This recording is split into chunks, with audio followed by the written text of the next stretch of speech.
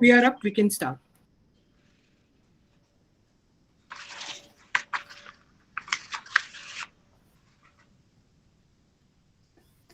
Hello and a very good morning to all of you, and namaste from India.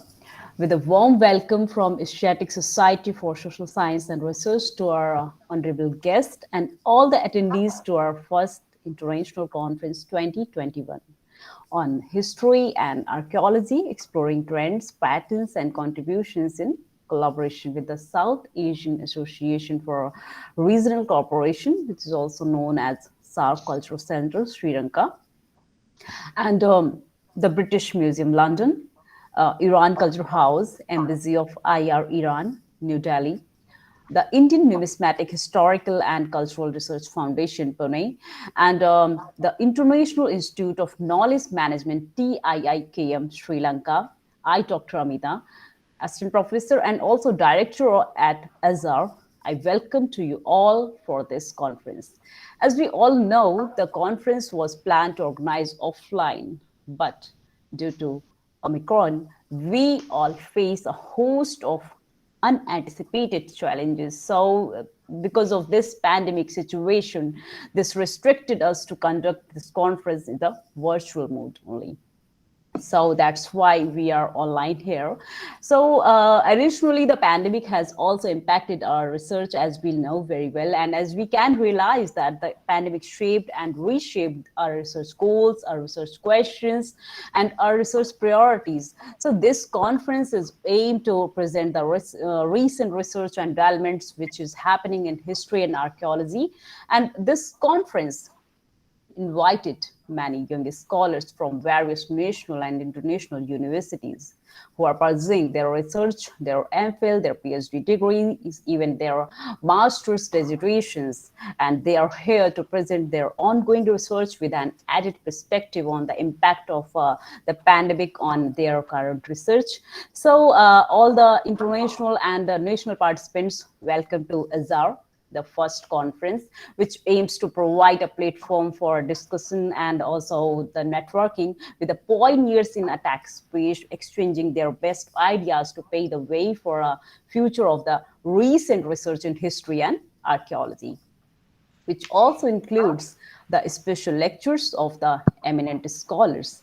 So let me begin the inaugural session with our guests. It is our indeed privilege to welcome Dr. Muhammad Ali Rabbani, the cultural counselor and head of the Iran Culture House, ICH, Embassy of IR Iran, New Delhi, India, and a heartfelt welcome to Dr. Riza Abbas, Director of the Indian Numismatic Historical and Cultural Research Foundation, Pune, and a special welcome to Mr. Isanka, who is the founder of the International Institute of Knowledge Management, TIIKM, Sri Lanka.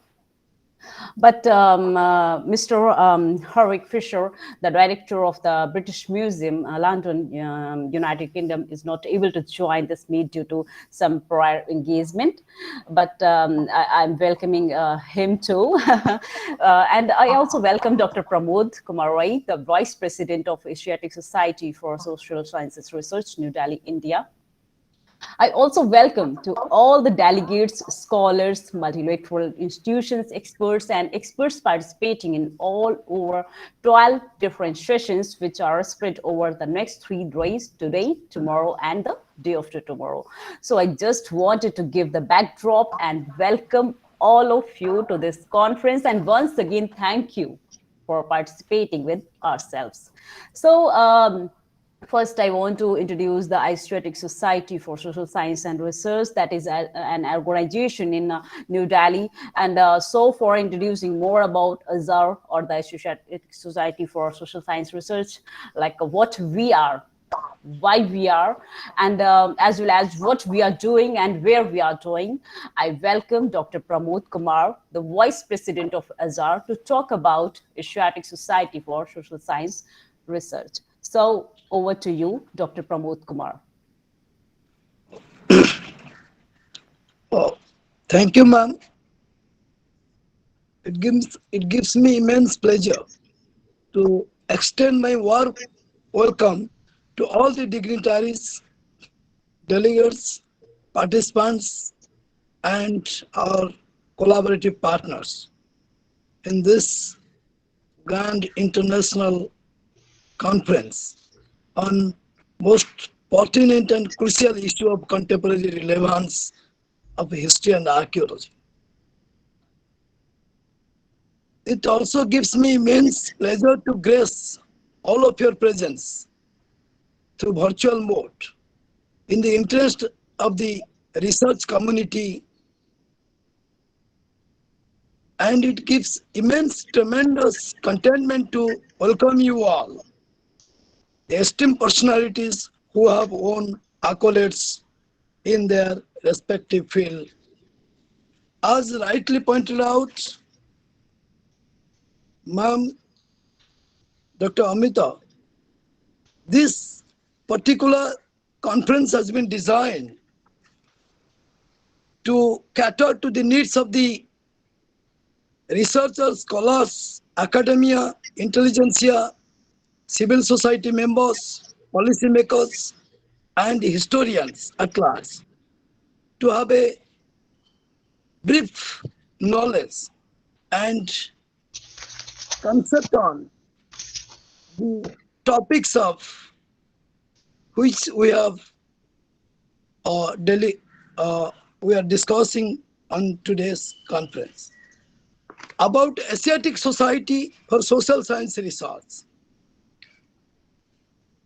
It's an initiative mainly engaged in the pursuit of generating new knowledge and analysis in social science based on original research, attempting at catering to the needs of a large number of social scientists engaged in teaching and research at different educational and research institutions across the world.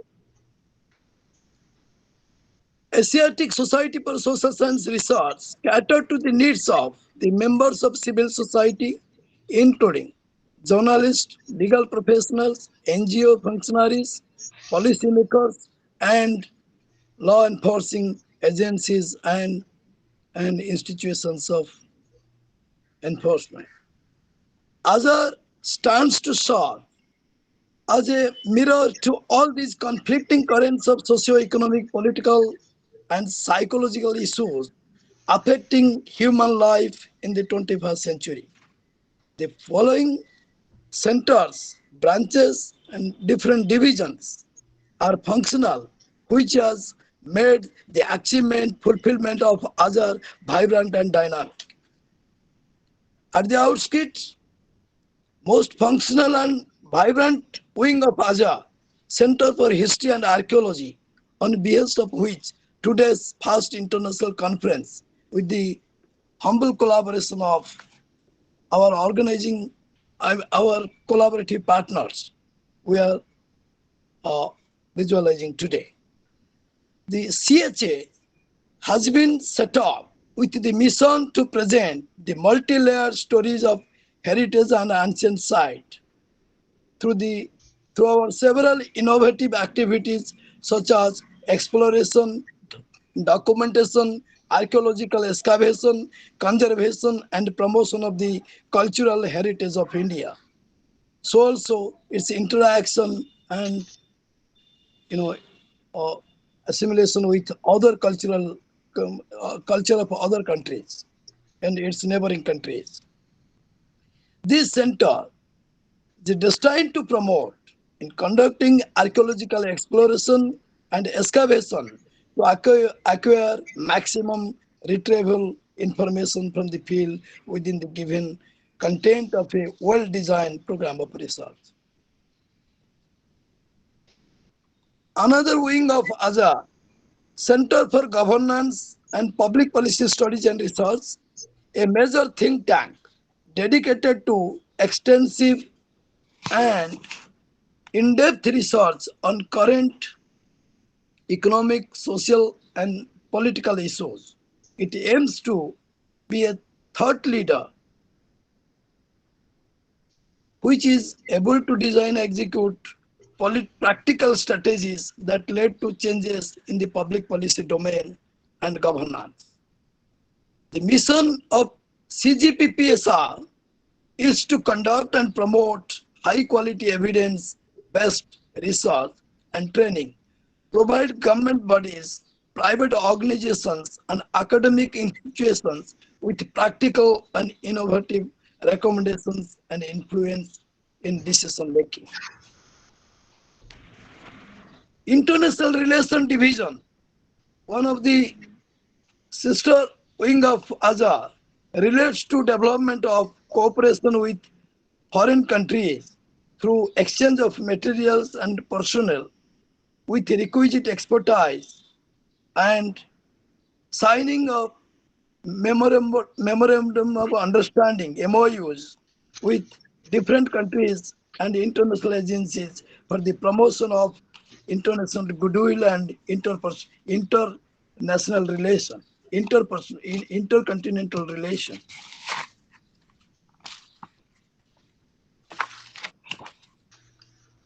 The- uh,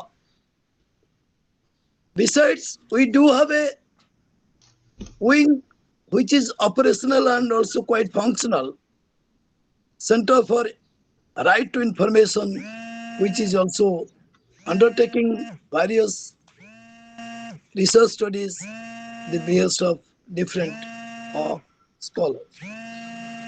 About the theme of the present international conference, the conference, this conference aimed at easing of the academic endeavors and to dissipate the new genre of research on historical realms during this hard time of the pandemic situation. Here, I would like to make it clear and categorical, though we have planned for a blended mode and a physical mode of this conference, but due to the relentless and uninterrupted pandemic and with the outbreak of this new variants Omicron, so which hurdled, which stood as a barrier and to go for opt for this online conference today. The first international conference we are holding today provides a wonderful opportunity for you, to all the participants and the world of academia and research domain, to enhance the knowledge and share new research trends, findings and contributions in the field of history and archaeology. The conference will feature renowned speakers from the universities around the globe who are experts in history and archaeology in their own domain. The major objective of this conference is to provide a platform for academicians, research scholars, and students to contribute towards the vision of the conference with a blend of the experience, fostering the analytical skill in the core and non-core domain of the participant and researchers, contributing towards a pool of research knowledge, ideas to carve its niche, providing an opportunity to all participants for networking and collaboration in future research programs. At this backdrop, ASSSR is greatly indebted to all our collaborative partners and the SAARC Cultural Council, Iran Culture House, INHCRF, TIIKM Sri Lanka, and British Museum London, United Kingdom. And ASSSR is extremely privileged to have such a galaxy of intellectuals and experts of their domain. And I personally thank, as Vice President of ASSSR, I am greatly indebted and extend my gratitude to Dr. Muhammad Ali Rabbani, Iran Cultural Counselor and Head, Iran Culture House, Dr. Riza Abbas, Director, Indian Numismatic Historical and Cultural Research Foundation, Pune, Mr. Isanka P. Gamage, Founder, the International Institute of Knowledge Management, Sri Lanka, Mr. Hartwig Fischer, Director, the British Museum, London, United Kingdom, who was some or other reason couldn't able to join. And at the end, I extend my gratitude to all the participants, research scholars, experts in the domain of their research area of interest, to delineate, deliberate, and high and enlighten all the participants and attendees for a very meaningful discussion and information and to gather knowledge on that. Thank you all. Over to one. Thank you very much, Dr. Pramod, for sharing about ASSSR and in like make the audience about the course structure components of various programs that is particularly offered by ASSSR. So for the inauguration and the welcome remarks, I invite Dr. Muhammad Ali Rabbani, the cultural counselor and head of Iran Culture House, ICH, Embassy of IR Iran, New Delhi, India. Please give his welcome remarks. Over to you, Mr. Rabbani. Yes, thank you. Good morning, all.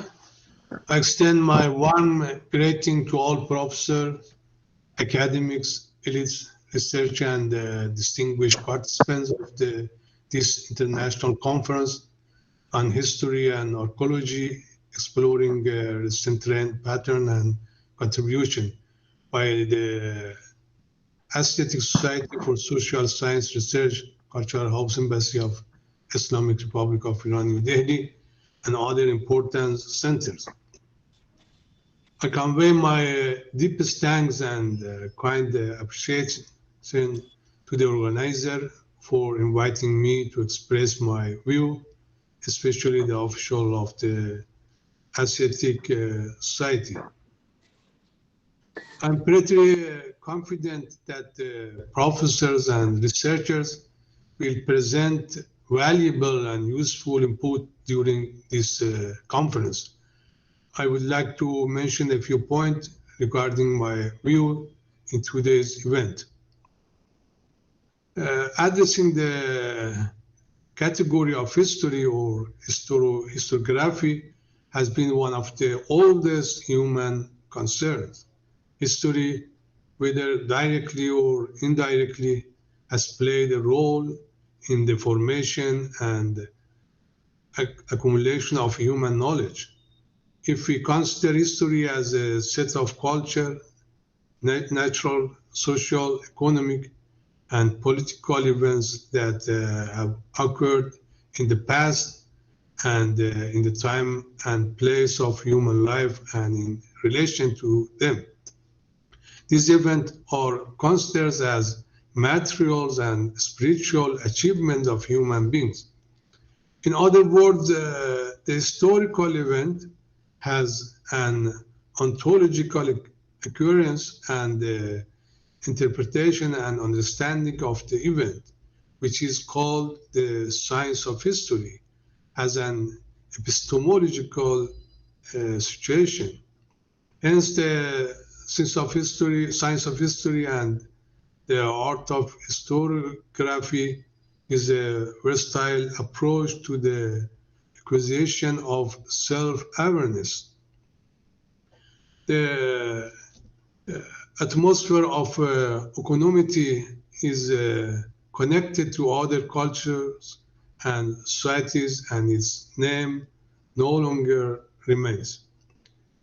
Negligence in the correct study of history and archaeology can have many consequences and effects. For this reason, the study of history and archaeology has always been of particular importance. The changes that have taken place today in the description of the contribution of historians and archaeologists and the definition of the science of history and archaeology have led to the widespread development and application of this knowledge and include a set of techniques and methods. Different methods of study that cover different areas according to the various thought of historians and archaeologists, areas such as culture, ancient sites, climate factors, techniques and professions, religions, ritual and beliefs, architecture and art, calligraphy and language. Therefore, each historical and archaeological finding carries a variety of message and values in the field of culture, history and art. And for this reason is of particular importance. These findings are in the fact the evidence and documents that form the basis of scientific study and provide raw material for research and studies of scientists. According to historians, anything is either a story or it will certainly become history. And the kind of question that humans ask all depend on knowledge and historical perspective. This is about the art, literature, music, and philosophy. It is true that history does not repeat itself, and historical phenomena do not, but history can provide useful example of comparative studies when social scientists claim scientific truth. Hence, social science, science that is closely related to the requirement of human life, has found a special relation with history because understanding the developments of social science is not possible except in the shadow of paying attention to the course of history. For example, the study of philosophy, political thought, economic thought, and theories of international relations require the study of history. Another important point that is important in historical studies today is the study of the cultural history of nation. Culture is a set of patterns of behavior or a pattern of behavior that overcome the relations between the individual, group, and human societies, and is a whole complex that include knowledge, beliefs, ethic, law, customs, tradition, etiquette, and etc. When studying history, it encompasses all the social heritage of human group and societies and all aspects of human identity. According to this definition, the study of cultural history covers a wide range of human identity building issue in different time period. Because culture and civilization is an evolutionary and continuous process, historical study can be useful when a researcher and historian and archaeologist link the past to the present and the future and does not stop his studies in the past. Historians should not stay in the past. It can even be said that the historian cannot stay in the past. The historian may be indifferent to a theory and not very inclined to the tourists, but the historical reflection in the field of historical studies make it clear to us that we cannot gain a full understanding of the past because the past, it is never completely at our disposal. If we cannot cross this boundary of history, our study will ultimately be incomplete, insignificant, and unusable. This feature is also very true in the field of history of national relation, since the major part of the Iran and India relation is related to history. So historical and archaeological studies are an important part of the relation between the two nations. Iran and India today, regardless of the current relations politically, economically, and culturally, they have significant as a common historical heritage. Certainly, this historical experience, which is a valuable and successful example of the history of international relations, will be useful and effective when researchers and historians can turn this historical experience into an opportunity to develop and strengthen relations between the two countries today. Fortunately, both Iran and India have acquired valuable knowledge in the field of historical and archaeological studies and researches due to their history and antiquity. The expansion of close cooperation between Iran and India, scientific and academic centers in the field of history and archaeology can be useful and effective in the scientific development. I suggest that in order to develop this collaboration, a joint scientific association of history and archaeology of Iran and India be established so that a series of scientific and research collaboration can be organized. As the Cultural Council of the Embassy of Islamic Republic of Iran in Delhi, I will welcome valuable suggestions and assure my cooperation in this regard. I hope that the view and lecture presented by the eminent professor and researchers will pave a better understanding of human historical experience to join a better life and strengthen human relation between the nations. Thank you very much. Thank you very much, Dr. Mohammad Ali Rabbani.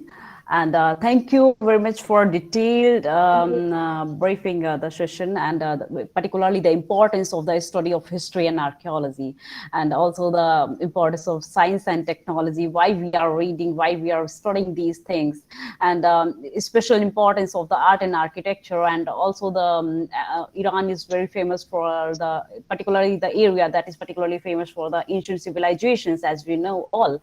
So thank you so much.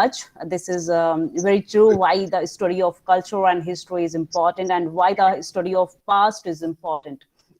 And also the international trade relations of India and Iran and other parts of the world, that is also important to review in studying the history and Dr. Rabbani. Now I'm going to invite Mr. Isanka, the founder of the International Institute of Knowledge Management, TIIKM, Sri Lanka, to please give us his remarks. Over to you, Mr. Isanka. Thank you very much, Dr. Amita. So, and I would like to welcome all of you by saying Ayubowan. That's the Sri Lankan traditional welcome with the meaning, I'm wishing you a long life. So that's how our tradition. So it's my privilege and it's really honor to join with all of you today, because this conference, History and Archaeology, exploring recent trends, patterns, and contribution, is, I think, is really a timely topic when it comes to the history and archaeology field, because that's the main thing which we contributed, which we joined with Asiatic Society for Social Science and Research, with our collaborations for our other conferences as well.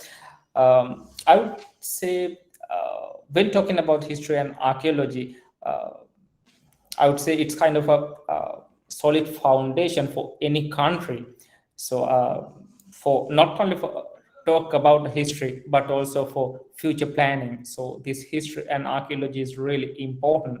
So that's why I believe all of you who are here today, researchers, senior scholars, or young researchers, all of you are making really kind of a vital role to this field, not only for the history and archaeology, but also for your country, for your future works. So that's why it's really important. Then thank you very much for giving this opportunity again. And I really appreciate all of you. Especially, I would like to take this opportunity to encourage all the young scholars, especially to give some idea about the importance of the publication, because we are working with a lot of publishing houses and really more knowledge sharing platforms. So I believe what we realize most of the time, all of you are doing really great works by spending your time, your effort, your money, everything, putting to find some research, do some research. But if you're unable to make it publish in the proper place or proper way, you are wasting your time and effort. So because we are in a global village, so now technology evolving, so that's how we join today as well. So this knowledge sharing is really important. The different way we can use different platforms due to this technology world. So different publications are going on. So please try to publish your findings in the proper way. Then it will make more value to whole society, not only for your country, but also for other countries as well, because this is the time era to work together, because all of us talking about SDGs, no matter which field, no matter sometime our domain, our field is not including in the SDGs, but directly or indirectly, everything with what we are doing will help to SDGs, because that's our common vision. Especially what I believe, when talking about the history and archaeology, our ancestors, or our past time, we had really good time. Our people have had really good sustainable culture, especially when talking about Asians. So India, Sri Lanka, we have really good relationships. So you have a good, you are the people who can reveal what we had in the past. So it will help for our future plans. It will help to more policymakers to come up with some strategies likewise. So I always encouraging, especially young generation, to involve with this type of things, especially for research, as our doctor from Iran Cultural House mentioned, the technology, that's really important, because science and technology will be the next era. So now we are going on. So if we can properly use science and technology for history and archaeology, so it will make a more impact to change the entire world, because we know India, Sri Lanka, and most of our countries which found recently some of recent findings has changed our history, has changed entire South Asian history, especially from some finding from Sri Lanka, from Sri Andarnikal professor and Professor Raj Somadev, people who are working. So it has changed most of things. So especially in India as well. So you are playing a vital role. So I always tell you. So I would like to take the opportunity to just give some brief idea about us as well. If you can allow me, I'll try to share my screen. But anyway, I just Yes, want to... you can, Mr. Shankar, you can share your screen. Right, perfect. Let me try. Yeah, I'm getting some technical issue, but by the way, I'll just give a brief about the International Institute of Knowledge Management. We based in Sri Lanka and established on 2013. So till today, we are working with more universities and different associations, organizations across the globe. We are working with more than 320 universities across the globe under different domains, and more than 300 journals, reputed journals under different domains, and more than 2,000 professors and doctors, that mean resource people across the globe under different domains. We are bringing all people to one platform for knowledge sharing. For that, we are organizing conferences, workshops, panel discussions, or at the same time, we have some associations or consortiums and networks, everything which we develop to share our knowledge. So we always believe the sharing knowledge is really important to go forward. So that's why we, as well as the partnerships, I always believe the partnership is really important as institutes as well as individuals. So that to always synergy effects will make more value. So if you want to achieve any goal, so we have to make some partnerships, no matter which industry, which field, or which type of person you are. So these partnerships are really important. So this is kind of a real example here, with a lot of people get together, different organizations get together as a partners. So then we may able to go for one goal. So always try, especially as scholars, try to develop your networks. So try to make more collaborative work with other people, other countries, or other states, whatever the way. So that's really important. So in future, we have different academy and different workshops, as I mentioned earlier. So I hope we may able to do more collaborative work with our resource people, with our network. So that's the way. So easily Asiatic Society for Social Science Research, we're really happy to work with you in future as well. Then we may able to reach to our network. You may able to we may able to connect you with our other universities or our other network. Then we may able to connect with your network. So that's the way we can develop this world to the sustainable future.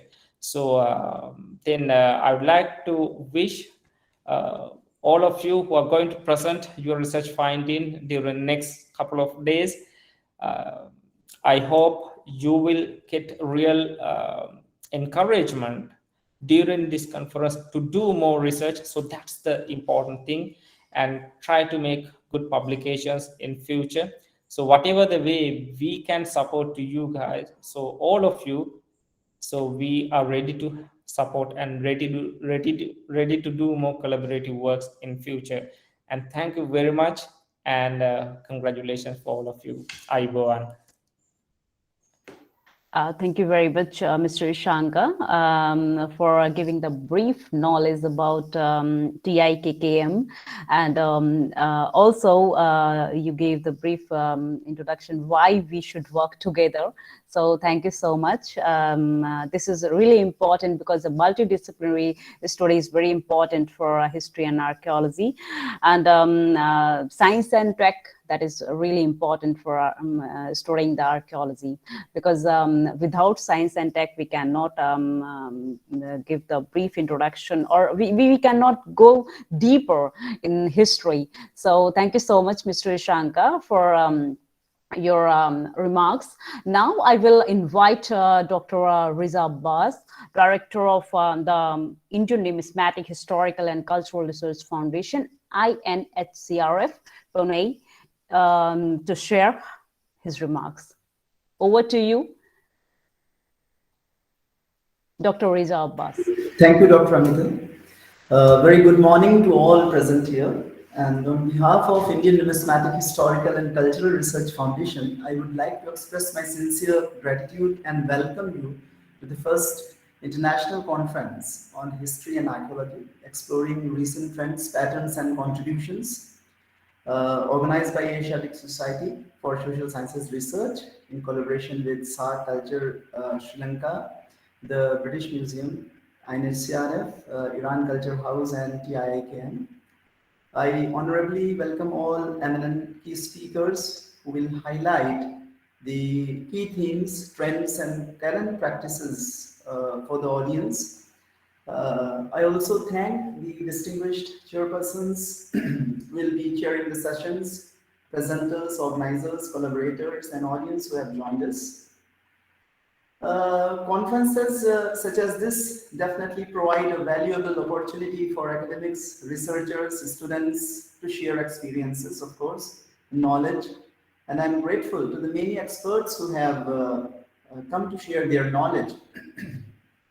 The conference program lists an array of talented speakers and participants who will be sharing their research and perspective on different aspects of history and archaeology. And I am very much confident that this meeting will stand as a landmark, that it will exert a catalytic effect on the further evolution of both the disciplines. No matter how much we achieve, it is never sufficient in this world of knowledge. Therefore, the focal drive of this conference, what I have seen in the brochure and all, that it exchanges the ideas by participating in this exchange. It is hoped that all the participants will definitely benefit from this conference. And it is pleasing, and it is definitely pleasing to note that the agenda of this conference covers a wide range of interesting topics related to theoretical and practical aspects of history and archaeology. It is my hope that of course, people will try to share whatever knowledge they have, whatever experiences they have gained in the past. And like with this, I take this opportunity to introduce INHCRF, which was previously known as IIRNS actually, and this was established in 1980 as a trust with the principal objective of promoting studies and research in Indian numismatics, archaeology, culture, and history. The fundamental activities of our institution are threefold. The first is to collaborate with the renowned institutions from around the world to work together on subjects of similar interests. Especially we are focusing on numismatics and archaeology right now. We have also covered anthropology to our institute. It's like we are collaborating in that field also. And the second is to promote and facilitate the research. Of course, we try to give every possible facility we can provide to the researchers, those who are visiting to our institute. And it does by making available all the researchers, the resources that are available to us, the database, the comprehensive library, and whatever assistance we can give them, we provide them. And the third strives to create awareness among the students and about cultural heritage, and among general public also, about the fundamental values of studying and preserving India's heritage, which is, of course, we achieve through lectures, exhibitions, workshops, and other relevant media displays. We have a museum also, in which we have displayed possibly whatever we had displayed there in that museum for disseminating knowledge. The core of the INHCRF ideology is the desire to further explore the Indian subcontinent through symbiotic and mutual cooperation amongst scholars and universities. In this regard, we have collaborated with the British Museum on a project funded by ERC. Our other collaborators include Deccan College, University of Warsaw, University of Budapest, Maulana Azad National Urdu University, of course, Asiatic Society of Social Sciences Research, and Tata Institute of Fundamental Research, among others. Known for numismatic research for the past 40 years, the Institute conducts hands-on training programs also, which are very unique, and students across India, they come and join these workshops, and in that also our aim is to give all sort of practical knowledge which is required at different academic levels. And with this, like, I sincerely hope definitely all of us will enjoy this different sessions, lectures, and presentations, and I'm sure that we will have fruitful and rewarding exchange in the next few days. I wish everyone a great success with this important conference, and I look forward to learning about the outcomes. Thank you. Thank you very much, Mr. Riza, for giving your details about your organization, INHCRF, Nashik, Maharashtra, and also, of course, about your collaboration and your programs. Thank you so much, Mr. So thank you so much for your remarks. Thank you all, but apologies from SAARC because they have some urgent work, that's why they didn't join us. So thank you to all, and that brings us to the end of the inaugural session, and also thank you to all the chief guests for sharing your valuable presence, even particularly though from your busy schedule. And I welcome you all to the first international conference of Asiatic Society of Science Research. Hope you will enjoy your time as well as this conference that will enhance your knowledge, in particular in your resource field. So let's move to our first session immediately after a tea break of 10 minutes, because we are going to start at 10. So thank you so much all for your joining.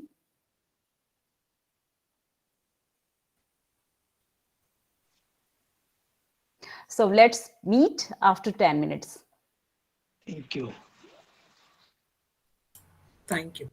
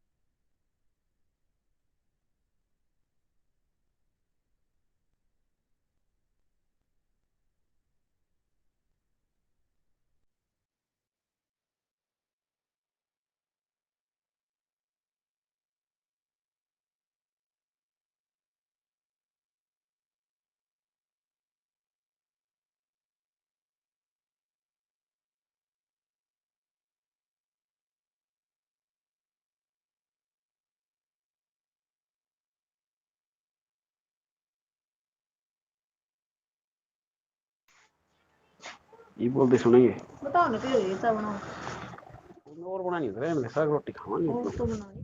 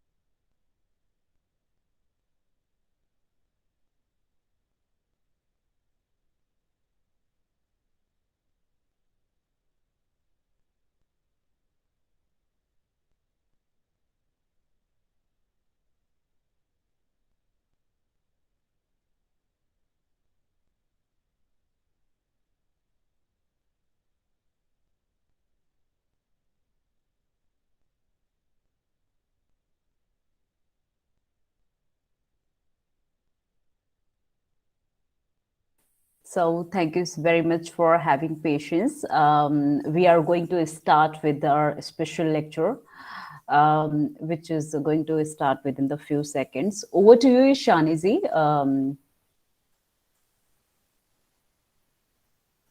Thank you so much, Dr. Amita. It's a pleasure to see everyone here, and our special lecture guest is also here. So, good morning, ma'am, and welcome to the conference. So, let me start by introducing her. Though I think she doesn't need an introduction, we all are aware of her works and academical contributions that we have. So, Dr. Seema Baba is currently working as a professor and head of the Department of History, University of Delhi. Her interest lies in ancient Indian art and iconography, Western Himalayan art, and religion, modern and contemporary Indian art. She has numerous publications, which crosses more than 118 publications. Her experience of conference organization presentations are in numbers. Her research project includes some major grants and research collaborations, such as visualizing the epic in narrative reliefs, the Ramayana, imaginary text and context, research and development grant, Delhi University. Research Associate for Satluj Ravi Research Project, also known as Western Himalayan Art and Architecture. Master File with Project Director Professor T.S. Maxwell, Department of Asian and Islamic Art History, Institute of Oriental and Asian Studies, University of Bonn, under the aegis of German Research Foundation. Professor Seema Baba is the recipient of Indo-German Fellowship Cultural Program under the aegis of UGC and DAAD to study at the seminar at the University of Bonn. From 2000 to 2002, the Golden Brush Award for Contribution to Art conferred by FMG Institute, invited for India Chair, History and Shenzhen University, China by ICCR in 2014. She is also the member of Studies, Institute of Archaeology, Archaeological Survey of India, Red Fort for Indian Art and Iconography or PGDA course, member committee for syllabi preparation of BA program, application course, Indian art, and discipline courses, cultures in the Indian subcontinent for Department of History, Delhi University, and undergraduation students and graduate students. So it's my pleasure to introduce our guest speaker today. I invite Professor Seema Baba to take over and embrace us with all the knowledge she has within the limited time. And ma'am, please take over, and over to you. Thank you. I just want to know what is the structure of the lecture. Are there going to be any questions or not after this?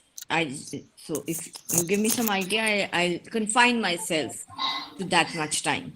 Ma'am, please take your own time because we all want to hear you. And in case someone wants to ask question, they can put it in the chat box if they want to know more about whatever you share with us.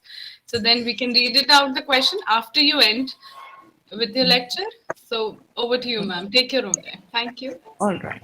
So I'll speak for about 45 minutes. Is that all right? So that you may have some time for questions. I believe it's for 1 hour. All right. Yes. And I see there are some sessions after this that need, So what I'm going to talk about is are going to be some theoretical issues regarding the intersections and interpretations between visual histories, history and archaeology as disciplines. Now, I'll start, as I often do, with an anecdote. How this is something that came to be in my head, that we were doing field work in Himachal, Maxwell and I. Somebody wants to join this call. Okay. So when we were doing field work, as usual, a lot of people didn't understand what we were trying to do. And at the tea shop, which is always the major source of information for anybody doing field research, we're sitting at the field tea shop and asking people, यहाँ पे कौन मंदिर है, यहाँ पर कोई पुराना मंदिर है, यहाँ कोई मूर्ति मिलेगी, and they said, but आपको क्यों चाहिए? Now, why do you want to know about all these things? So we said that we are art historians, and of course, they had no idea what art historians were. So we tried to tell them that, okay, so we are archaeologists. So they said, oh, you're digging up stuff? So we said, no, we are not digging up stuff. We're just looking at stuff. So what, therefore, is a connection between art history and archaeology really comes into play at some point. And of course, as historians of ancient India, we do know about the interconnections between archaeology and art history, and archaeology and history as independent disciplines. But how do we actually connect all these three into one argument, if we can? And for this, I'm going to use two major elements or punkts, as the Germans would say, which is materiality and mentality, right? Now, these are things that I'm sure you're all familiar with, as I can see from that we have a lot of our own students in this from MPhil and also from PhD. So we've all done this at some point in, and not only that, we also have some people I just saw who are teaching at various colleges. Of course, my very good friend, I can see very well, Shailendra. So, hello, an extremely old friend. So, who also is very closely connected to the idea of archaeology and history, a numismatist himself. So this kind of notion of what actually we can talk about, so how do we locate these two things? How do we locate materiality and how do we locate mentality in history, art history, and in archaeology? Now, these are the subjects, things that I think would be important in understanding the kind of interpretations that we put on data. So what is it that binds it together? I think it is situs. Where is it being produced?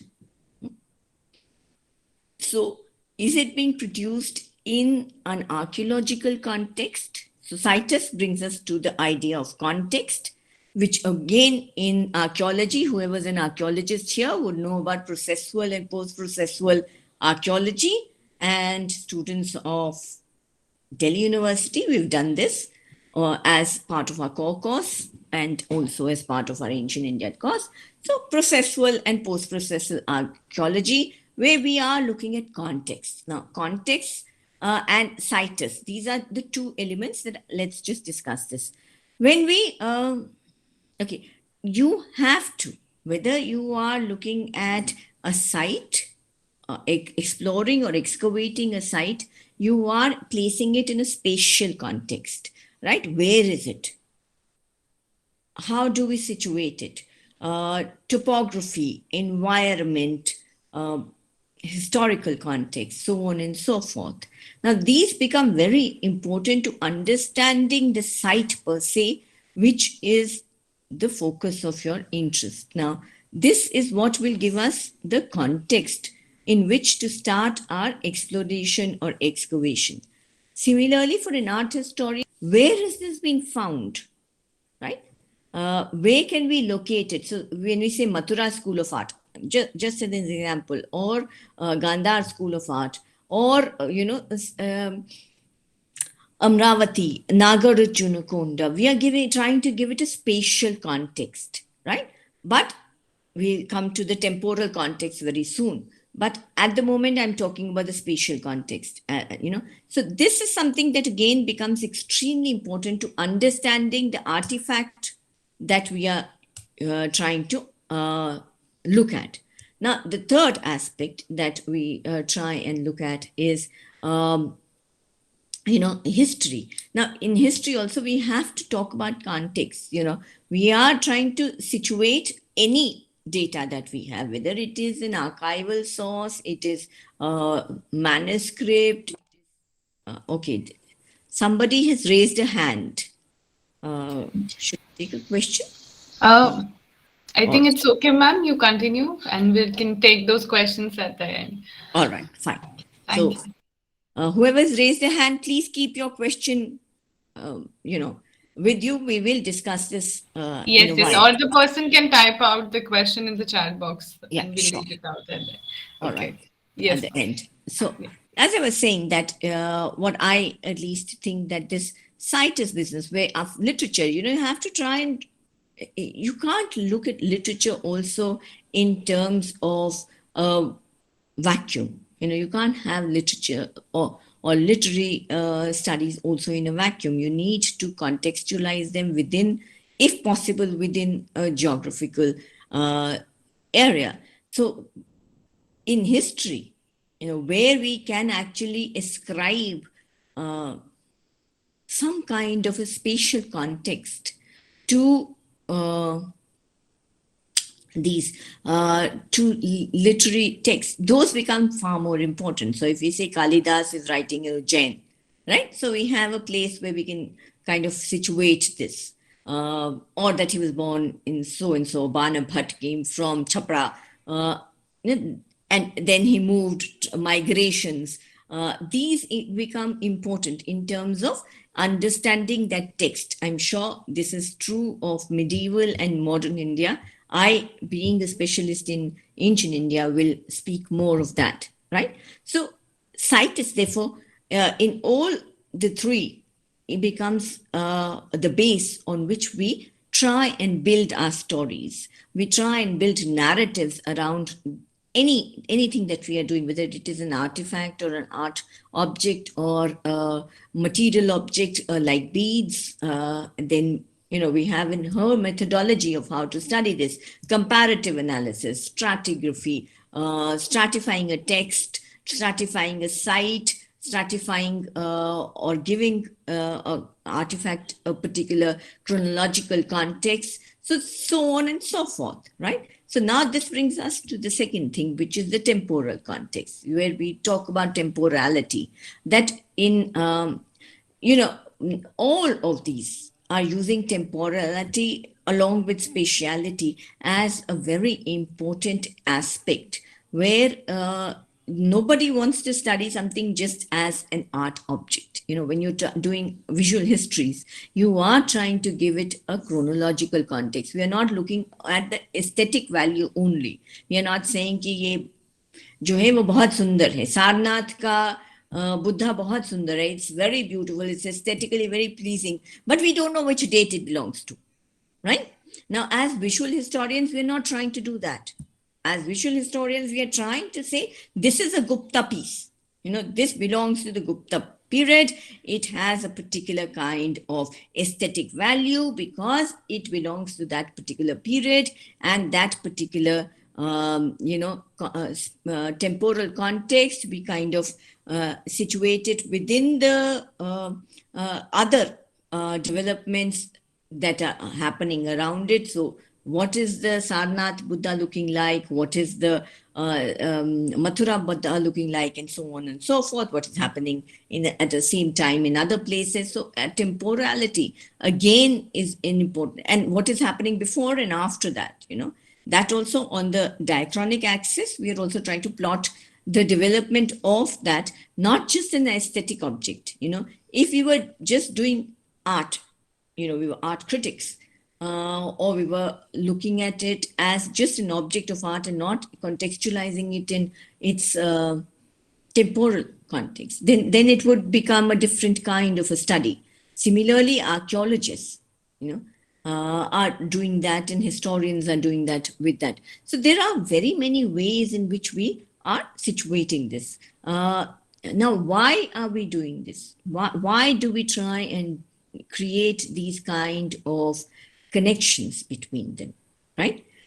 This is something that I think is something that we need to contextualize also in terms of the way in which the discipline has developed, right?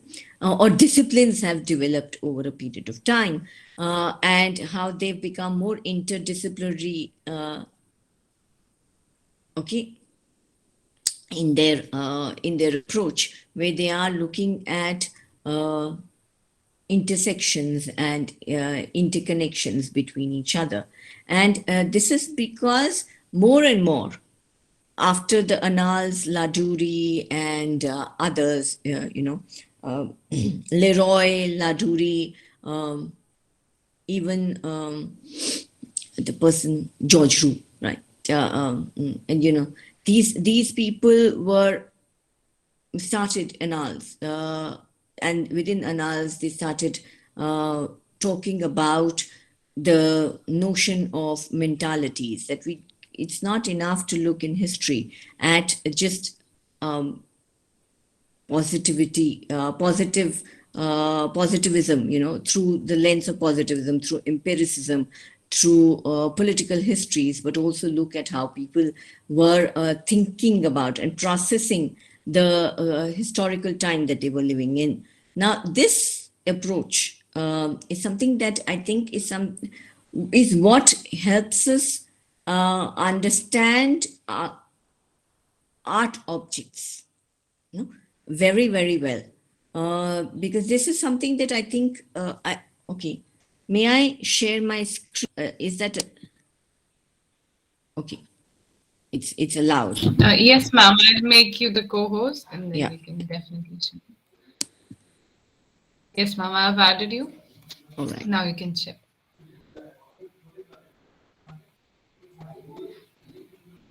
All right. I'm just going to.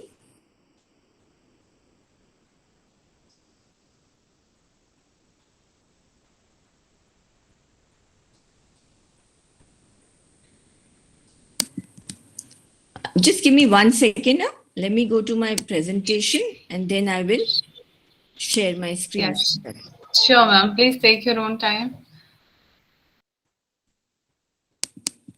Somebody wants to join the call. So here we are.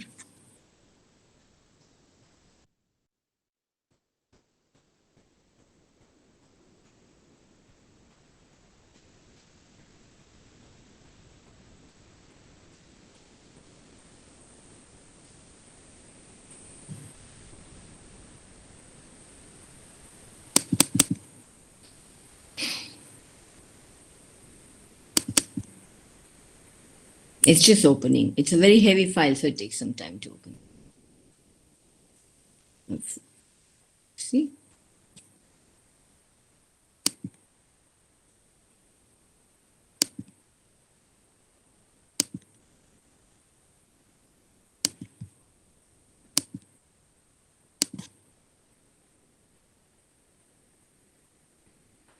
Sorry, I've got a PPT file opened.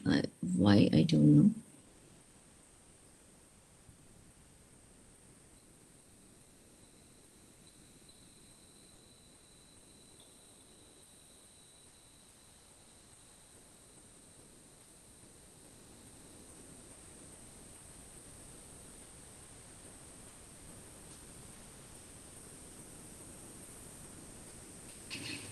Shucks. For some reason, this has become a PPT file. Okay, no worries, ma'am. Please take your own time. There are always some technical glitches, so it's okay.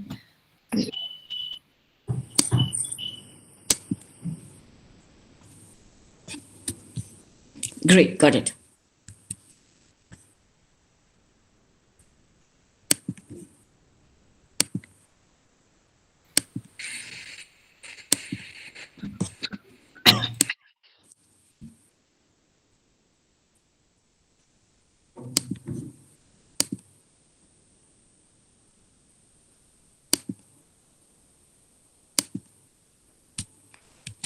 All right.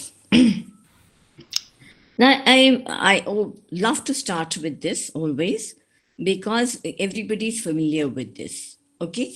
So when we talk about, say, an inscription, such as the Junagadh inscription, and this is the Ashokan site, you know that it was recarved many times, not recarved, but the boulder per se was used from various sites. One, of course, is so why, when you look at this, what do you think? Is it archaeology? You know, every time we start in BA, we always kind of start with sources, and we say epigraphy is a source of history, and it comes under the subheading of archaeology. So we have epigraphy, numismatics, and excavations and material remains, I think, and monuments. These are the four subheadings of archaeology as a source. But is it all that it is? No? Is an epigraph only about the information it is giving us in the written or the scripted text, or is it more, right? And within the Ashokan inscription itself, we get clues regarding this. We do realize that it is more than anything else, it is visual, right? First thing that you see when you see a boulder such as this is that something is written on it. Just as a printed page is a visual before it is a text. So we know that this is something that there's something written on it, and by writing on it, it has become a very special boulder. It's become a very special rock. It's not like other rocks that are lying around, which have nothing written on it. So what is this visual document then, right? It becomes something that is imbued with symbolic significance. So symbolic that on the other side, Rudradaman and Skandagupta both decide to write on the same boulder. Why not write on another boulder?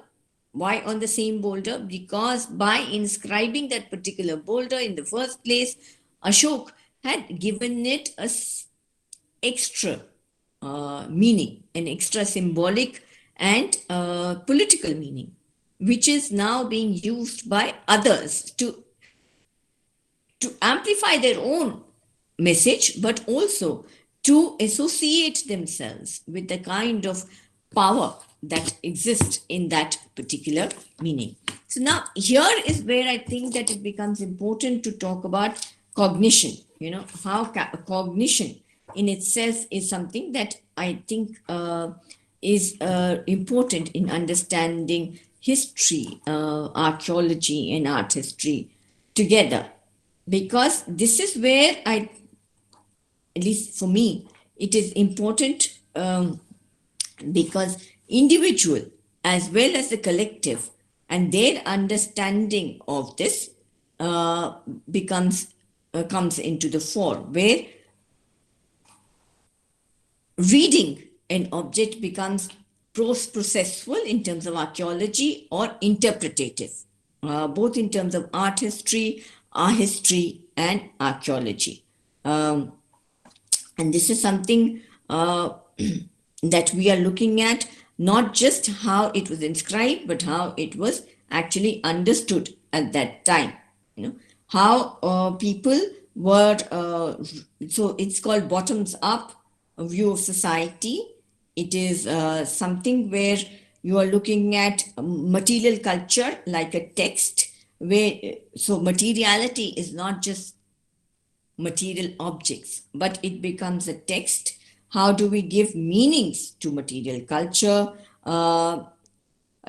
So while a text can mean different things to different people, art and archaeological objects can also mean different things to different people at different times.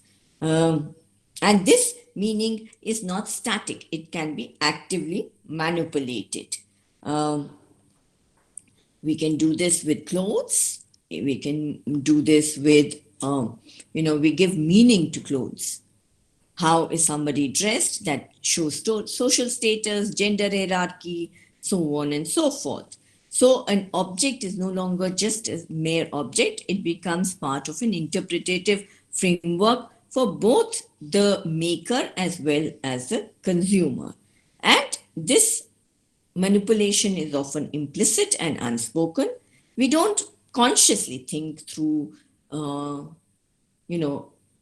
does this dhoti or the uttariya on a person mean something? We know that it means something because this is part of inherited and cognitive or meaning making that we have always gone through.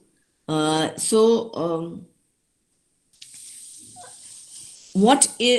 also is part of the kind of social structures we inhabit, and the codes that we use.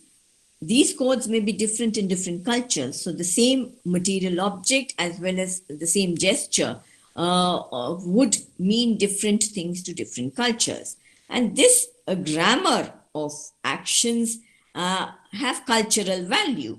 Now, this cultural value is what historians and art historians try to read, which is becomes at some points intertwined with ethnoarchaeology. It gets intertwined with sociology, anthropology, and archaeology, because we are introducing social actors into the social, political, etc. actors into this kind of an equation. Now we look at this particular postcard, which was painted by Mariana Postans in 1838, when this inscription was discovered. And this became a rather popular kind of a thing this was much circulated in Britain, right? The discovery and so on and so forth. But not just the written text, how the boulder was discovered, how people are looking at it and pointing to it, but also, there is some kind of flags that have also been put here, which give it a certain kind of sacrality, right? So this is something that we see how meanings have changed, how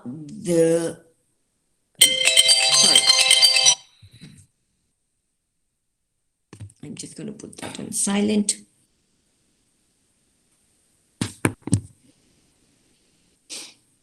And how this is Lumbini, the inscribed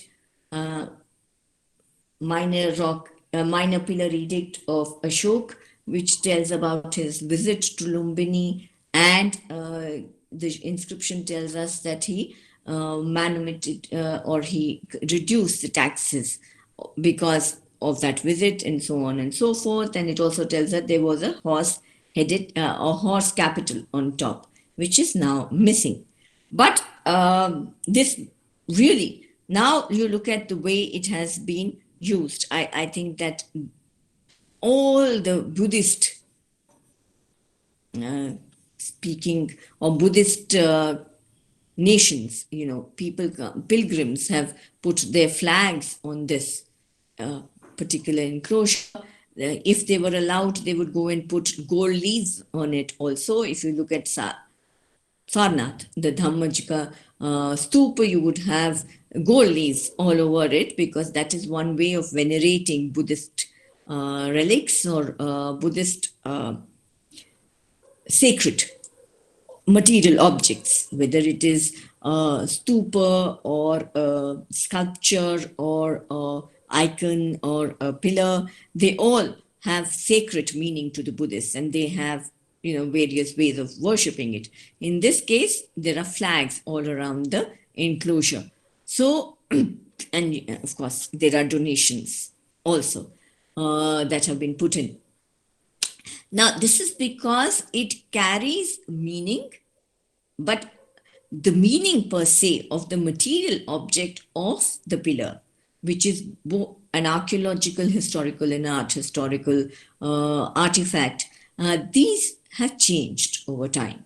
Nevertheless, its sacrality has remained. The sacrality of the situs, or the site that we were talking about, has remained. The site is both the site of the birth of the Buddha, but it is also the site where this particular pillar has been erected.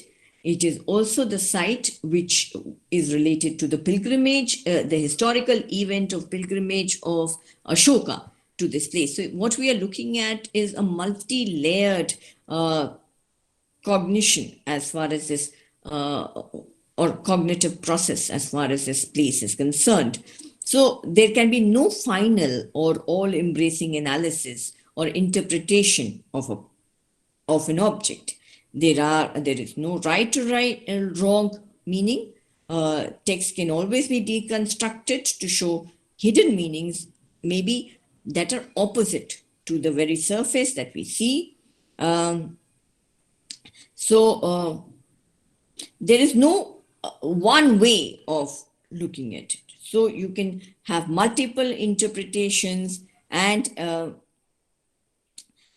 while not everything can be part of that interpretation, some of it, many of the interpretations are layered according to the historians or the archaeologists' understanding, all right? And these interpretations are very often not in control of the person who's actually discovered the object, or because we contextualize it always, whether it was Ian Hodder or later archaeologists who've always talked about contextualizing or contextual archaeology. Because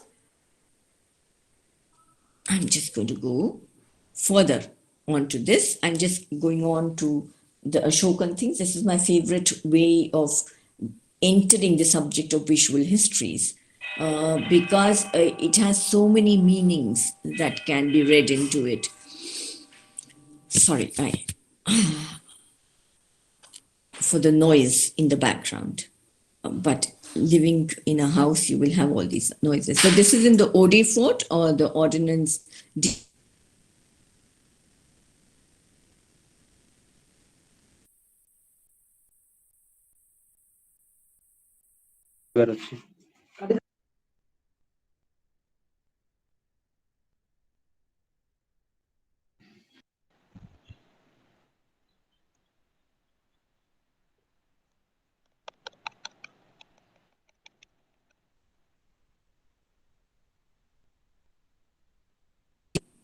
From Koshambi to Koshambi,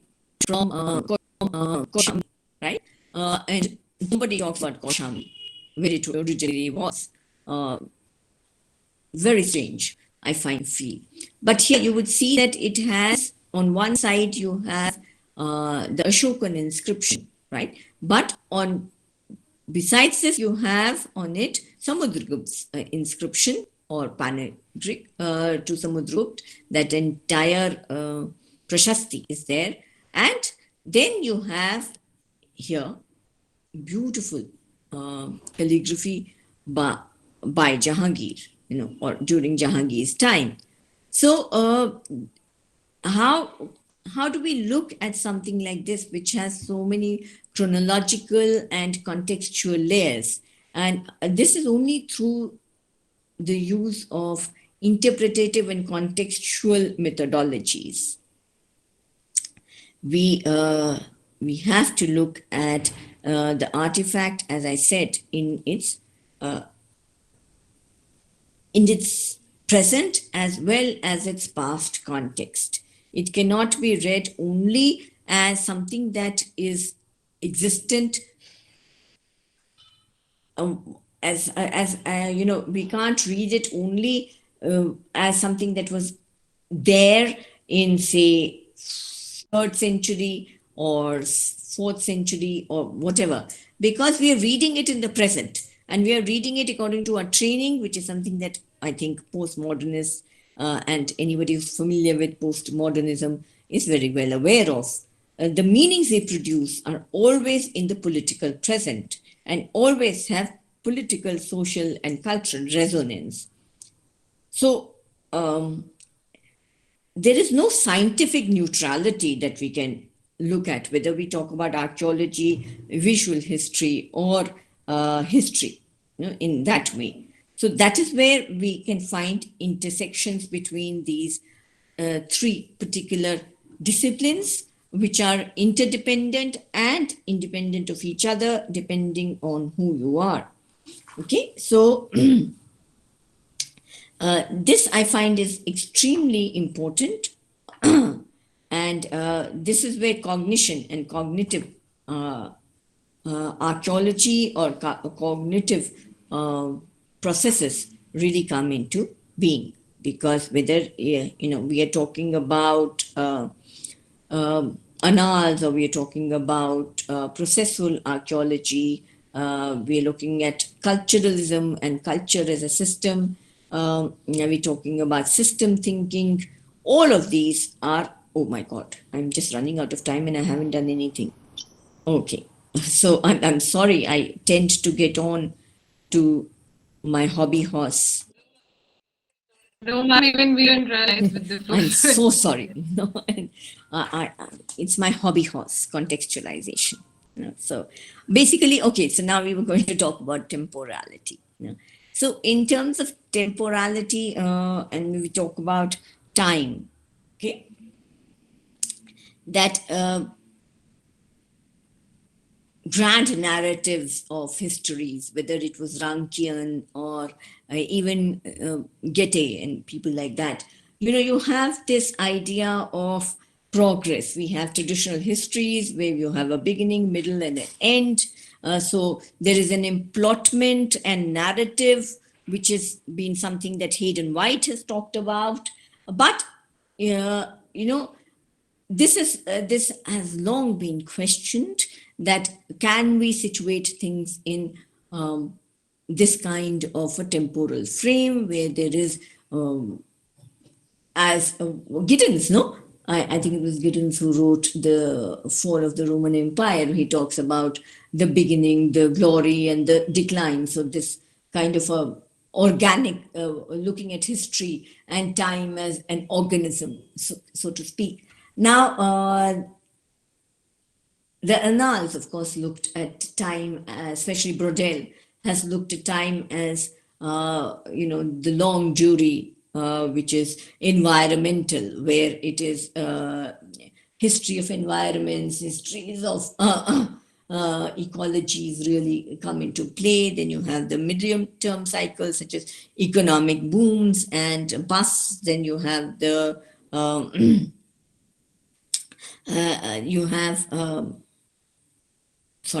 you have the short-term things or the immediate things. So these kind of processes, when we look at environment, we're looking at the long jury, we're looking at archaeology, we're looking at stratigraphy, etc. But it is in the immediate that we try, or the short duty, that we try and locate artifacts, which is not true, because artifacts themselves have this kind of long history. It could be the history of material.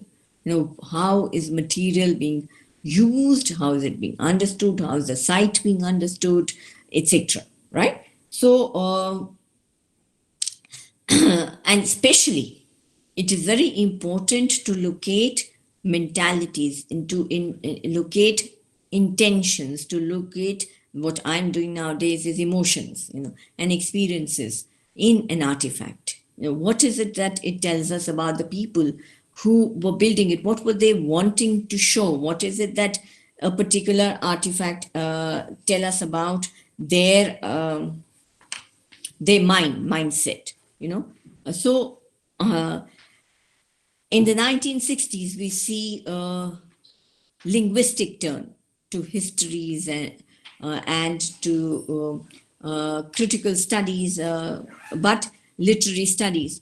But in the late 1990s, then we see a cultural turn, and now we see a visual turn, where visuality is becoming more and more important to understanding history and history writing. That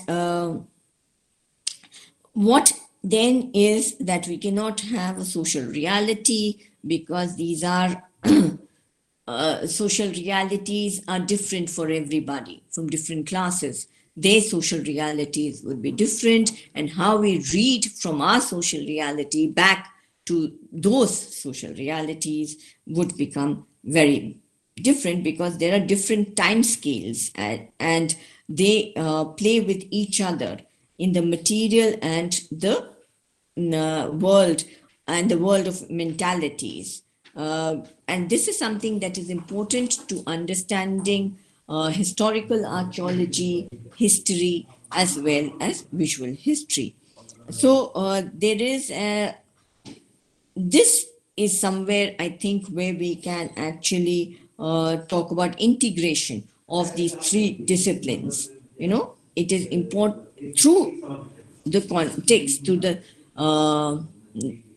the lens of context. You know, and these have, you can talk about them in cultural historical ways, talking about influence, conflict, diffusion, document, narrative. So there are so many ways in which we can look at these three aspects. So I'm just going to very quickly talk about this, that how we can talk about historicity of a particular material object, and just also try and contextualize it in terms of historical memory. This is Ashok, or this one. You can see my cursor. So this one is Ashok with his queens and this was carved at Kanagahali, which says, it's inscribed and it says Raya Ashoku. So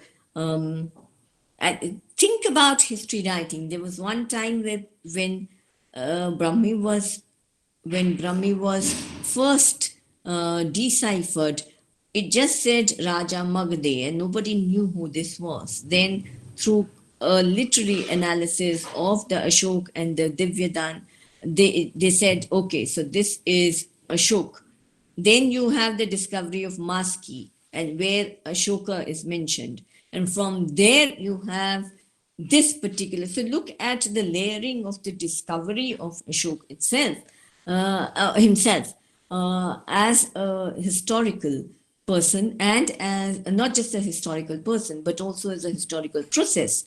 You have a portrait sculpture, or what is an imagined portrait sculpture of his, which is Ashok with his queens. And through this particular depiction at Sanchi is probably also Ashok with his queens, because you have a very similar way of depicting them, right? These two. I'm not going to go into this because it's going to be, my God, I take so much time. Okay. Now we see how historical events, or what are considered to be historical events, is also shown, right? So you see, as you can read, this is the Great Departure, where there is a lot of debate between Susan Huntington and Vidya Deheja as to what this really means, whether it is a ceremonial reenactment of the Great Departure rather than depicting the Great Departure itself. But whatever it is, we do see that the Buddha is shown aniconically here. So you read about this all the time, that in Hinayan, they did not show the anthropomorphic figure of the Buddha, but was shown either as Buddhapad or through the Udumbara or the banyan tree here. So the absent figure on the Kanthaka, the horse with umbrella on top. So these are some of the ways in which the Buddha was shown aniconically, and the symbol could be repeated or could not be repeated. There are various ways of showing this. So this is an important, where history of religion, history of symbols, history of the event itself and its depiction 5 centuries later can be interpreted. This is the War of the Relics. I will not go into it. All right. Now I come to another level altogether. right? Where I'm not going to talk so much about historicity as about knowledge, as to, there is a lot of debate about Ramayana and its date and its historicity and so on and so forth. People have also tried to recover Ramayana and Mahabharata sites archaeologically. We have one particular depiction from one site that is associated with Ramayana, which is a Sringavirpur near Allahabad, and we found a Ramayana description from that particular site. But otherwise, whether it is Ayodhya or Chitrakoot and so on and so forth, we've not found either Rama temples or Rama iconography in those places. This is something that we found from Deogarh, which is near Lalitpur, near Jhansi. Okay, but what I find why I like to study these as part of visual history is because what I'm trying to look at is how was this being understood during the 6th century. I'm not, we are how the Ramayana, which version of the Ramayana was in circulation, how this was being understood, how the discourse of redemption, and of punishment, of social and gender norms was being shown through this particular depiction of the disfiguring of Shurpanakha by Lakshman, while Ram and Sita look on. Also, there are so many other meanings that we can read into it, the way in which these three figures are wearing Channavira, which are considered to be part of, including Shurpanakha, because this is how this was also read in the text per se, in which was in circulation during this time, where Shurpanakha approaches saying that I am a warrior. So you can also see this, in terms of dress and ornament as to what how these three figures are shown as warrior figures, while Sita herself is not wearing a Channavira or something that depicts a warrior. Then these, right in the Ramayana itself, these two figures are referred to as dressed in Asiatic garbs, but carrying their shastra, carrying their weapons, because they are Kshatriyas, So the Kshatriya identity as forest dwellers is something that is emphasized in the text and also in the visuals. So they're looking very, very, okay, I'll just show you.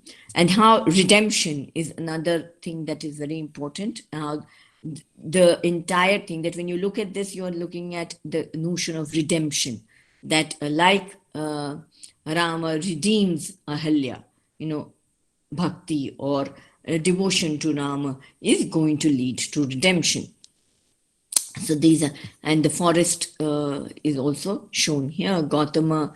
There are so many things that you can read, power relations, political power, social and gender relations, etc. Through this. Sita being approached by Ravana, and here you can see Panchavati has been shown. Okay. All right. If you were to contrast these to something that is completely okay, I think somebody wants to ask a question. I can hear some noises, but I can see them. So now I'm going to finish up in another 3 minutes, hopefully. Right? This is Kushana King Kanishka.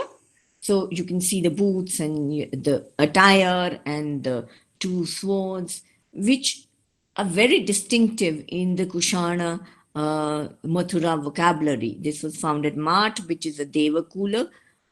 I don't know. I don't know how many of you would be familiar with the idea of the Devakula sanctuaries at Mat and Surkotal, where these are basically dynastic shrines of the four Kushana kings, which were donated by their satraps or kshatraps, right? And but basically what you can see is an identity which is being shown through these sculptures, a distinct Central Asian identity, which is very different from the kind of sculptures, contemporary sculptures of the Buddha or of Balram or Nag or Yakshas that you can find from these sites. You know, this is from Mathura, this is from Gandhar. So the kind of, and this is inscribed. So you have that kind of a thing here. Just to show you that at the same moment, different styles can exist, you know, and they may carry the same meaning or they may carry different meanings from three very different geographical areas. So Amravati, Mathura, Gandhar, 3 areas. Right. Temple architecture, again, archaeology, history, and art history, visual histories are very much part of understanding temple architecture, because we need to understand context. We need to understand historical knowledge here. Quickly, because my light has gone off. Right. So I'm not going to go into that. Anyways, so what I want, basically, I think I've gotten my point across. And if you have questions, please do tell me, because I've overshot the time I thought that I would take. No, ma'am. Okay, I think we all got very involved into the lecture, and there are no questions as such, because I think all of us were enjoying the detailed that you were sharing. And it's so I just, if anyone has a question, can post it in the chat box maybe. And so I just want to take this opportunity to thank you. And I've been your student, and it's an honor to introduce you to this international platform today. And thank you so much, ma'am, for all the information and taking us to the world of iconography, historicity, archaeology. So I think all of us enjoyed really well and got to know more and more about Indian iconography from a very different perspective. And now I request Dr. Ramita over the slide. Thank you very much, Ishani. Thank you, University of Tehran, and thank you, Professor Seema. This was really very nice lecture, and I hope our knowledge and the knowledge of our delegates and the researchers increase by your lecture. And thank you so much. Thank you, Professor Seema. Now, I would like to thank University of Tehran, because they are our other collaborator for ASSSR, and for joining our conference. And as our inaugural session has been already completed, but another collaborator of this conference have joined now. So I deeply appreciate the support and very, very special welcome to our collaboration with the South Asian Association for Regional Cooperation, which is also known as SAARC Cultural Center, Sri Lanka. Professor Prashanthi, thank you for joining us. We would love to hear your remarks now. So please give some remarks about this conference. Professor Prashanthi, over to you. Good morning, everybody. Can you hear me? Yes, you are quite audible. Very good morning to you, and safe and pleasant day, all of you, ahead of my comments. And thank you for inviting for the first international conference on this kind of a nature. And I'm sure that Ms. Ishani commented and briefly expressed everything with regard to Dr. Baba's presentation and it was very impressive and very illustrative, and it gives the impression that the commonality and the common characteristics of South Asian region is implied by the notion of this art, especially the Ashokan art, because with the introduction of Buddhism and the cultural affinities to the South Asian nation, actually, when we call South Asian nations today, we were under a huge canopy of Asian subcontinent decades or centuries before. We considered our community as a huge brethren and brotherhood. With that brotherhood, we treated and we catered and we took care of each other in a very broader manner.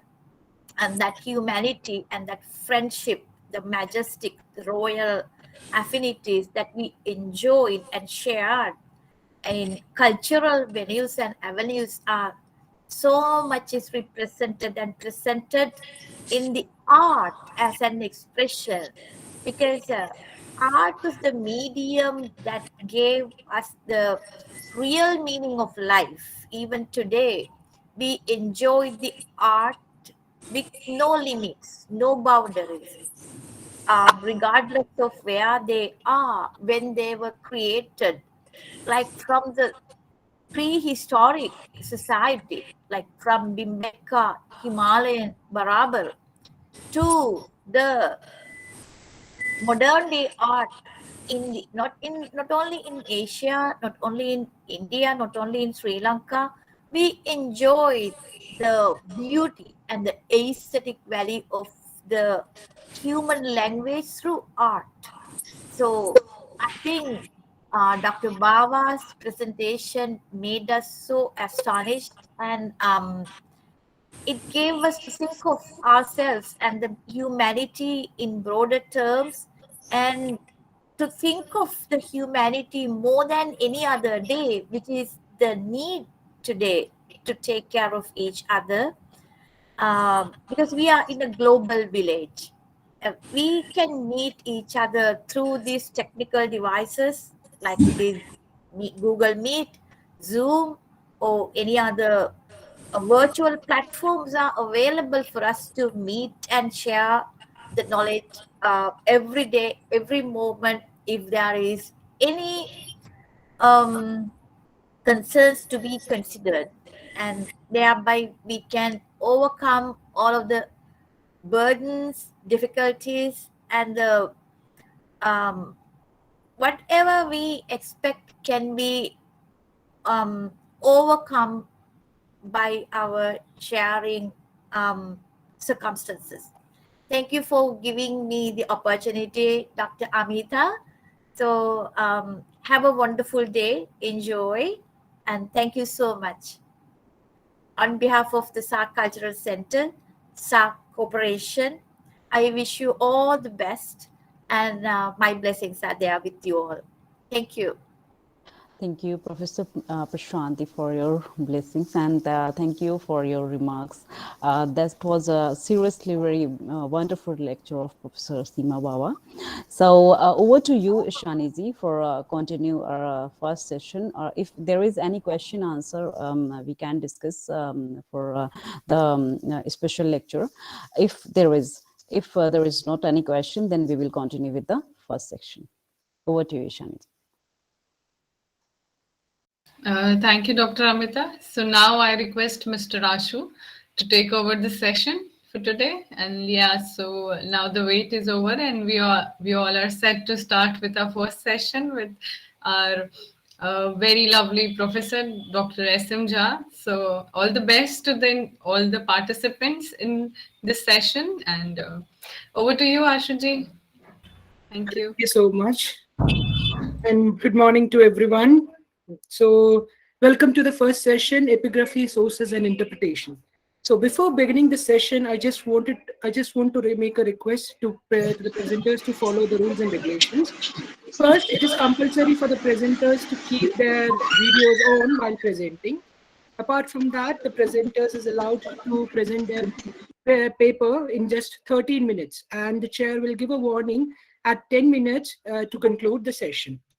So now I'll begin introducing our chair, Dr. Sm Jha.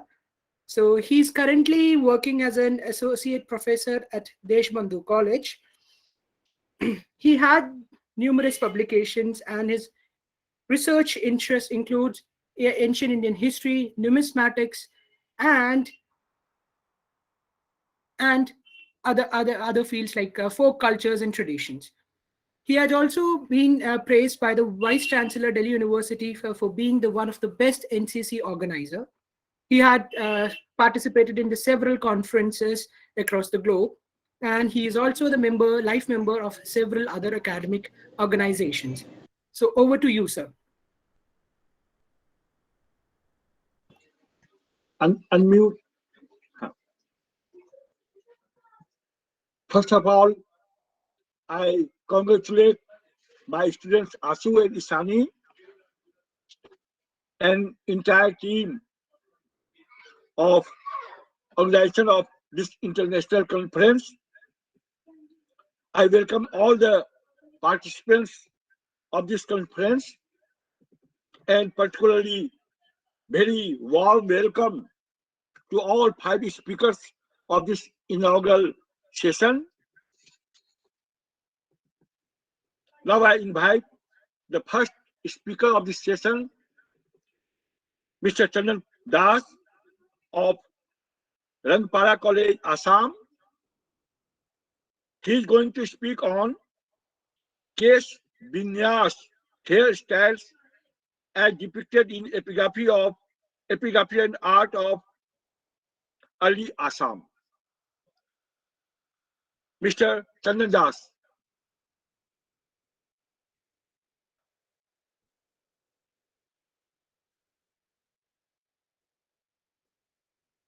Chandan, Mr. Chandan.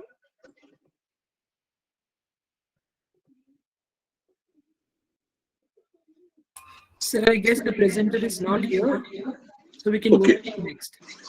So we should move to second speaker, that is Mukut Biswas, Jahangir Nagar University, Bangladesh. Is he available? Mukut Biswas? Yeah, I saw him.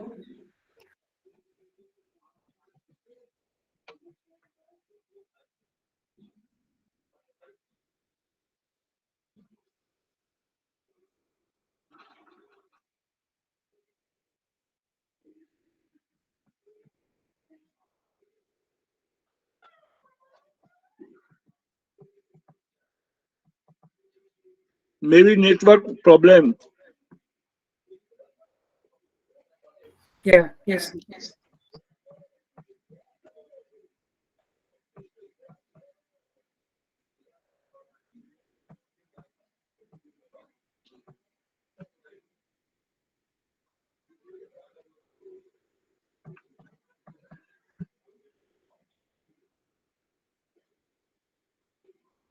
So meanwhile, we can move to the next. Okay. Now we invite the third speaker, Usli Dasgupta, University of Cambridge. She will speak on engendering Mahabharat, a study on the disembodied voice of Madhya. Usli Dasgupta.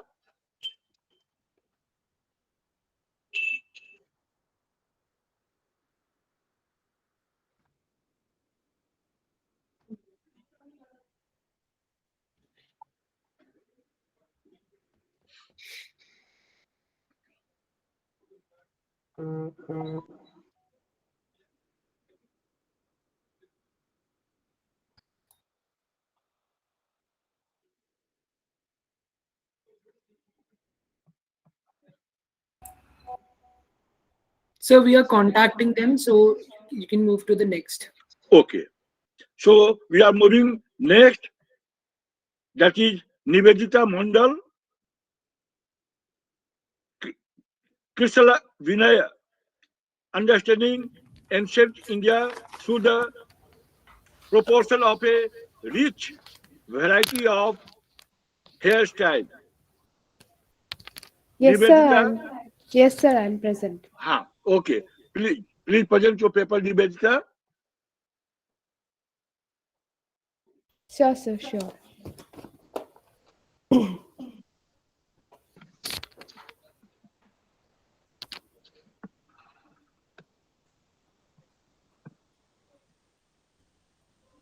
Good morning, everyone.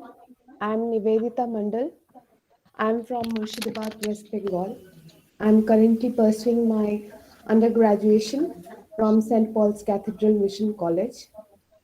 And my topic is Kushila Vinyas, Understanding Ancient India to a Rich Proportion of Hairstyle.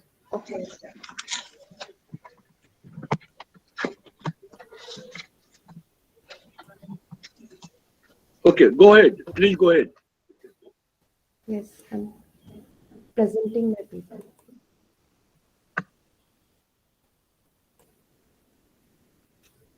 Is my presentation available? Can be seen? Yes, go ahead. Thank you.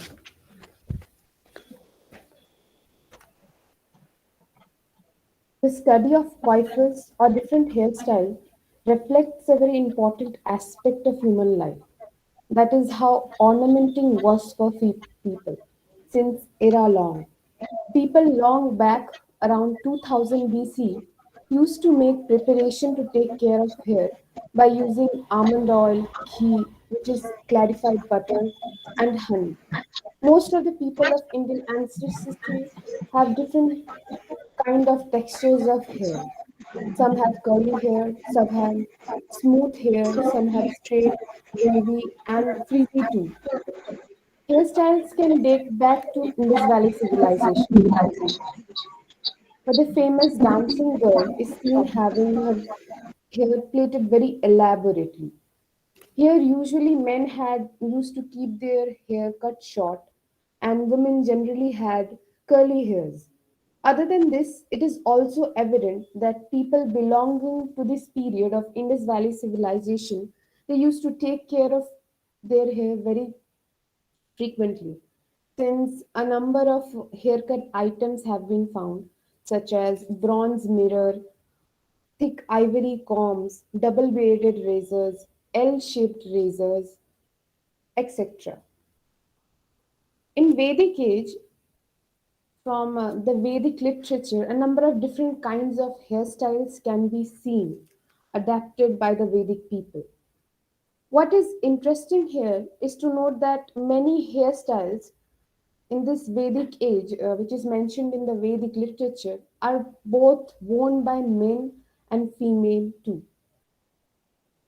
Mahabharata mentions only one type of hairstyle, which is frequently mentioned in it, that is braided hair, and not very other type of hairstyles are mentioned, since Draupadi was insulted in an open court by Dushashan, and then she vowed not to tie her hair until Bhima keeps his promise. Similarly, in Ramayana, only braided hair is frequently mentioned, since Sita, on her time of captivity, that is known as the mourning period for her, she used to braid her hair into a single plait. So only one type of hair we find. We find mentioning of one type of hair. Other than this, Arthashastra mainly, which is Arthashastra of Kautilya, mainly mentions two type of hairstyle worn by men. Either they completely shave or braid their hair. If they had long hair, then they braided their hair. In case of women, Arthashastra mentions that women used to keep their keep weapons in the tuft of their hair. Other than this, from the Buddhist periods, that is we find mentioning of hairstyles from the Jataka stories, which gives a very mainly full references of having full of curly hairs. So the further literary text gives a glimpse of different kinds of hairstyle on different days in ancient time. Now, there are some of the coiffures that can be seen accepted both by men and women without being a solemn gender monopoly. This similarity of hairstyle between men and women signifies how ancient India have been non-selective to a little extent in beautification and in fashion. Some of the examples are Opasa. Opasa is cited in the Vedic literature. This hairstyle, when worn by men, they gather up their hair with a small top knot, leaving it loose enough to form like a dome like cover or a flounced cap. And this hairstyle, this Opasa hairstyle, when women wear this, it appears to be like a thatched roof of a house. And next is Shikhanda. This is a very popular mode of coiffure. In the latter Samhitas, we find mentions of this. Shikhanda generally denotes the tuft or lock of hair in the head. Generally, this hairstyle is seen in sages or ascetics, but also can be seen familiar in women too. In the contemporary world, we also find not mentioning, we find that people are, it is still prevalent in the contemporary world with some modification, this hair, Shikhanda type of hairstyle. Next, it's Shimana. Atharva Veda and its latter works mentions this hairstyle. Shimana means parting of hair from the middle. Bharat sculpture depicting this Shunga period also alludes this hairstyle. A male is depicted in the sculpture illustrating the Takarya Jataka has combed his hair long back by parting it in the middle. Next is the peacock plume mode. This hairstyle is very fascinating. In the Bharat sculpture, this hairstyle is depicted in the panel illustrating the preaching of Adi Dharma of Tushita. The male has dressed his hair in a peacock plume mode projected on the top of his head. Now comes the items and the object used for hairdressing. Kurira. This hairstyle is mentioned in the Vedic literature. It is a horn-shaped coiffure along with a net or veil hung from the horn. This kind of hairstyle still exists in the upper Sutlej and Ganges. Jeweled turban. The next hairstyle is jeweled turban. The Bharat sculpture, King Dhanubhati is depicted with this hairstyle with a jeweled turban, making it into a spherical knot over the left side of his head. Another example we can find where items and objects are used is a roundish bun with a knot, figure 2.2. In the Bharat sculpture, Manikantha Jataka is illustrated by a lady who combed her hair back into a roundish bun with a scarf or a handkerchief tied with it. These are some examples where hairstyle can be, where in which items can be found in some hairstyles. Coiffures comprising hair plaiting with golden cap, kesha pasa with a loose knot. The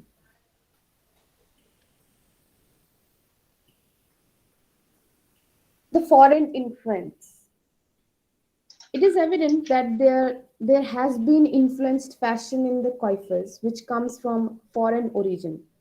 And the answer to the question how India got influence from foreign countries during the ancient time is that India came into growing trade relations with Western world during the time period of the beginning and the ending eras of ending years of the Christian era. There are mainly two type of hairstyle which have been prevalent and it is not native. One is the bun type coiffure and the other is curly hair. Bun type coiffure, which appeared for the first time in the 1st century BC, which appears in the Gandhara sculptures, it seems to be clearly of Hellenistic origin. These are the examples of bun type coiffure found in different sculpture, Nagarjuna Konda, Mathura sculpture, and also in Ajanta caves. The other hairstyle, which is which is of foreign influence, is the curly hair. This hairstyle, curly hairs, appears to be introduced by the Greeks in the 4th century, and this hairstyle was introduced by Romans at Amravati and the Nagarjuna during the rule of Ikshvakus and the Satavahanas, respectively. However, this hairstyle got its most admiration during the Gupta and Vakataka period.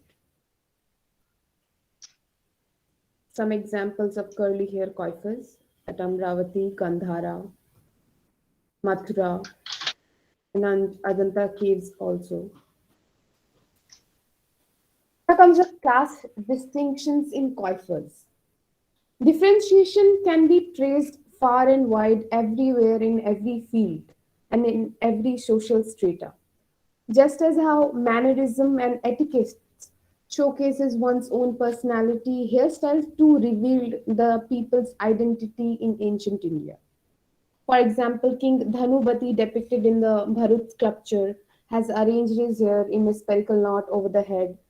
Mainly, kings used to cover their good portion of hair with a headdress, and royalty men had usually long hair. Whereas in Sanchi's sculpture, male is depicted commonly where he belongs to be a middle class, from a middle class, belonging to the middle class, a common man. They the common man, they usually had long hairs combed back and allowed it to dangle on the back of their neck.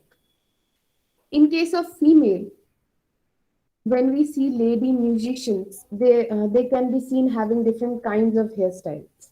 The one at Sanchi have divided her hair into two parts and braided it, and the one at Amravati has braided her hair into a single plait. Whereas the queens and princesses portrayed in the Nagarjuna sculptures has embellished their hair with a diadem, flower wreath, and also adorned it with the golden ribbon and jewelry. These are the examples of how princes and queens used to tie their hair with these items, the golden ribbons and jewelries. Therefore, these different styles in different periods, along with garments and other elements, collectively mark the fashion of ancient India. Many coiffures, which can be traced and seen in ancient India, is still prevalent in the contemporary world. The whole study of coiffures enlightens the precise and absolute admiration of the notion of trendy look since ancient time.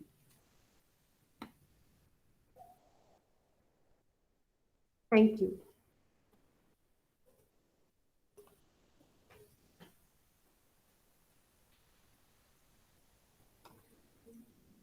Sir, you are on mute.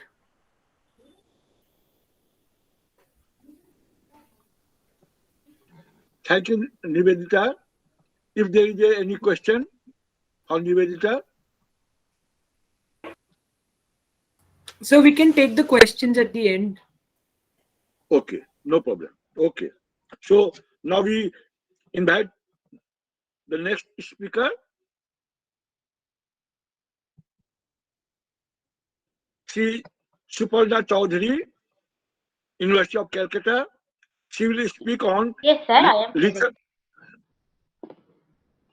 lethal drugs and their application techniques, a review based on ASSSR. Suparna Chaudhary. Yes, sir.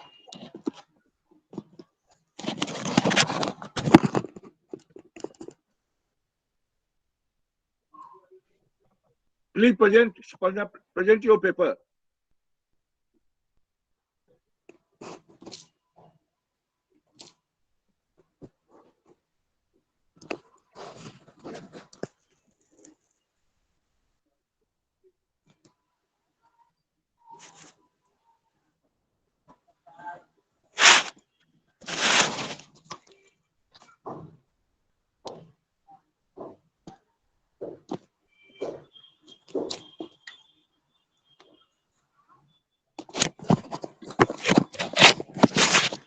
Good morning, everyone. My name is Suparna Chaudhary. I am from West Bengal. Now I am studying Ancient Indian History from Calcutta University. The topic of my paper is lethal drug and their application technique in ancient time. Introduction. Historically, every empire, no matter how vast and strong, was susceptible to threats from enemies. Defending one's empire from enemies was integral. Prior presentations has become very important. Different texts talk to various strategies to defeat enemies of an empire. Techniques to defeat enemies have not my topic of discussion here. I simply want to discuss about the lethal drug and their uses. These drugs were used to defeat the enemies. These deadly drugs were not in small numbers and the process of its use differing. We can learn the technique of using these drugs in different situations. We find reference to them in ASSSR. Each of us has more and less an idea about the Vedas. The Vedas are an ancient book of great value to us, and the fourth of the four part of this is Atharva Veda. From this Atharva Veda, also we can know about the use of different kind of medicine. Also we can learn from the Atharva Veda how to use different type of medicine can be used to save life from any kind of disaster and how those medicine were used. I am looking at the light of Arthashastra to learn more about these herbs. The subject of my review is Arthashastra. Arthashastra mentions in 14th Adhikaran how and where drugs were used. These details have made me more intrigued toward this area. Kautilya's Arthashastra mainly spoke about government, handicraft, industry, responsibilities, king, ministers, officers, supervisors, and diplomatic strategies. It discussed internal and foreign policies, non-military, military trade, commerce, financial matter. Interestingly, it also speaks about Ayurveda, pharmaceutical, medicinal practice, and poison substance. Now, the medico-legal description. In modern forensic medicine, much importance has been given to medico-legal autopsy and causes of death. In modern systematic medicine, it is called as theoretical, which deals with death and causes. In the way of Kautilya Arthashastra, in book 14, under the heading of Removal Soul, in chapter 7, examines a certain death. The curve shall be determined over the oil and later examined. As it is mentioned that transference of modern forensic medicine, many medical legal aspects of causes of death and where death is taken, some of those are any person whose blood is stained with mucus and urine, with organs inflated with wine,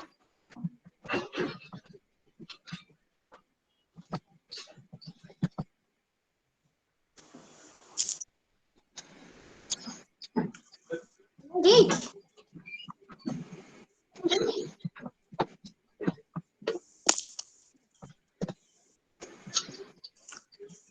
Any person whose corpse is stained with, can all hear me? Yes, we can. Any person whose corpse is stained with mucus and urine, with organs inflated with wine, with hands and legs swollen, with eye open, and with neck marked with ligature may be regarded as having been killed by suffocation and suppression breathing. Any person with contracted arms and thigh may be regarded as having been killed by hanging. This person with swollen hand, legs and belly, with sunken eye and inflated navel may be regarded as having been killed by hanging. Now, these drugs were used not only in human, but also human as well as animals. Also, the effect of this dose also affect these drugs on animals have been discussed. However, the doses of these drugs in human and animals were different. The doses for men is just 1 gram and double for the donkeys and the horses, and the 4th time that for elephants and camels. Now, toxicological description. Toxicological description is a science dealing with properties, actions, toxicity, fatal dose, detection, estimation, treatment, and poison. Forensics toxicology deals with medical and legal aspect of harmful effect of this poison substance on human beings. Poison is substance, solid, liquid, or gas, which, if introduced in lining body or brought into contact any lining body or brought into contact with any parts thereof, will produce ill health or death by its constitutional local effect or both. In this text of book 14, under the heading of means of injury and enemy, many poison substance formulation and their action were mentioned.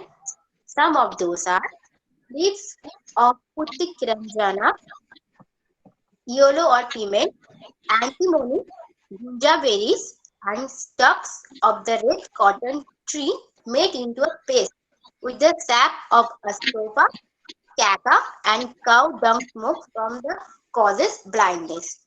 Dung of Myrabird, pigeon, Bleca heron, Bleca flamingo made into a paste with the milk of plant, Arpa, Akshi, Piluka, Nuhi, a calirium, and poisonous water. A mixture of root of and semi rice, mix of vitamin, and urine.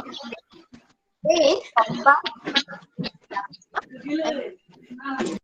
decoction of Muka, Udumbara, Madana, and Kodara with the decoction of Hastikarma and Palasha forms a coma induction mixture, a mixture of ginger, Gautama, Kantaka, Mayur Padji, a mixture of Gunja, Langali,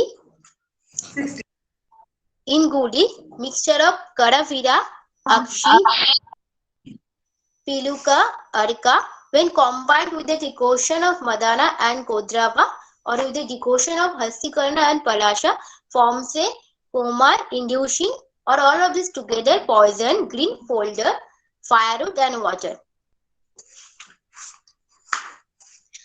Remedies for toxin. These medicines were not only used to quench the enemy, at the time of this were used to curative purpose.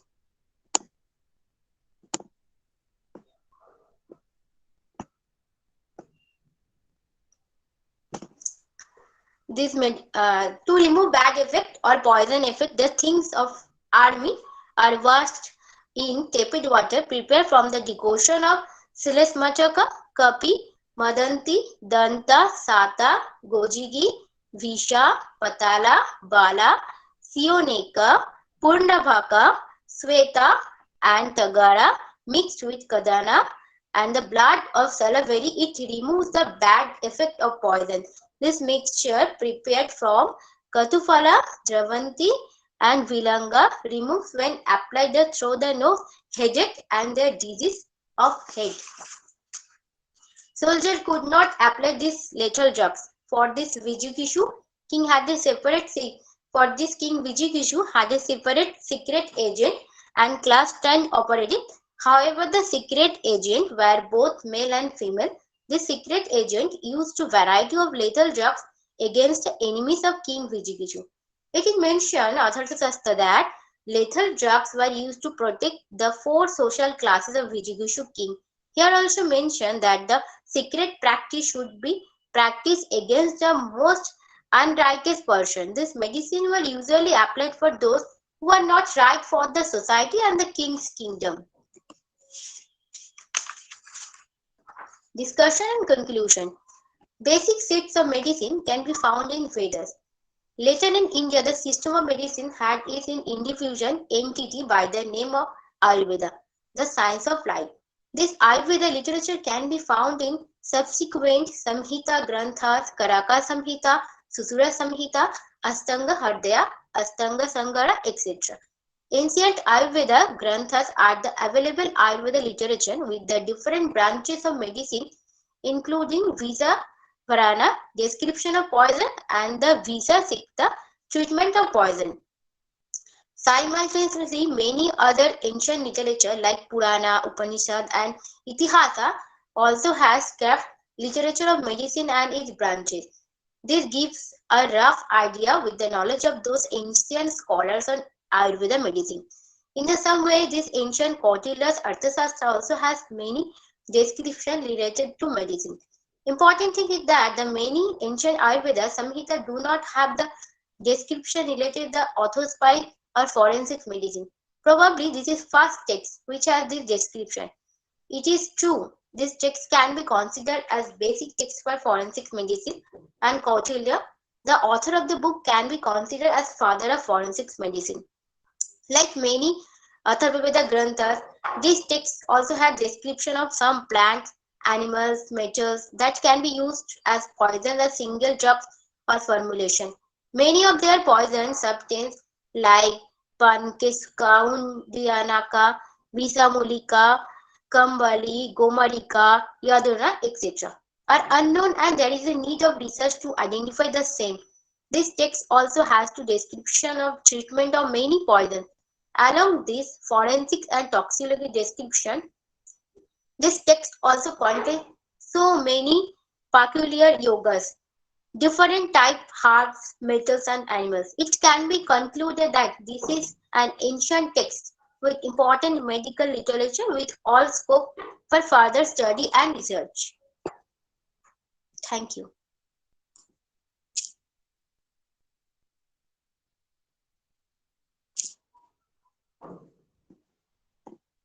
Sir, you are on mute.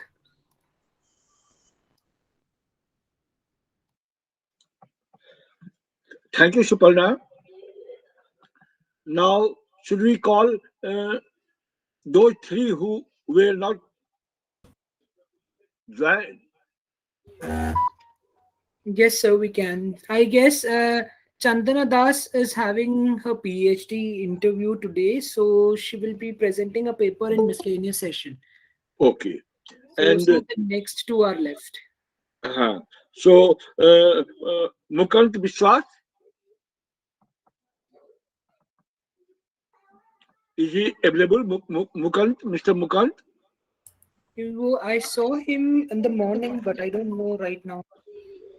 And Ushni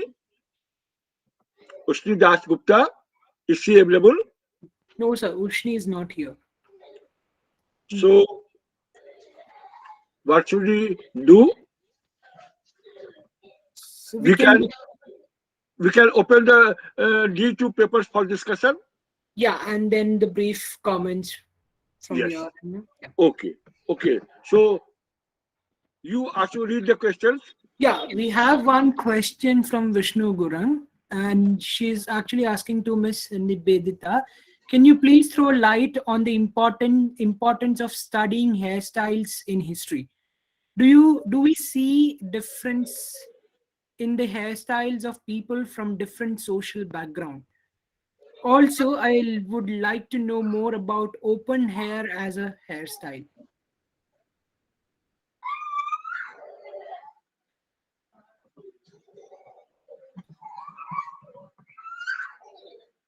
Nivedita, if you can answer the question, unmute yourself.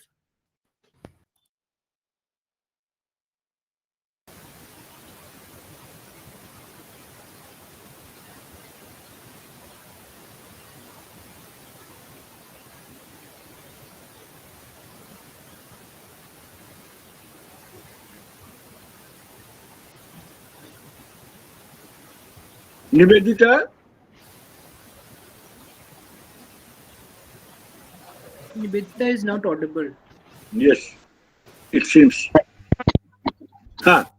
No, yes. Nivedita, have you heard the question?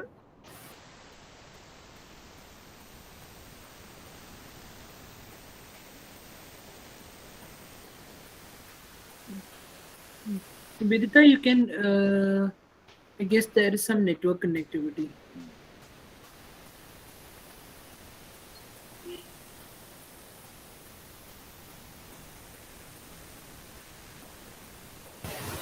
Sir, am I audible? Yes, now, yes. Nivedita, have you heard the question? Yes, sir, I have heard the question and I would like to answer the question. Okay, thank you. Go ahead. Yes, there is a distinction in the class. Yes, we can see different hairstyle from people belonging to different background, social background. I have elaborated more in my paper than in my presentation. So, yes, there is a differentiation, say yes, from different social background.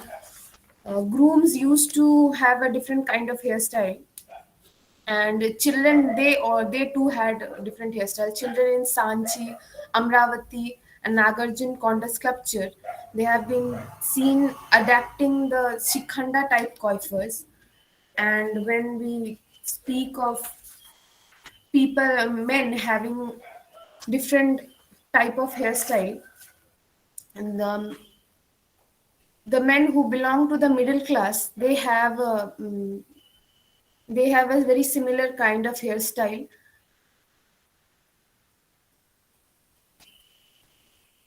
They comb back the hair and allow it to dangle on the back of their neck.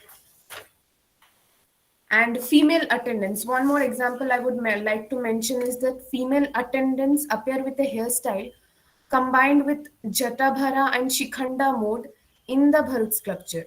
And in Sanchi sculpture, a lady attendant had combed her hair back and arranged it into two braids. While the royal men, they used to have more kind of headdresses in their hair, and princesses and queens, they had golden jewelries adorned in their hairstyles. So yes, generally we can see the class distinction in hair coiffures too. And one more question was, I would like to know more about open hairstyle. Yes, we can see in the contemporary world that hairstyle open hair is a hairstyle in the contemporary world. While I have found one example of open hair in the Mahabharata mainly, but it has been considered a very lamenting way, a way of lamenting for Draupadi, since she was insulted in the open court by Dushashan. So I have only found one mention in the Mahabharata of that. So yes, open hair is considered as a fashion and style, as a hairstyle in the contemporary world, but not basically in the ancient India. Thank you.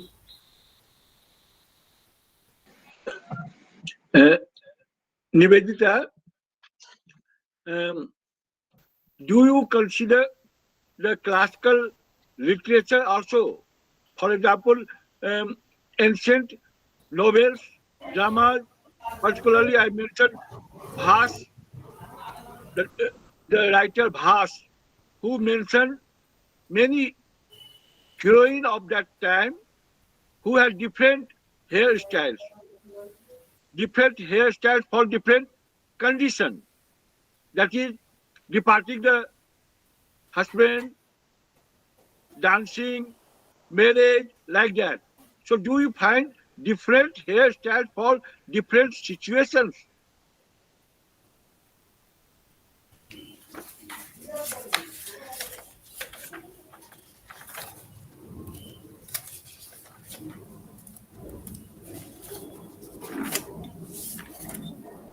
For mainly occasions.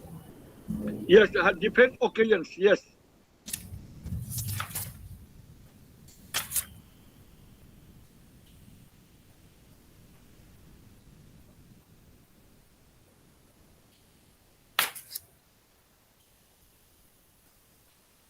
Kautilya Arthashastra even mentions two para fine for pulling the hairs. Fighting with pulling the hairs, Kautilya imposes two para fines. Sir, I'm sorry, I do not know the answer of this right now. Okay, no problem. Then question for Suparna. So I just wanted to ask a question to Nivedita. Nivedita, since we are talking about the hairstyles, do you see any short hairs that is coming into existence? So like, if you have to talk, like I saw your presentation, so do we see any short hairs when it comes to the gender perspective for the woman, and long hairs to the male perspective? So do you see any kind of short and long hair? No, for short hair for women, I did not find any short hair mentioning for women. But for long hair for men, we can find example of men having long hair. In Arthashastra only, it has mentioned that men who had long hair, they have braided their hair and cut short, but not for women. Okay, thank you. So now we have questions for Suparna. So I'll read it out. So Jyotsna Nag wanted to ask this question. Was venom extraction from venomous snakes a thing back then? During your literature search, did you come across the usage of weapon coated with snake venom against the enemy?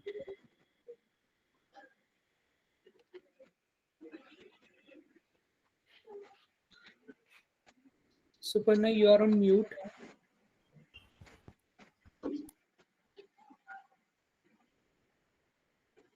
Suparna?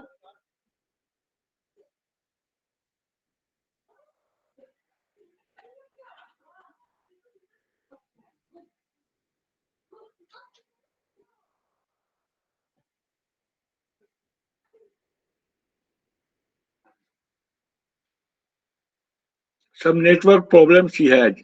Yeah, I guess, because we have a lot of questions for Suparna. We have another question like, can you elaborate more on the context of forensic medicine in Ayurveda, or a little bit context? And then another question by Shaukat. And then, can you elaborate some of the techniques used by the king? So if Suparna, you are here, could you please unmute yourself and answer the questions?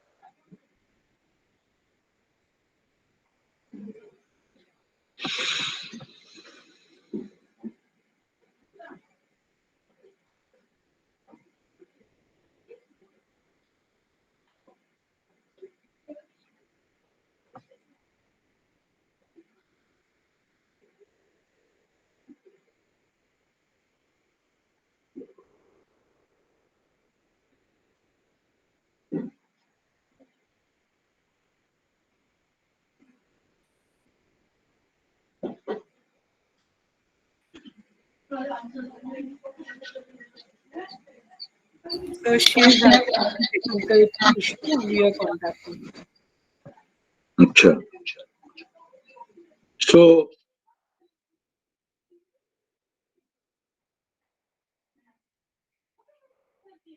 what should we do now?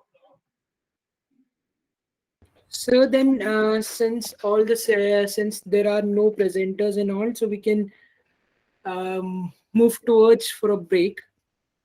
Otherwise, because the next session is scheduled to be held At 1. At 1, yeah. So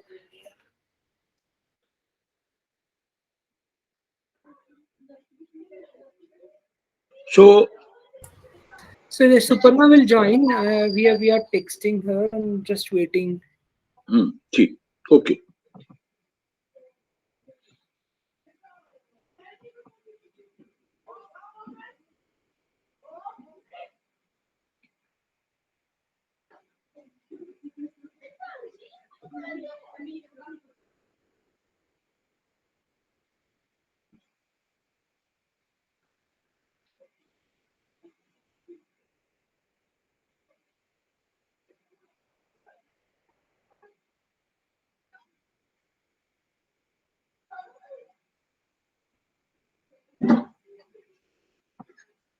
So meanwhile, you can give give your insights on the topic.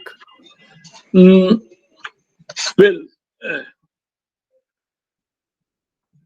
first, Nivedita, very good paper, and Thank you. I think other than sculptures and art, we have very elaborate informations in literature also, particularly in Sanskrit text of ancient Indian period. I'm particularly very happy with Nivedita's paper because it deals with the social history of ancient India. And she also mentioned different class distinctions through hairstyles. I hope she will further research on the same topic with more and more variation, regional variation particularly. As we have different regional variation for languages, similarly we also have regional variations in hairstyles. So I hope she will include that. I congratulate and say all the best, Nivedita. Please Thank you so much, finish sir. the research very soon. Okay, thank you, Nivedita. Thank you so much, sir. So, Suparna is joining. She is having some issue. She said I won't be able to join in, so she's still trying to join. Okay, we should wait. We should wait. We have sufficient time. We should wait. Yeah, there is one. I guess it's not a question. It's a comment by Nick Rathur. He said, I don't have a question, but I want to tell Nivedita that her paper was very interesting. As we see sculptures, we look at the iconography, but not focus on hair prefers and how different hairstyles show different social stages. So Nivedita, you want to say something on that? The same class distinction. He is asking the same class distinction. Exactly.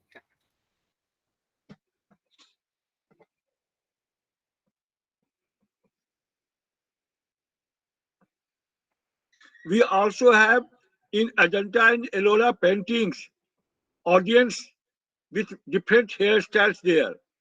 Very beautiful hairstyles are depicted in Ajanta Ellora paintings.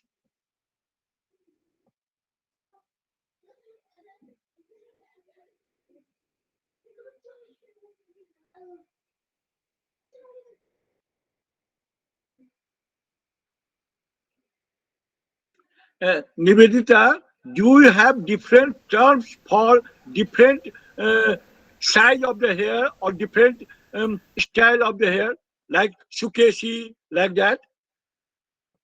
Different words for different hairstyle?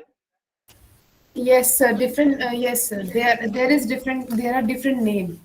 Yes.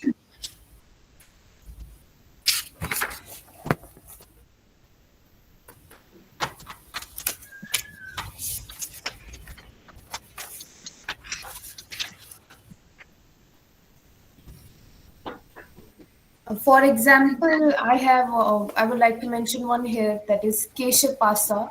This is a hairstyle with a loose knot. At times, the hair was combed back and tied into loose knot, formed into a loop. And this hairstyle is done by a female attendant, which is depicted in the Amravati panel, illustrating Kings Ajatashatru and his woman visiting Buddha, which offers this type of hairdo. Good.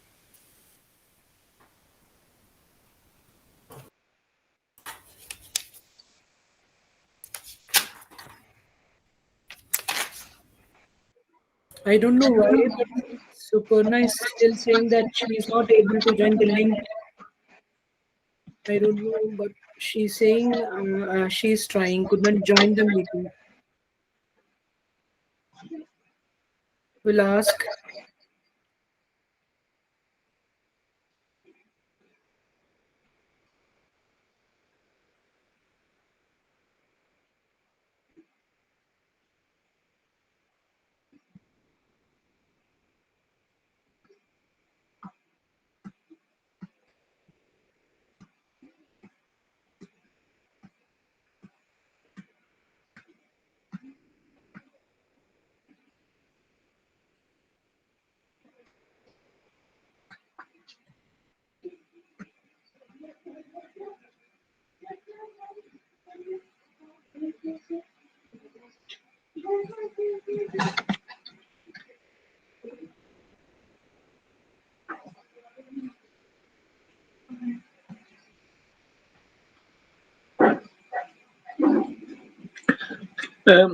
Asu, we can do one more thing. If she cannot join, then we will send the question to her Yeah. email and she will reply there. Yeah, sure. She is trying to restart her phone and trying to join. Maybe by the time, if time allows, then we can take the questions. Otherwise, you can comment on our paper as well by the time.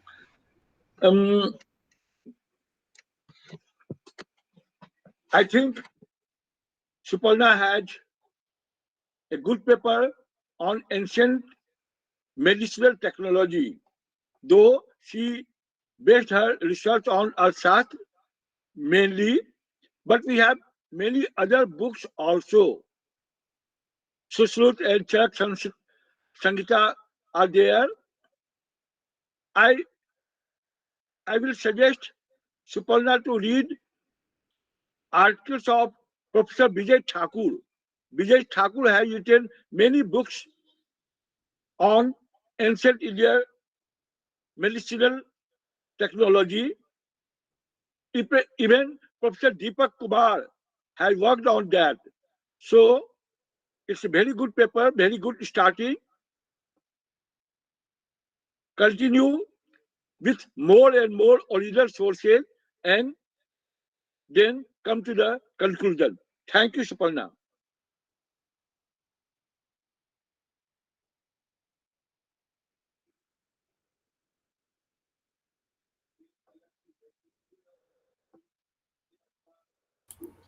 So then we should officially go for the break, and then we will, join at 1. At 1, we'll all join at sharp 1 to begin with the session 2 on art and architecture.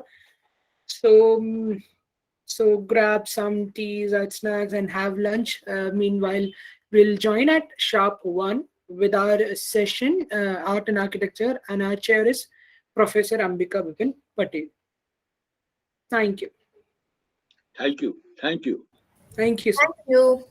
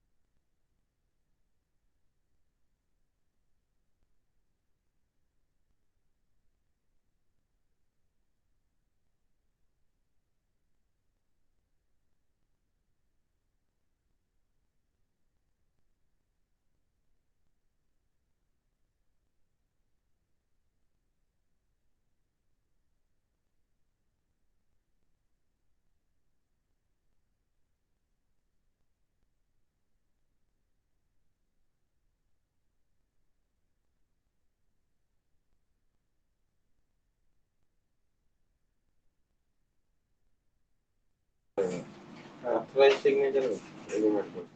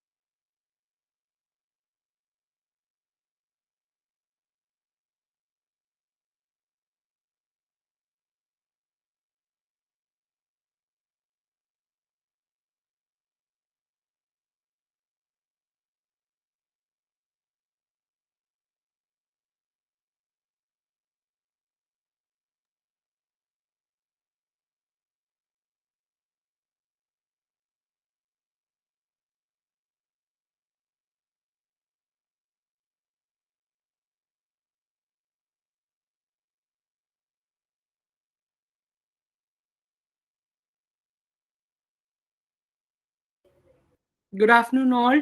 So sorry for the miscommunication. This session will start at 1:15 as per the schedule. So please stand by. We will start exactly at sharp 1:15. Thanks.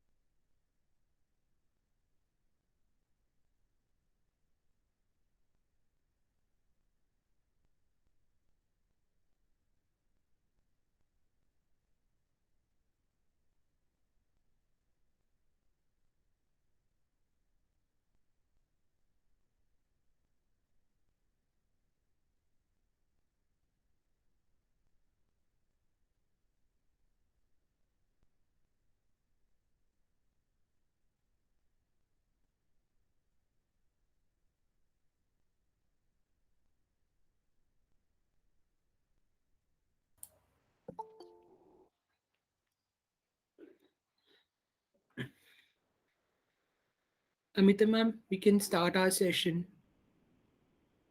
Yeah, Over to you. sure. Thank you very much. And thank you very much all for having patience, and welcome back after the lunch break for our second session on art and architecture. I welcome to Professor Ambika Bipin Patel. She is a renowned name in museology because I knew her for museology in India.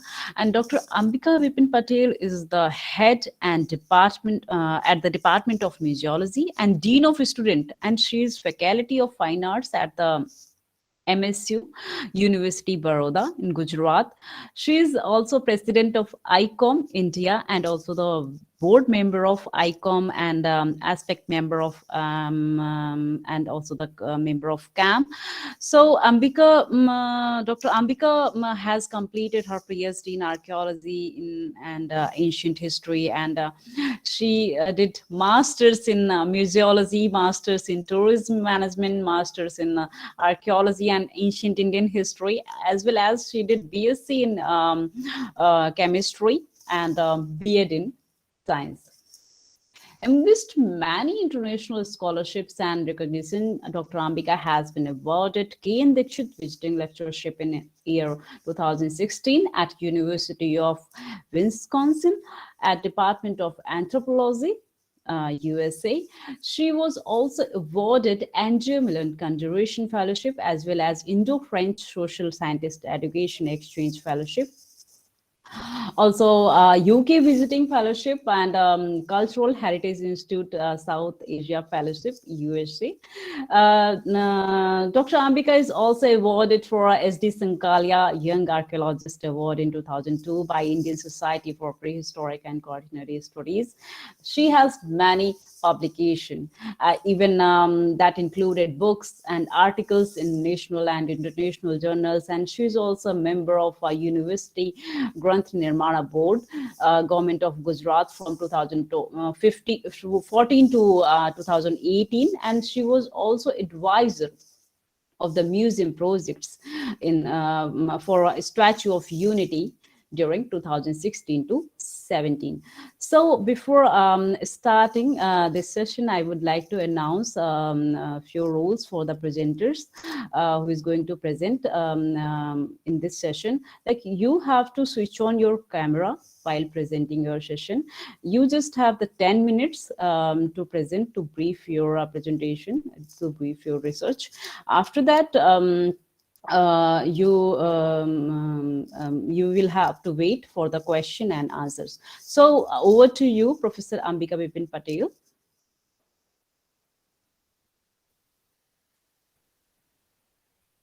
Thank you, Amita. Am I audible? Yes, you are quite audible. Yeah, warm good afternoon to everybody. Ashu and Ishani, and I could see Nikita. But let me thank you so much for requesting me to do this. And I'm so sorry because I was running short with few many things, and we just finished one meeting by 12:45. So I was just rushing and coming back. I thought, the time is running up. Anyway, I was on time.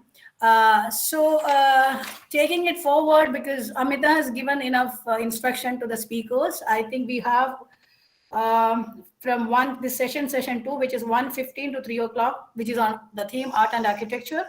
So we have 1, 2, 3, 4, and 5 speakers. Is it okay, Amita, or you added few Yes, more? yes, we have 5 speakers. We have 5. So it is as in the printed format goes. So we have speakers named Nikita Rathur. Then Tamuli, I'm just calling out the names so that they will be in sequence ready, so that once we finish, we will use the time efficiently. The third speaker is Parvati Patil, and the fourth one is Yogesh Prabhudeshai with Pradishta Mukherjee. Maybe a combined paper. I don't know who is going to present that, or they will be sharing their time half perhaps. That we'll see once it comes up. And the last one is Jason Jones and Jyotsna Rani Nag. And the third person in the team is Ami Parikh.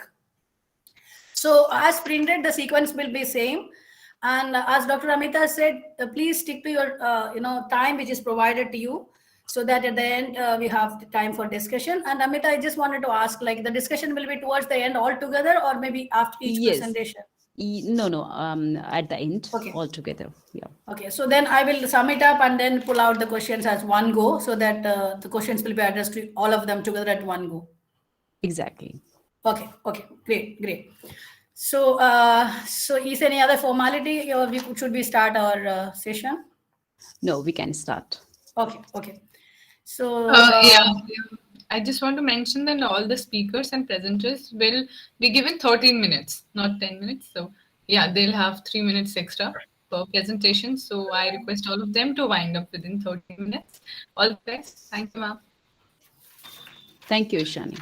Thanks, Ishani.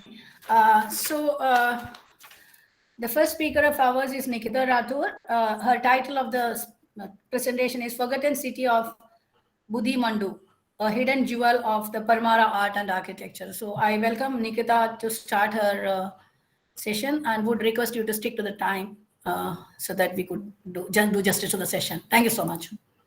Good afternoon, everyone. Am I audible? Yes, you are quite audible, Nikita. Okay. So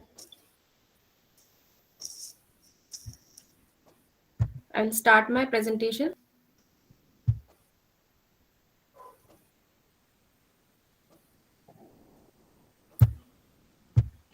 You could share your screen. Yeah. Is it visible? No. No, I think it's taking some time to come up. Okay. Your network is okay as far as connection is concerned? Yeah, it is fine.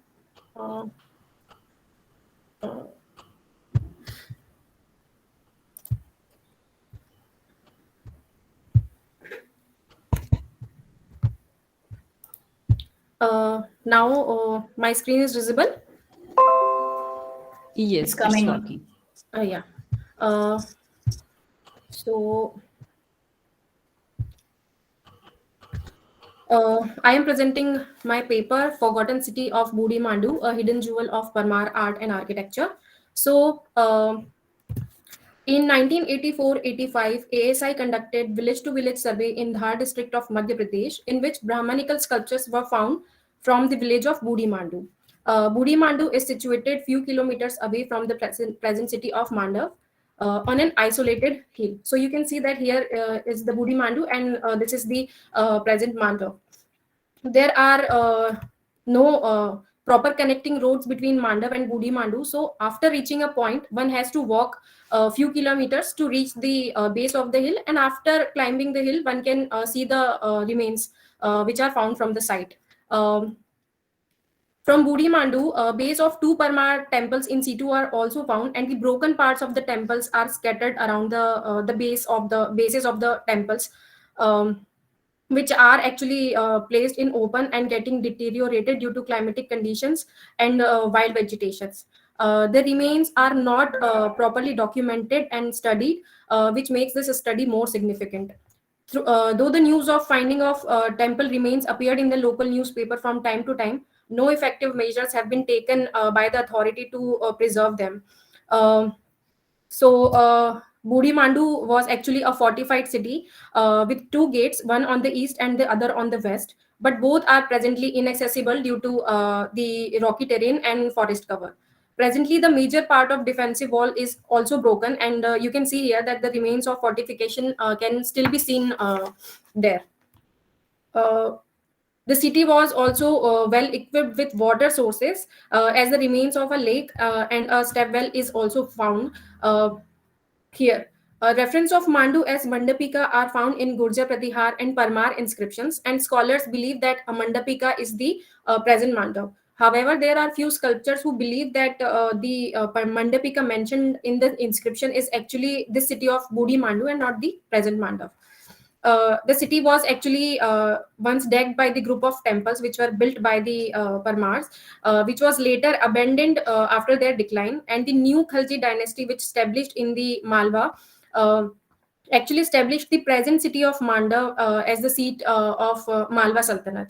So slowly the old city, the old Budimandu got desolated, the temples fell down, and the site was concealed in the deep forest, as you can see here as well. remote location and the lack of roadways further resulted in the seclusion of this important city. In 1977, Shankarlal Agarwal's work on Buri Mandu was published in the Proceedings of Indian History Congress.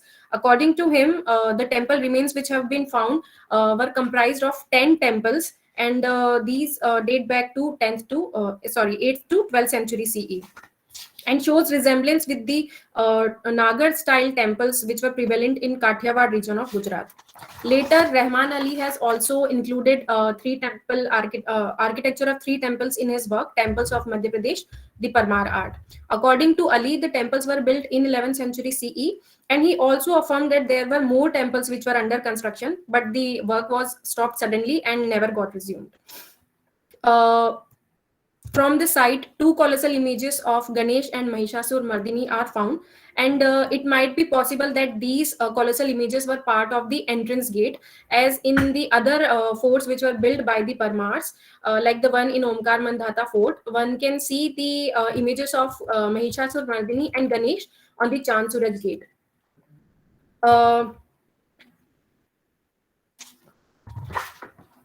Possibility that Buri Mandu was decked with a large group of temple can be testified by the presence of large quantity of rubble, which is you can see here that it is covered in roots of trees, covered in algae, mosses, and getting deteriorated and witherworn.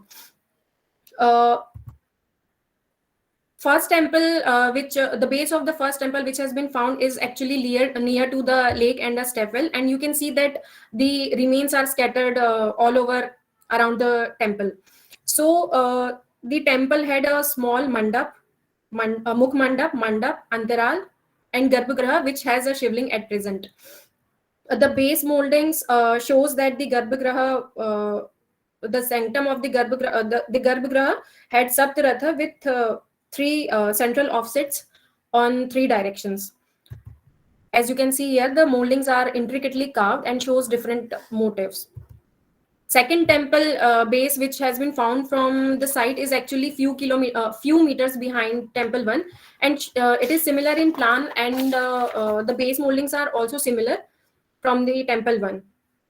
As you can see here, the Kumbh molding is still intact here, which was not intact in temple 1, which shows the deities, 4-armed deities carved in niches. Now, the temple remains found from Buri Mandu is significant because when used after study these temple remains, we can see the similarity or the resemblance of style with 2 famous Parmar temples. The one is the Neelkanteshwar temple, which was built by the Parmar king Udayaditya in 11th century CE in Udaipur, which is also considered as the epitome of Parmar art.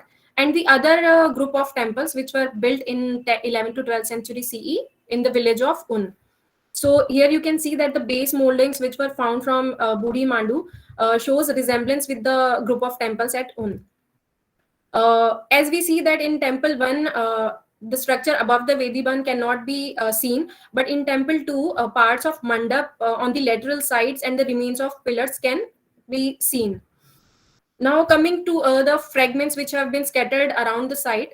So in the fragments, large number of stumps and koot stumps are found. In the Parmar temples, these stumps and koot stumps were used to form the outer wall of the Garbhagriha. As you can see in here in the Neelkanteshwar temple, similar stumps and koot stumps are found to form the walls of the Garbhagriha. From the assemblage, the part of mandap is also found, which can be seen here. This is a part of actually the Kakshasana or the back seat of the mandap, which is adorned with the geese in roundel and dancing figure. And it is significant because you can see here the similar parapet is used in the Neelkanteshwar temple in Udaipur. However, the motifs are little different, but the style is similar.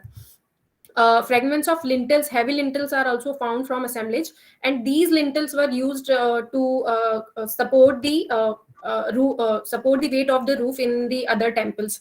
And you can see that the motifs used in the lintels which are found in Buri Mandu, here you can see the motifs are similar to the ones which are used in the Neelkanteshwar temple. So the resemblance is quite clear. From the assemblage, fragments of central offset and coots are found. You can see this is the coot in Bhumij Shikhar. The temples which were established by the Parmars were actually built in Bhumij style. And in the Bhumij style, one can see that the four cardinal directions have a central offset. And the space between the central offsets are filled with the coot stumps. Here you can see the stumps, the pillars, and the coots. So from the fragments which are found in Budi Mandu, these coots are available in bulk, which suggests that the garbhagriha of the temples which used to stand in Budi Mandu had the typical Bhumij Shikhar. And one of the prominent feature of Bhumij Shikhar is the appearance of Shur Senak on the Bhadra Ratha. As you can see that the Shur Senaks were composed of two medallions placed one above the other. The upper medallion actually depicted the images of deities to whom the temple is dedicated, and also sometimes with the motifs such as Kalash and Shrifal. So in Budi Mandu, we found at least 3 to 4 upper medallions which shows the Kalash and Shrifal motif. And here you can see that in the Mahakaleshwar temple of Ujjain, such Shur Senaks are arranged on the Bhadra Ratha. The lower medallions of the Shur Senaks are also found. Sometimes in a whole piece is found, and sometimes some fragments are also found which are broken. But when joined, they form a combined image of the lower medallion. Rib-shaped members were also found from Budi Mandu, and that too in bulk around both the temples. And these rib-shaped bell members were actually used to form the tiered pyramidal roof over the mandap. As you can see that in Nilkanteshwar temple, these members were also used to form the tiered pyramidal roof. So again, this suggests that the temples which were standing here had the Garbhagriha and Mandap, which had the typical Bhumij and tiered pyramidal roof over them. Apart from the utilitarian parts, few sculptures are also found. Here you can see that Chamunda is shown. So in Parmar temples, the figure of Chamunda actually appeared in Shiv temple, and especially on the northern wall of the Garbhagriha. And in Saptamatrika panel. So their presence around the temple shows that the temples were dedicated to Shiva. Few other sculptures are also found from the site. However, a few light-weighted sculptures were taken in the Peliquum, as I have already mentioned that roads are not available and one has to trek. So heavy sculptures cannot be taken and transported to the museum. So light-weighted sculptures were taken in Peliquum from the top of the hill to the base, and from there transported to different museums such as the Side Museum in Mandav, Archaeological Museum of Dhar, and Central Museum of Indore. From the fragments which were found in Budi Mandu, a frieze of humps is found, which and here you can see that how this frieze were used to form the base of the ceiling. Other members of ceilings are also found, such as the central piece, which shows the lobed arch making a blossom flower. As you can see here, this kind of seal must have been there on in the temples.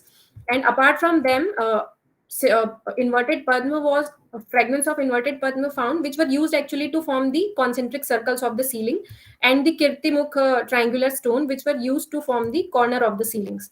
So we can see that major part of the temples are actually scattered here and getting deteriorated and witherworn due to the negligence, isolated location, because of the climatic condition, because Malwa receives heavy rainfall, and these sculptures remain cladded in algae, moss, and fungus. So it actually affects the these sculptures, and we actually need these sculptures to be preserved. And with the modern and advanced softwares and graphic tools, we can actually preserve these temple remains digitally, and actually we can recreate them digitally. So the study suggests that Budi Mandu was an important site which lost its significance and forgotten with time. It was flourished during Parmar period. It was developed on a natural hill, and fortification was done to defend the city, because Parmars were actually involved in constant warfare with the neighboring rulers. The group of temples were built in Bhumij style in 11th century CE, and it reflects the mature phase of Parmar style. the temple shows resemblance with the Nilkanteshwar temple at Udaipur and a group of temples at Un. And it actually requires immediate attention and preservation plan. And also they need to be included in the major scholarship. Thank you. Oh, that was wonderful, Nikita. You were in time. I was just to give you a reminder, but thank you so much for finishing it up. We will pick up the questions if anything, as Amita said towards the end. So Okay. now I would request the next speaker to start with Anushka Thamli. Hello. And her topic is recent developments in prehistoric art research. Art research of any specific region, or you are talking about? No, it is not a specific region, but in general, I'll be talking. In general, in Indian context or in worldwide? No, in the world context and in the year 2021. It's a review article. Okay, please go ahead. Yes. And just quickly share my screen.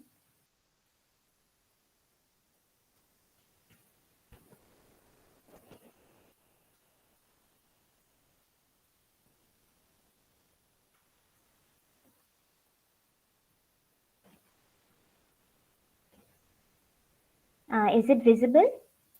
It's coming up. Just hold on for a while. I think it will be okay. Yes. I think you have to pull out your first slide. Yes. Yeah, it's visible. Is it visible now? Okay. Yes. So good afternoon, everyone. I am Anushka Tamuli, and I'm here to discuss with you some of the recent developments in the field of prehistoric art research. So all of these discoveries I'll be talking about in the year 2021. All of them have in some way contributed to answering some of the fundamental or some of the most persistent questions in this field, which are when these works of art were created, why were they created, how, and by whom. So first we have the discovery of the Wati Peak figure in Liang Tedongne cave in the Sulawesi island of Indonesia by Bram et al. So it is a part, this figure is a part of a painted panel which has 3 other pigs. As you can see here, this is a digital tracing of the panel, and 3 other partially visible pigs and a pair of hand stencils. So what is the significance of this discovery is that it has redefined the antiquity of figurative art. So when the uranium series dating was done on one of a Coleroid speleothem that had grown on one of the hind legs of the comparatively visible pig, you can see here, a date of 45.5 Ka was found. And so this makes this figure the oldest example of representative figure, representative art in the history of that we've known so far. And the other implications of this discovery is that by 45.5 Ka, anatomically modern humans had also probably populated the Sulawesi island by then. And the researchers argue this on the basis of the sophistication of the artwork and also the fact that all other representational artwork in other parts of the world are ascribed to anatomically modern humans. Moving on, next we have the discovery of a carved toe bone of a giant deer found at the entrance of the Einhornhole cave in northern Germany by Leder et al. So this has a pattern, an angular pattern with 6 notches. And when it was placed under the microscope and a CT scan was run through it, it was discovered that the pattern was very uniformly made, very uniformly spaced, and its angles were very neatly cut. So the researchers argue that probably this marking was more intentional than accidental. And so if this was intentional, then it tells us that the artist probably had a capacity for conceptual imagination. And what is more interesting about this discovery is that when a radiocarbon dating was done on it, a date of 51 Ka was found. Now, in that period of time in Europe, only Neanderthals were present, living in that period of time, because we know that Homo sapiens had arrived in Europe not before 45,000 years ago. So the authors of this work argue that perhaps the artist was a Neanderthal indeed. And to further substantiate this argument, they also tell us that although Neanderthals' bones have not been found in the Ain Hornhole cave itself, they have been found in other nearby caves, in other nearby sites from the same level. And also, the Neanderthal species has already shown a capacity for symbolic behavior in other examples, such as the flower grave in Shanidar. At Shanidar, the flower burial at Shanidar cave, and also the circular structures that they had built inside the Bruniquel cave in France. And moving on, we have Al-Qaeda et al.'s study of lighting systems used in Upper Paleolithic caves. So based on archaeological evidence, they reproduce different types of lighting systems used in Upper Paleolithic caves. Those types of lighting systems are torches, animal fat lamps, and hearths. So they tested the properties of these lighting systems in a natural endokarstic cave devoid of any archaeological remains, which is the Isunza 1 cave of Basque Country, so as to not make any damage to the archaeological remains if there were any. And they tested their functions, they tested their properties to ascertain the functions of it. And through the experiment, they found that the flame produced by an animal fat lamp was ideal for activities that required a prolonged occupancy of the cave, because it did not produce much smoke, first of all, which prevented pollution of the cave environment. And at the same time, the cave also lasted for a long period of time and produced a steady flame, because due to the absorption of the animal fat by capillary action. And in the same study, they had also studied the position of some fireplaces, the archaeological remains of fireplaces, in a cave called Atzura Cave in Spain, at a sector called the Ledge of Horses. As you can see here, this is the Ledge of Horses. So this sector has a naturally elevated platform, which is about 2.5 meters high. And the wall adjacent to it is decorated with animal figures of different species, and many of which overlap one another. Now, a line of sight analysis was done in a 3D model of the cave, and they found that these paintings were not visible to anybody standing on the floor of the cave unless it was lit up from the ledge.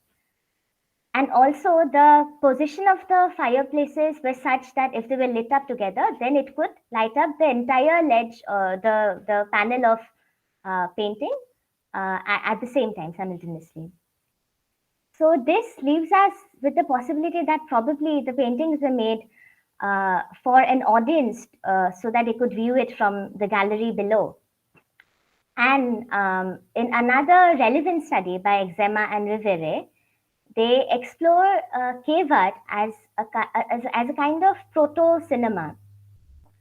So for this, they cite the example of the famous Grand Panneau at Chauvet, which has the representation of several animals, and like those in the Atzura cave here, are also overlapping one another.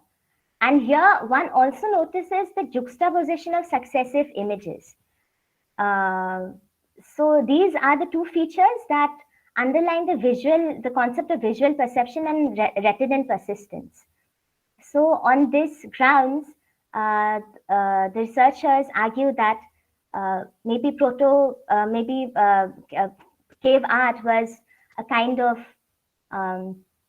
proto cinema, because in the flickering light of the fireplace or a torch, the images seem to be as though they were moving. So we will move to the next one. So we have a study by Kedar et al. Exploring a probable meaning of cave art. Now they posit that the cave art was the product of an altered state of consciousness and were created as a means of establishing contact with the netherworld. Now they argue this by studying the features of the cave environment and its ventilation system. The cave environment is one of sensory deprivation and a low oxygen supply. And also there's the presence of some naturally occurring narcotic gases. So the depleted oxygen levels and the use of fire inside the cave to light up the interiors could trigger a state of hypoxia in the people inside the caves.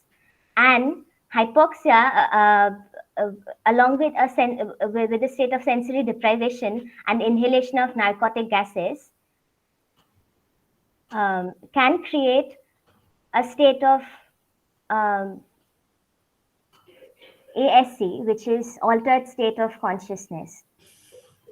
Now, in an altered state of consciousness, one has a spike of dopamine, which causes hallucinations, and also there's an hyperactivation of the frontal cortex of the brain, which is related to creativity.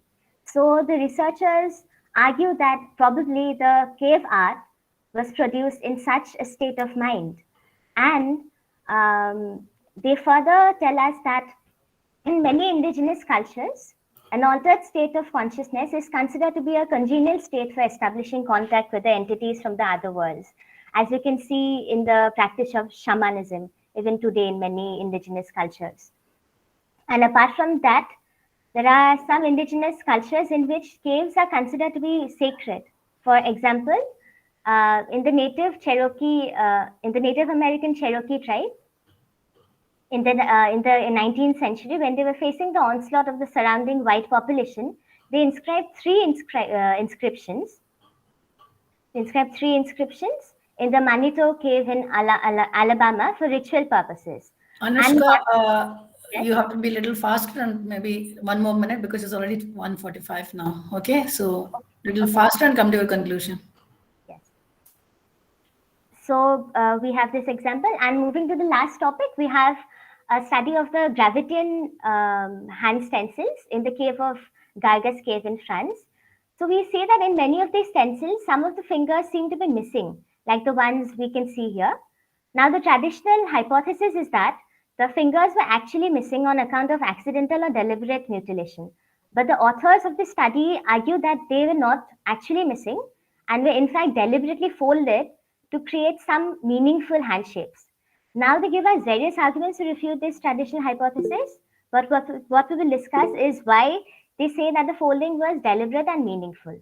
First of all the shapes can be articulated in the air without needing the help of a surface. Then, in 1964, a study of Paleolithic animal representations and hand stencils by Leroy Gorhan made him to propose that these representations were not randomly placed, but demonstrated meaning in terms of spatial localization and grouping of motifs. Now, what could be the possible meanings of these hand stencils? The authors posit that they're formatives of an alternate sign language, because they all correspond to signs found in naturally occurring sign languages. But more importantly, in some indigenous cultures which depend on hunting as the means of subsistence, they have an alternative sign language due to the functionality during hunting. And such alternate sign languages are also found in cultures which require the observance of silence for a long period of time and which have many dialects. Now we have one ethno-archaeological example from Queensland, the First Nation communities who speak bimodal languages, which is they use oral languages as well as they use a sign language to communicate. Now, what is more significant about this is that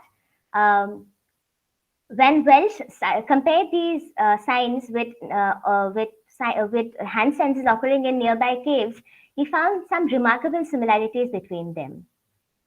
So if this is the case, then perhaps these gravital hand stencils could be the very first instance of writing of humankind. So we now move to some concluding remarks. So all of these studies offer us with insight into some of the most persistent questions of this subject, as we have already discussed. And while they certainly lend us a direction in finding answers, they at the same time pose some new questions and open up a vast possibility for further research by using a combination of traditional and unconventional methods. Thank you. Oh, thank you, Anaska. That was wonderful. But I think it was a lot of things to be maybe commenting on the coming towards the end when we discuss comments on this. I'm expecting because I myself was excited to say many things on that. Anyway, so be there online for towards the end when the questions comes up. All the speakers should be there.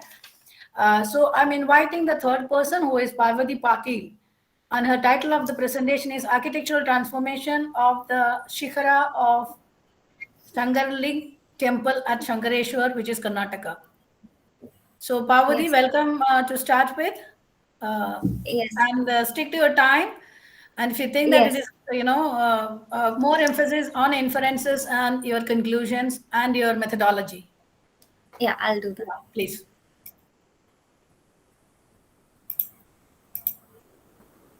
Yes, is the screen visible? Yes. Yes, okay. So good afternoon, I'm Parvati Patil, and today I'll be presenting the paper titled Architectural Transformation of the Shikhara of Shankarling Temple at Sankeshwar, Karnataka. The paper basically examines the changes that the Shankarling Temple, which is situated in Sankeshwar, has undergone within its Shikhara. So the temple is a Western Chalukyan temple, and a pyramidal Shikhara with staggered tiers in Nagara form has been built using modern materials like bricks and lime mortar, it was probably built around the 18th or the 19th century. So this pyramidal Shikhara looks quite different from the rest of the temple that appears to be constructed in the typical Western Chalukyan style called the Vesara style. So the paper basically aims to study the changes in the Shikhara by analyzing the temples which have identical Shikhara forms. The main objectives of the study include to explore the factors that may have influenced the form of the temple Shikhara, to determine the reasons why the Shikhara was needed to be reconstructed in the first place, and finally to determine the trend of evolution that the temple has undergone from the traditional Western Chalukyan style to the current Shikhara. Also, the study answers the question as to where the influence for the pyramidal Shikhara came from and what factors impacted the reconstruction. So to understand why the Shikhara needed to be rebuilt in that particular form, other temples which have a similar pyramidal Shikhara in the neighboring regions have been compared to the Shankarling temple. So this is the first example, and that's the Mahalakshmi temple, which is located in Kolhapur. The temple, as seen in image, has 5 pyramidal Shikharas, and these have tiered levels that give them the tapering form, which is identical to the Shikhara that is in Shankarling temple. So additionally, what was also discovered is this interesting fact that Sri Adi Shankaracharya, who was the great apostle of a particular sect of Shaivism, visited this Mahalakshmi temple and erected various places like the Nagar Khana, the office, and the Deep Malas in the 13th century. So he also restored the temple deity when it was deteriorating. So what is notable is the fact that Sri Shankaracharya has a linkage to the Shankarling temple, where Shankar Bharati, one of his disciples' successor, visited the Shankarling temple and actually established the monastery there. So other temples such as the Temblai Devi temple in Kolhapur, the Binkambi Ganesh temple also located in Kolhapur was studied, which again have this similar pyramidal shikhara that is quite similar to the Shankarling temple. Also considering the Chintamani temple located in Teyur, this has a similar pyramidal shikhara, but it is slightly less staggered, and it appears to be slightly different with a larger finial that's quite decorative also. So also analysis of various Western Chalukyan temples that are located in Sankeshwar itself was done to understand why the Shikhara needed to be rebuilt in the first place. So the first example is a Lakshmi Narayan temple in Sankeshwar. This is located in close proximity to the Shankarling temple. In fact, they're located on the same street. So this is a Vaishnavite temple built in black stone in the same Western Chalukyan architectural style between the 10th to 11th centuries. Now within this temple, although occasional pujas are held, the temple is largely unattended, which is most likely due to the lack of worshippers. As a result, the temple is deteriorating, and only a few attempts for restoration has been made, as seen here. Also, it's quite poorly done with modern materials like concrete and cement. So there's no shikhara located on the roof. As you can see here, it's covered with vegetation, and there's no attempt even made to rebuild a new one. So the second temple is the Parshanath Basadi, also located in Sankeshwar, and it's dedicated to the 23rd shikhara of Jainism. And the Basdi is in close proximity to the Lakshmi Narayan as well as the Shankarling temple. So as you can see here in the roof, it's been reconstructed completely in concrete, and despite the loss of the original shikhara, a pyramidal shikhara with square base has been rebuilt using new materials. So now this shikhara does have certain parallels to the shikhara at the Shankarling temple, such as the tiered levels that create the pyramidal shape. However, the shikhara here in the Basdi looks to be shorter, steeper, and has fewer projections. So coming to the evolution patterns that the Shankarling temple shikhara has undergone, by comparing the Shankarling temple with other Western Chalukyan temples which were built in the similar style, a dissertation study titled Comparative Study of the Shaivite Temples of Western Chalukyas, a case at Sankeshwar, Belgavi district, Karnataka, which was authored by me, attempts to determine what the temple may have originally looked like in the Vesara style of architecture. So this research aims to create projections of the temple original shikhara in Western Chalukyan style and determine the most suitable design. So the present new shikhara that's there here appears to be in dramatic contrast to what the study had developed. So to conclude, the factors influencing the shikhara's pyramidal form at Shankarling temple could have been derived from the neighboring temples as previously stated, and based on the analysis of the temples that are located in Maharashtra. Also, since Sri Shankar Bharti, who founded the monastery, visited the temple, the influence could have come from the Maharashtra temple as well. That's the Mahalakshmi temple. Also, another interesting fact that was discovered is that Randul Khan, who was from the Adil Shah dynasty from Bijapur, visited the Shankarling temple and actually aided Shankar Bharti in building the monastery of the temple. So there's a slight possibility that the influence could come from Bijapur as well, as the primary building material there was bricks. And as stated earlier, the shikhara here was built in bricks and mortar. Additionally, according to the analysis of the Lakshmi Narayan temple and the Parshanath Basti, which are located in Sankeshwar, these temples belonging to the Jain and Vaishnav sect have been built during the same period and in the same Western Chalukyan style. So all these three temples are missing the original shikhara, with the Shankarling temple and the Parshanath Basdi having the recreated shikhara in pyramidal form. So this could be due to the fact that they were most likely considered at the same time during the 18th or 19th century.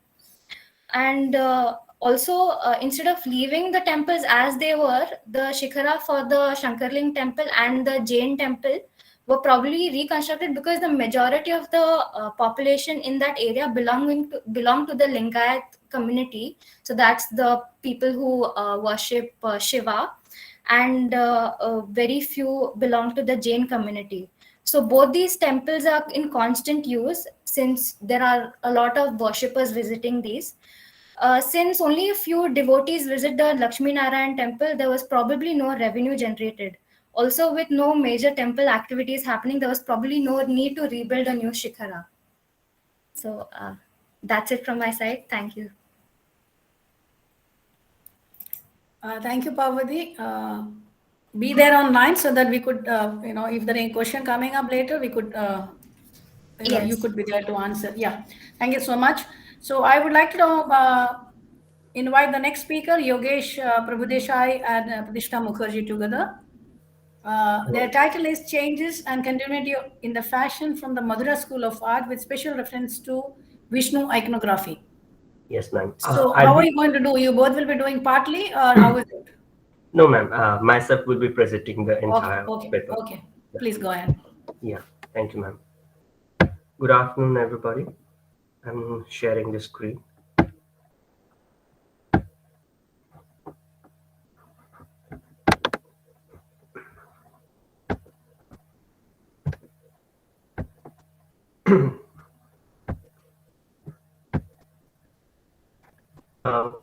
Can you see the full screen? Yes. All right.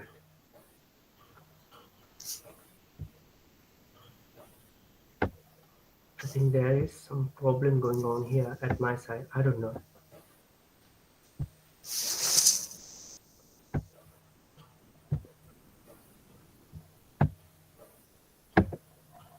All right. I guess now you must be seeing the full screen preview, right? It's fine. Yeah, fine. So, change and continuity in the fashion from Mathura School of Art with special reference to Vishnu iconography.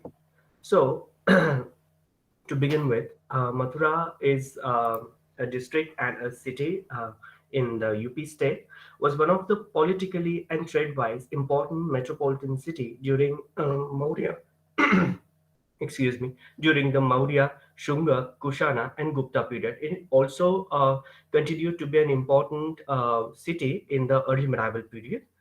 The art forms in the Mathura gained new dimensions after their utilization into making idols for various religious streams such as Shaivism, Vaishnavism, Buddhism, and Jainism, as icons are more than expression of staunch religious beliefs if their symbolism and reason behind their features and attributes are analyzed. And thus, the idols, they really tell us a lot of stories, a lot of religious changes and the ideas that were happening during that period. So here is the map of Mathura, and here we can see how Yamuna River separates Mathura, and a large portion of the archaeological destinations are situated towards the west part of the river. Now let us have a quick review of the archaeological, historical, and political background of Mathura. The material evidence from the region, comprising a prolific sculptural tradition dating back to at least 200 BCE, and it flourished without any breakthrough Kushana, Gupta, and post-Gupta periods, it underlines a long historical importance of that site. Firstly, because of it was a great trading center, and secondly, it rose to be a great religious center as well. As the eastern capital of the Kushanas, that the site has attracted the most attention. Here are some important Kushana kings, a list of important Kushana kings. Kujula Kadphises I, who established the Kushana Empire. Then Vema Kadphises, followed by Kanishka, Vasishka, Hovishka, and Vasudeva I. And after the Kushanas, another great empire, reigned there at Mathura, and that was Gupta dynasty. Here is the list of the important Gupta kings: Shri Gupta and Ghatotkacha, who established the Gupta Empire. Then Chandragupta I, Samudra, then Chandragupta II. Now coming to the Mathura School of Art. The practices in certain style that comprises of anatomy, drapery, utilization of ornaments and attributes, way of crafting, etc. They are responsible for an art school to take form. Of course, all these factors are affected by and made up of social trends and influences, and also not to forget that the religious influences, they also impact the school of art to take form. The icon itself, whether it is described in literature or sculpted in plastic form, is the result of a social experience. In the case of Mathura School of Art, we can bifurcate or classify that art into two segments, that is A, art of classes, and B, art of masses. So, as far as the art of masses is concerned, the terracotta figurines found in Mathura in abundance, they can be classified as the art of masses because of the following factors. Firstly, they were crafted with the impasto technique. Then the ornaments utilized with the impasto technique were very thick and with least decoration. Then their faces, they seem to be molded, and they had heavy headgears, and generally they have been identified as the matrikas, or mother goddesses, but there is a possibility that they could be dolls as well. And here are another terracotta figurines from Shunga period, and from this Shunga period, we begin to see the exact germination of the Mathura School of Art. And here we see some of the important features that we continue to see in the Kushana period as well. And some of the features are still carried forward in the Gupta period as well. So here are the salient features: choker and triangular necklaces, then heavy bangles, bracelets, armlets, then heavy headgears and heavy earrings, and rounded limbs and more of a rigid posture. So these are the important salient features that form as a very basic basic identifications of Mathura School of Art. Then coming to the stone art, here we see the yaksha figurines found in Mathura. So again, here we can see the choker and the triangular necklace and the heavy headgear and the heavy earrings as well, and their posture is pretty rigid. So these are the important features that represent the Mathura School of Art. Of course, not to forget the red sandstone that was utilized to craft the idols that was found from the Sikri quarries. Here is another example of the stone art from Mathura. So here we can see again an important feature is that the yaksha, all the figures that were crafted during the Kushana period, they actually had their ideas from the yaksha figurines or the yaksha figures. And that is why we see this in these figures a fleshy body, a very simplified and very simplified clothes, simplified ornaments, and their rigid postures as well. And this is the upraised hand, that is Abhaya Mudra. This is one of the salient features that we see in the Vishnu and Shiva iconography as well from the Mathura region. And again, as I said, the choker and the triangular necklace and the heavy earrings. Again, here we can see those salient features. And as I said earlier in the previous slide, the upraised hand, the Abhaya Mudra, that is reflected here in this Vishnu idol as well. And here we can see this Vishnu is from the Kushana period, and next to this image is the Vishnu from the Gupta period. So after having introduced briefly with the Mathura School of Art, let us now focus on the Vishnu iconography. But before that, we must understand the Yaksha iconography, the salient features of the Yaksha iconography. So here are two examples of the Yakshas, and now let us analyze them.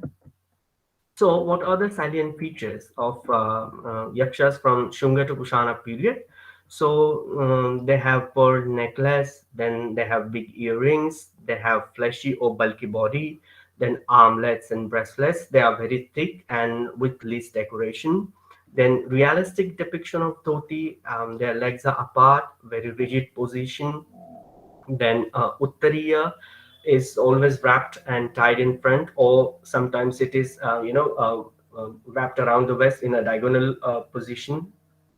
Then they have choker and the triangular shaped necklace that we saw in the Shunga period as well. So again, that these features have been carried forward.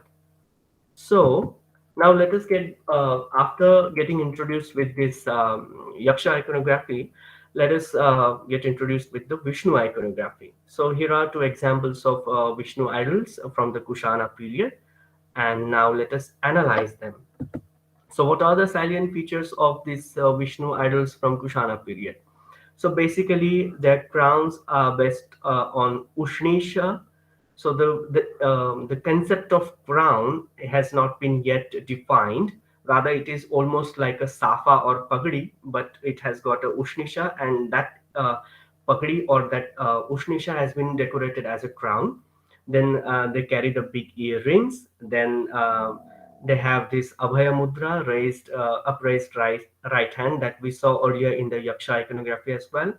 Then they have simple armlets and bracelets, and the most realistic depiction that we see here is the gada or the mace that has been upheld, and it is as big as a human figure. Then here we see the chakra. It is also big in size, and it's almost like in the shape of a shield. Oh, pardon me. It is almost in the shape of a shield. Yeah. And again, here we see the pearl choker and the broad necklace as well. And the most important thing in the Kushana period Vishnu iconography is that he holds a fruit. There is no introduction of lotus and shankh or conch in the Vishnu iconography from Kushana period. And as I said earlier, this diagonally wrapped uttariya that we can see here, that has been also taken from the Yaksha iconography from the Shunga period as well. So after getting introduced with Vishnu iconography from Kushana period, now let us get introduced with the Vishnu iconography from the Gupta period. So here are two examples. To the left is the Vishnu from the early Gupta period, and to the right he could be from the late Gupta period. So let us analyze these two figures now. So again, here we see the crown is based on the Ushnisha, yet they haven't figured out the crown that we actually start to see from the early medieval period. Then they have pearl choker and broad necklace, and now they have defined the anatomy in Gupta period. They start to define the anatomy of the figure. Now Vishnu figure, they have broad shoulders. Then the figure is pretty defined and slender. Then the depiction of dhoti is yet realistic as it has been shown in the Kushana period. And another feature is added in the Gupta period, that is the Vanamala that has been wrapped around Vishnu's shoulder. Then Uttariya is wrapped around his thighs, and it is either tied in front or it has been tied in the side. Then another feature was added was the facial expressions or the facial features. That was bow-like eyebrows, then lotus petal-like eyes, and big lower lip. Again, the Abha Mandal was also carried forward. Abha Mandal behind the head was also carried forward from the Kushana period. Then the designer necklace is there. It has been added, another feature. And one important change takes place in the Vishnu iconography is that all the hands of Vishnu are now facing downwards. So this is very important change that takes place in the Gupta period. And introduction of Shankha is also an important change in the Vishnu iconography. So to conclude, here we can say that the Mathura school of art, it developed gradually with the continuous practice of certain iconographical patterns that started earlier and developed in Kushana period, and that we begin to see Vishnu iconography designed on the same model as already practiced Yaksha figures. In the Gupta period, there seem to be changes brought in the Mathura School of Art, and it changes its face so much so as to establish itself as the prototype for the early medieval iconography in general. So it seems that during the Gupta period, the beauty norms in a figure were already fixed, and they seem to have continued in the upcoming centuries with regional variations, of course. For instance, the lotus eyes, bow-like eyebrows, lower lip bigger than the upper lip, then the slender torso, broad shoulders in male figures, of course, etc. And all these features can be seen well reflected in the Vishnu iconography. The big size gada, that is mace, it becomes short for the sake of aesthetics, and so does the chakra. The introduction of lotus in Vishnu iconography is only after the Gupta period. Hence, we can assume that there were continuous changes in the iconography in general and in the Mathura School of Art and that of Vishnu in particular, as there were changes occurring in the realms of religious practices as well. And that's all. Here is the list of the references. Thank you. Thank you, Yogesh. Please stay online so that we will have, when we open up the session for discussion and questions, you will be there. You should be there once.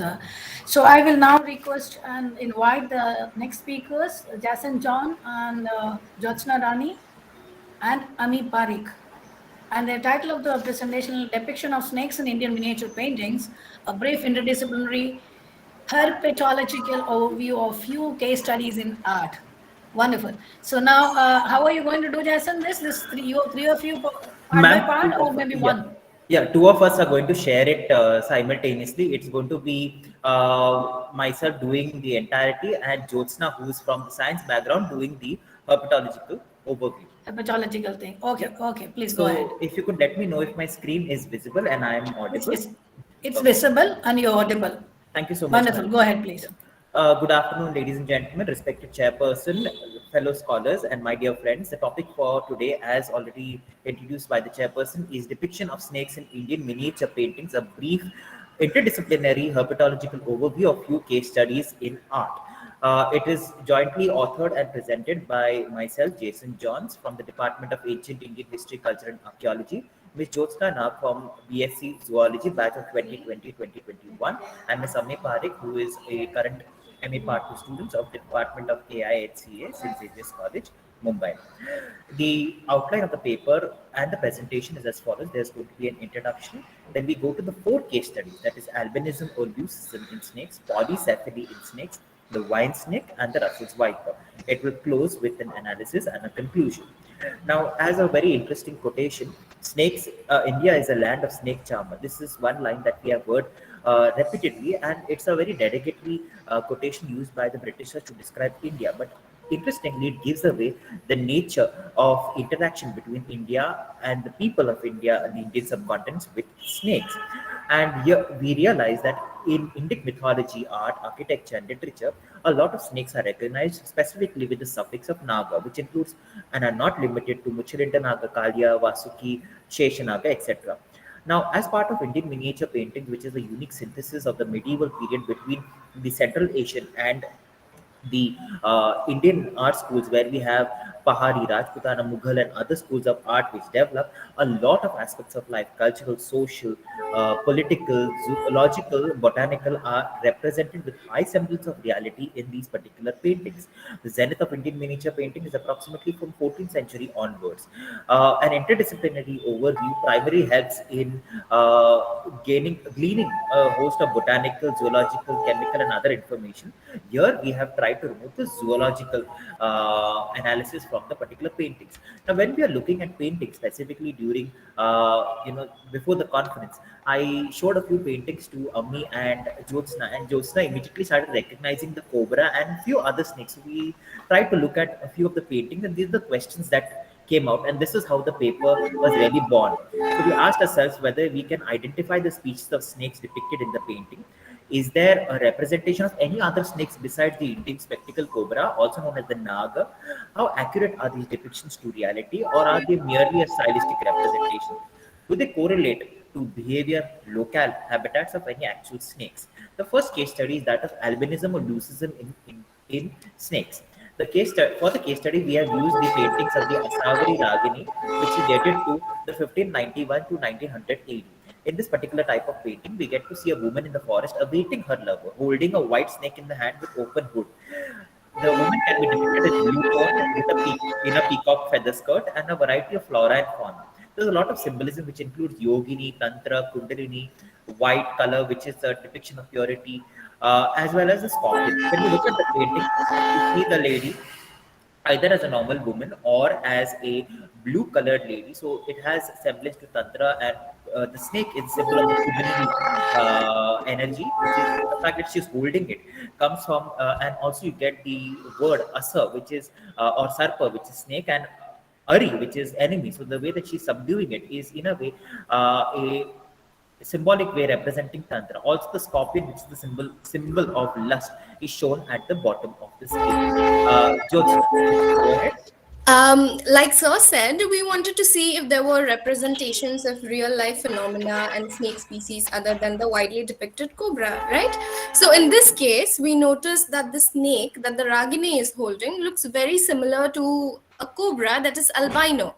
Albino meaning that it lacks the color pigment melanin. So in very simple words, albinism is a genetic condition that affects the melanin production in the body. We also see that the snake is hooded and has its upper body raised, which is a defense mechanism. So it feels threatened.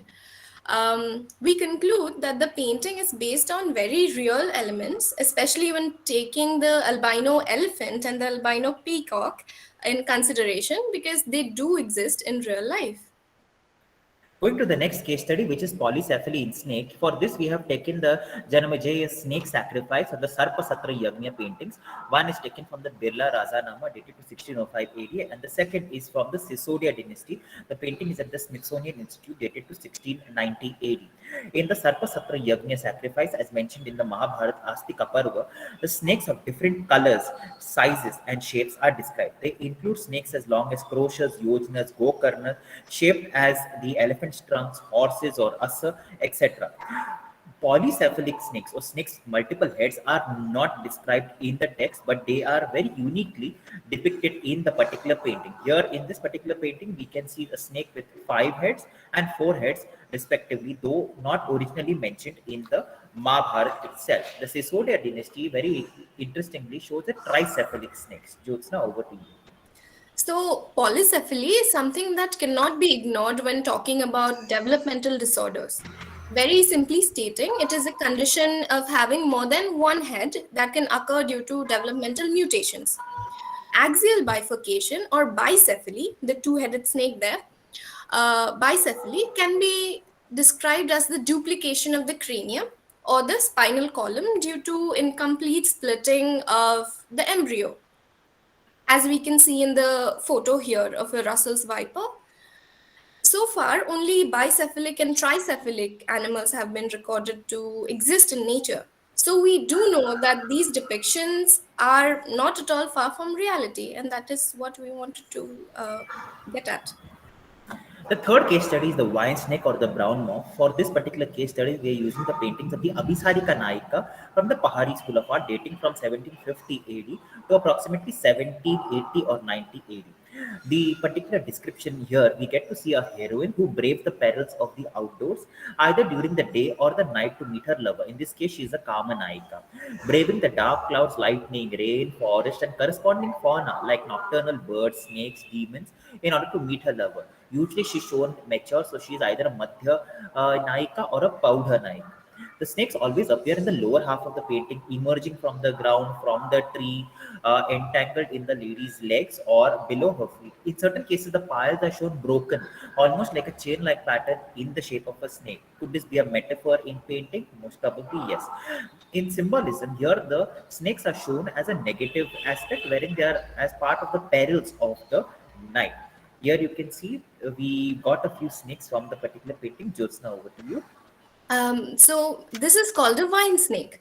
And vine snakes are called so because of their elongated vine-like body with a pointed snout, as you can clearly see here.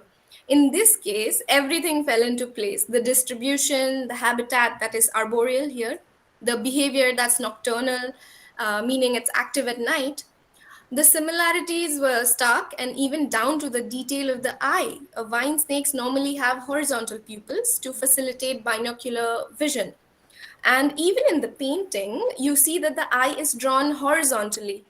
So we'd say that this is all very much real, and although there are creative interpretations, this is inspired from reality.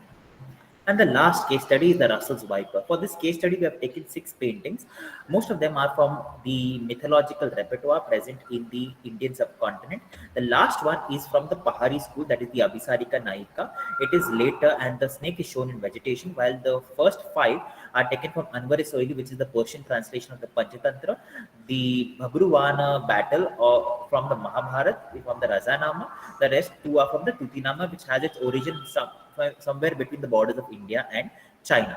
Over here, we get to see that the dating is 1560 to approximately 1800 being the last of the lot, while the core time period is 1560 for the first 5 paintings, puts us in the time of the Mughal Emperor Akbar and the Karkhanas that were there.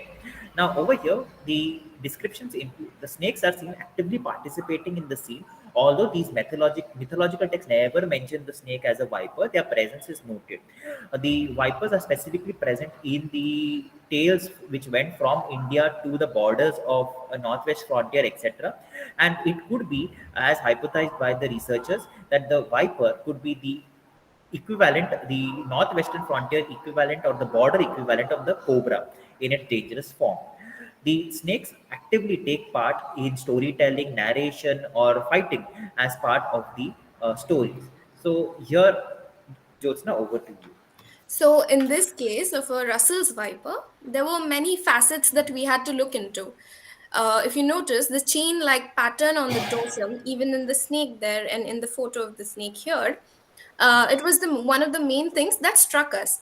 Although the species is not primarily arboreal, it does climb, as shown in the painting and the photo. We found similar looking snakes in the texts of Razanama and Anwari Suhaili. What's interesting is that, as Sir said, the paintings depicting the story of Frog King Shapur and the snake actually seem to have Chinese influences. So considering the distribution and the terrestrial habitat shown here, the snake depicted here could very well be the eastern Russell's viper, which is Daboia siamensis.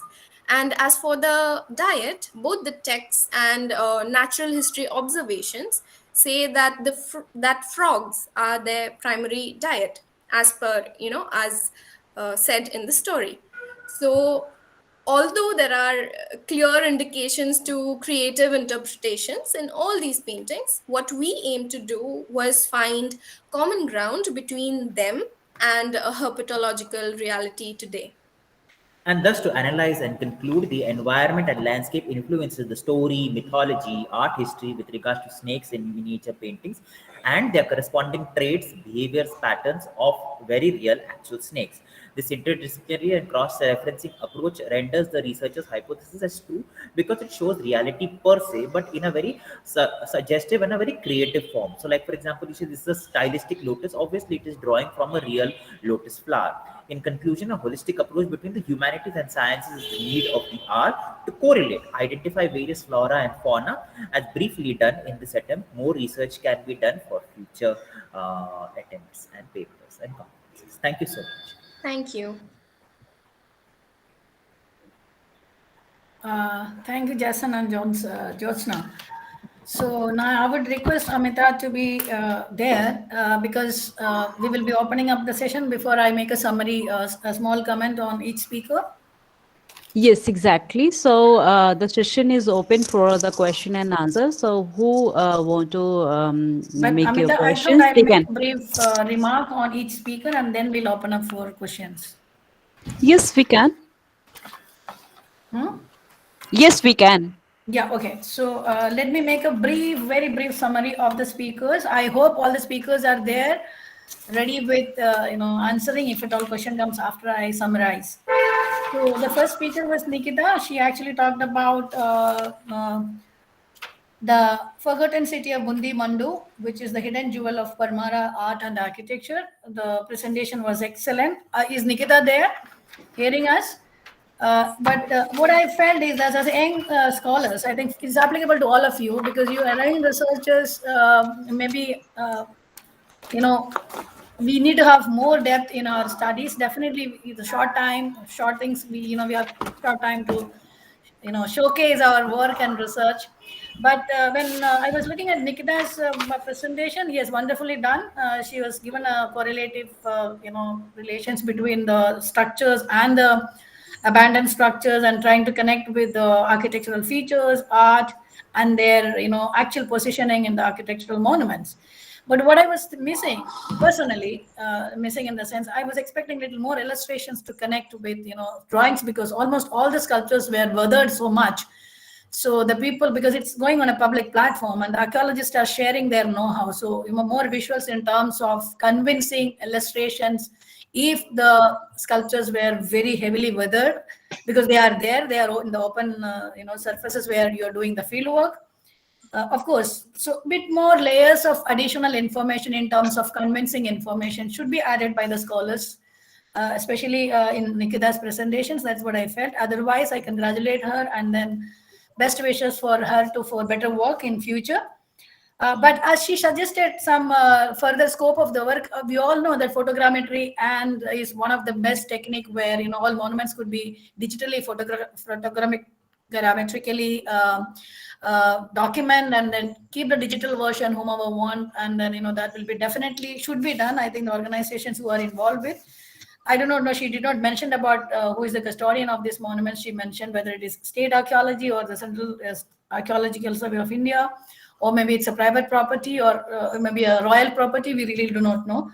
So, but there is a scope of doing a lot of photogrammetric studies to make digital versions of these monuments, which will be further convincing. And also, I felt she should also emphasize something on the awareness, because people are not aware, because that's why it's a forgotten city. So maybe a bit more on the awareness part from the archaeology could be done.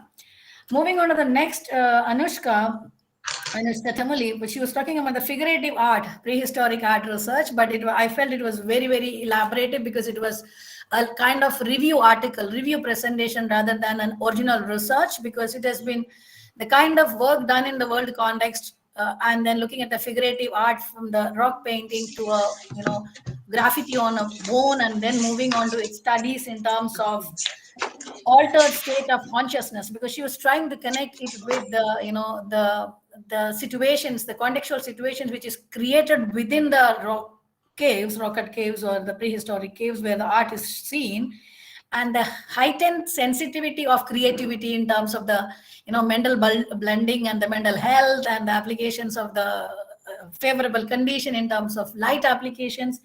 She was referring to some article which is giving light calculations, and also she did something on isotopic analytic data. I thought isotopic analysis for the dating techniques. So there was few inferences which was based on some review or maybe some study. I think you need to get into more depth to stand with it, or maybe have more arguments on it. But definitely it was a good attempt, because she was connecting with isotope analysis, mental status, heightened creativity, and also coming towards the end as the phonetics and the sign language. Anyway, it was too much for a short time, and I felt it was review. So Anushka, I think you may get into one dimension and go more deeper and have more concrete. Maybe some of your work you could do, just not a referencing and reviewing. The third one, which was Parvati, talking about the Karnataka temples. Yes, of course, I was also feeling so bad when I looked at the kind of restoration and reconstruction they have done, using the modern material and juxtaposing it with a kind of a collage which is made. The mandapa, the garbhagriha and the mandapa in front, good mandapa, and other mandapas were looking dormant, and then you have a different version which is on top.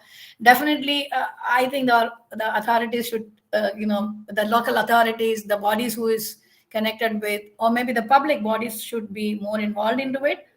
But of course, but at the same time, I think possibly because that was a black stone structure, and then they were just negotiating with the availability of raw material, which was bricks to them, possibly easily available, or maybe some kind of a compromise. That's what I felt when she was talking about her inferences, though she talked about some other influences into it from Maharashtra and from other religious perspectives.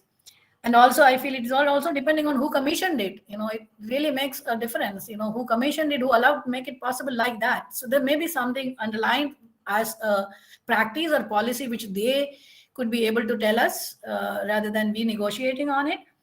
And then moving on to Yogesh, I found Yogesh, it was wonderful. Your illustrations were convincing. Your journey from making the style of Madura art from Yaksha to Gupta, delicately ornated Gupta images, Vishnu images, that was wonderful. Your illustrations were good. What I felt is that, but what are these inferences, tell us? These are the evolution of the story, the continuity of the tradition. Something has been added up from early time to Shunga time to later you have seen in Gupta. So I think you should maybe highlight a bit more on its inferences and implications, social dimension of these changes, not just an iconographic thing, to make it more meaningful and connecting with the patronage, the commissioning, the stylistic variations and their influences, and how the social acceptance has been happening to it. So that's just an addition of one point which I thought, because when you see the terracotta mother goddess of early time, and then you see the Sunga plagues of the wonderful lady ornamentation, and the late stone Vishnu images, heavily ornated, wonderful. So, but I think we really have to make the story a little more connected, embedded with the social dimensions, so that it makes meaning. Coming to Jason and Jyotsna, I think it was wonderful, because I was also looking at the snakes all coming to heaven, and then so many case studies in 5 minutes, 10 minutes. It's like miniature paintings. Yes, I was just thinking, identifying the fauna, identifying their species, and then making more meaning of what possibly when the artist made it, they just looked at the topography, the landscape, the myth, the story, and what school of art it has been put up. So basically, I really do not know whether when we looked at from a different direction and tried to impose science on it and say that okay, we are trying to identify the species. Of course, it is a nice effort, we should do that, but I do not know whether when the artist was doing, they were thinking of whatever comes to them, they pick it up. It's like it's so possibly, yes, identification in terms of when you look at a Pahadi school, what species was available there. When you look at the Mewar school, what possibly as you have shown possibly. I think that was wonderful in a way. That was quite interesting. But I'm sure that Jason is doing a lot of reading on miniatures. I don't know. I was just thinking of that when I heard from you. There's kind of feeling which came to me. So best wishes for both of you to have more interpretation, more in-depth identification. And maybe you can take up one school and then segregate what all there, what all kind of, minor elements coming in, their variations, their mutations, as you said, the kind of bifurcation coming in, whether this kind of a thing is actually happening or not, and then how it reminds me when I look at the Indus Valley figure which have 3 heads and the unicorn. We always wonder why the species here, where was it existing or not, whether that climate was suitable for it, if it's why we are not getting some osteological evidences of that, or maybe some bone remains, some other things like that. So I think that's a wonderful area to work on in relation with art. And I think that's my remark. But to all the young scholars who are presented today, big upload for you. And I think you need to, express this like more deeper. And as Amita said, now we are opening up for questions. So Amita, please take it up if you I could see any questions. I can also see the chat box, but I don't see any questions. You can unmute yourself. If you have any question, you can ask directly. Anybody have the question? From the audience, anybody have the question? We are on time. Okay, I have one question from Jason. I'm very interested in your presentation from snacks and these things. I am very curious to know, do you studied like these type of species are found in that particular area or not? Because I'm very curious to know about this. Jyotsna will enlighten us on that. Yeah. Yeah, ma'am, we did take into consideration what, I did mention the word distribution a lot. So in science, distribution would mean the number of species that are distributed in an area. So we took India, and even when we were talking about the Russell's viper, we mentioned it having Chinese influences. So we did go over all the species of snakes that are in China, that are found in China, and brought out similarities and found which snake looked most similar to the one we have in question. Also, like Ambika ma'am said, to take different criteria to identify it in depth. We took diet, which is, I mentioned it, the Russell's viper having frogs as its primary diet. It coincides with the text. The frog king Shapur asked the serpent to devour all the frogs. So that indicates that the serpent there was also a frog eater. So distribution, their habitat. So like in the vine snake has an arboreal habitat, which is it dwells on trees. That was something we took into consideration. Also, its morphology, just also patterns on their dorsum for the chain-like pattern on the Russell's viper. So its morphology, the patterns, distribution, diet. Time period, the time of the day. So some of them are active in the night, like the nocturnal activities. Yes.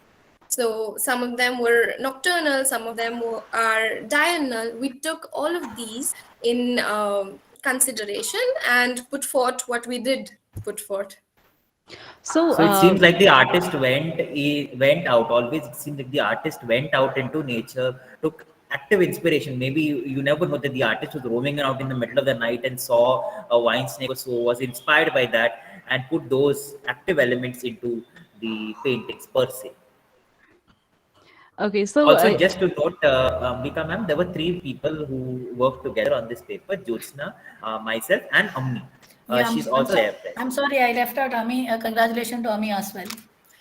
But Jason, I was just thinking again, like the number of folios you have checked in terms of, one case study in one folio, how many of similar inferences can be seen, and what is, if you have more quantum on it, and if variations comes up, what is your I usually take not one, but I take more than one. So like for example, in the Asavari Ragini, the Ragini with the snake upheld, I took around say 3 to 4 of them, and in most of them we see the white one. Okay, but there are others with a black cobra, others with something looking like an earthworm, not even a snake. Okay, so yes, definitely, and we have picked and chosen out the ones which are corresponding, and it seems like the particular artists are trained with our Indian aesthetics. So like for example, they are taking inspiration from Vishnu Dharmottara Purana and the white color, the Shweta color which is coming up, and all of this. So we can see that a particular person has devoted themselves through an aesthetic tradition. And I'm not taking only one painting. I usually see that there is a collaborative approach, because one is not a good sample. Scientifically speaking and stuff. So I've always taken 1 or 2 and I've compared to see. So I even in that Asavari Ragini, I took a one wherein she is shown in a normal human skin color, while the other ones are shown in blue skin tone, which has the religious and the tantric connotation, or so and so, occultic connotation. Yeah, because I was just thinking, when you look at the color toning and the color variations they make, there can be many significances. Something, as you said, religious. Something is like scientific in terms of medicinal property into it. So they wanted some specific color of the snake coming in. So very many reasons why they do it, and it have local implications on it. Influences which possibly could bring in more meaning. So it's a nice attempt. I think you have a long way to go, because there are so many questions to be answered. I think Amita ma'am wanted to ask something.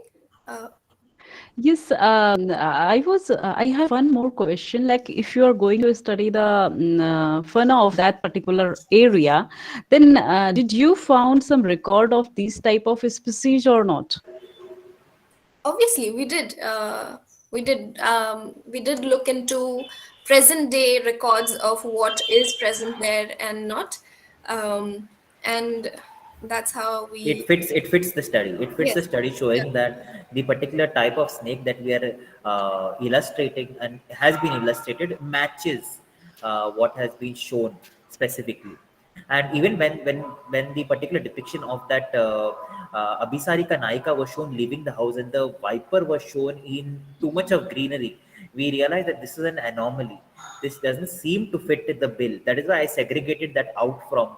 So that means maybe the artist has been trained, maybe say by his masters or the kalakar through the tradition, and he has been doing, maybe he followed his teacher, but he used the local flora and fauna rather than the arid landscape which is there on northwest frontier or the border. So you can see that you can know that this particular snake doesn't belong over here, but the person has shown.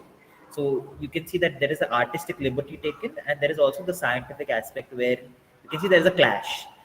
There was a similarity and differences which you pointed out in this particular. So thank Yeah, you. that's a very tricky point. But it was quite nice presentation for me, because we can study more and more animals from these type of paintings. So anybody have the questions from Jocelyn and Joshina? They can ask if somebody is interested to ask the question.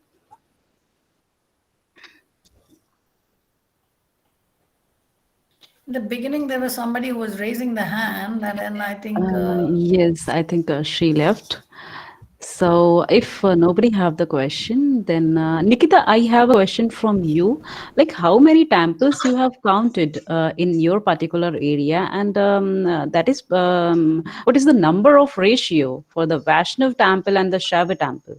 Because you have presented in your slide the Vaishnav temple as well as the Shaiva temple. But is there any majority in the Vaishnav temple or in majority in the Shaiva temple in that particular area? And do you did you make any comparison with other area, adjoining area for these temples? Can you please explain? Hello, ma'am. Am I audible? Yes, you are quite audible. I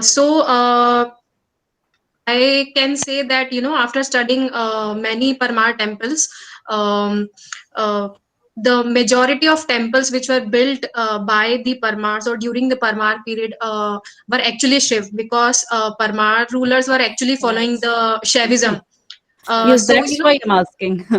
Yeah, so majority of temples are of Shaivism, and also few Jain temples are can be seen in the village of Un, from where I have taken the examples as well. But there are, I think, only few temples which are dedicated to Vishnu. I found one unfinished temple which scholars believe that it was dedicated to Vishnu in Nimawar region, which is near to the Siddheshwar temple in Nimawar. And it is actually unfinished, and we do not have a central image in the sanctum. But scholars actually argue that it was dedicated to Vishnu, because there are many mythological stories of Vishnu carved there, and also a few avatars of Vishnu carved. So based on that, scholars believe that that unfinished temple was dedicated to Vishnu. But majority of temples were dedicated to Shiv. And actually, I have seen that Parmars were actually started ruling from the capital city of Ujjain earlier, and then they shifted to Dhar. So, even in Ujjain, there are many temples which have not been actually taken in a major scholarship on Parmar temple, like even the Mahakaleshwar temple. It shows, the Parmar art and architecture in many places. And recently, excavation has been done in the Mahakal complex, from where Parmar period and Gupta period sculptures and remains are found. So, the temples which were found in the temple remains which were found in Budi Mandu actually shows resemblance with the adjoining areas of Madhya Pradesh, like the one where the one which are located in Ratlam, Ujjain, So, but I have not actually concentrating much on the area outside Madhya Pradesh. Okay, okay. Okay, Nikita, I think you should now collaborate with somebody who could help you out in photogrammetry and do a in-depth documentation and illustration development digitally so that you can have a better data with you. Yeah, ma'am. Actually, I am trying to find someone who can like the illustrator, so that I can actually because I can when I visited the site is actually very risky, and when I went to the site, I was completely mesmerized to see the temple remains and that so many parts are scattered. So I documented them and I identified the parts and tried to see if these parts where these parts were actually placed in the original temple. But my work is actually limited because I do not have the skills of illustrating. So I am actually trying to collaborate or find someone who can actually illustrate the images that I have found from the site and actually can recreate the temple in illustration. Yeah, but you can even learn photogrammetry. Just a photo Yeah, I technique will try and then to. add up on that. Yeah. Now you have to be multitasker because you have to do many things to, be competitive to the competitive world. Just reporting will not work. Yeah, ma'am. Sure, definitely I will try to learn. However, it was a wonderful effort. I think, you put a lot of effort to make and comparison and things like. It's just an added point. Don't take it the other way. No, Just ma'am. an added point. Yeah, yeah. So I think. Thank you, Nikita. I just have one more curiosity from you. Just the Yes, ma'am. last. Like these temples are made by local rock, or they were importing a rock from other side?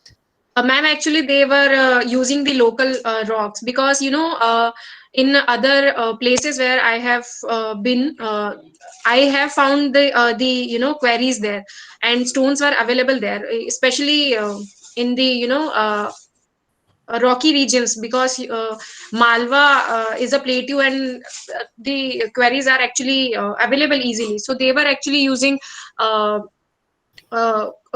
local stones, and I have not actually found mention of in the books where I have found that they were importing the stones from somewhere else.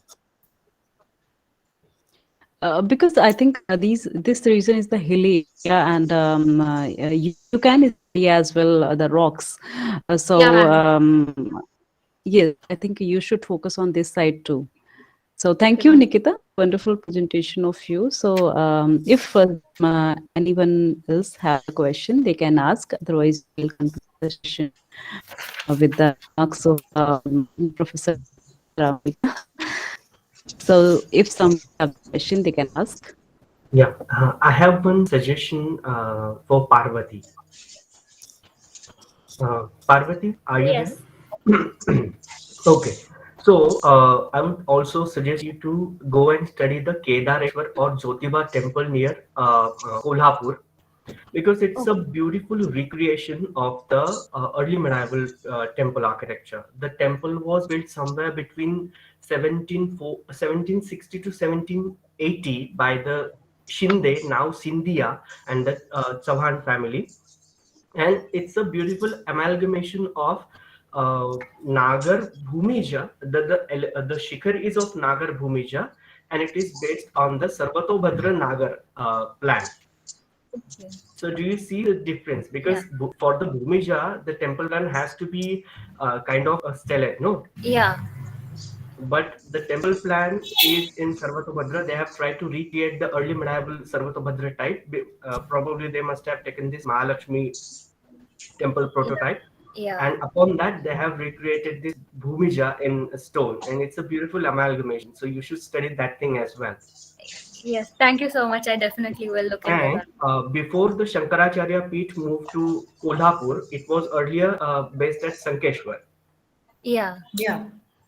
So, and Mahalakshmi was installed in the temple in the year of 1715, and the shikharas were added to the temple in the 1850 or something like that.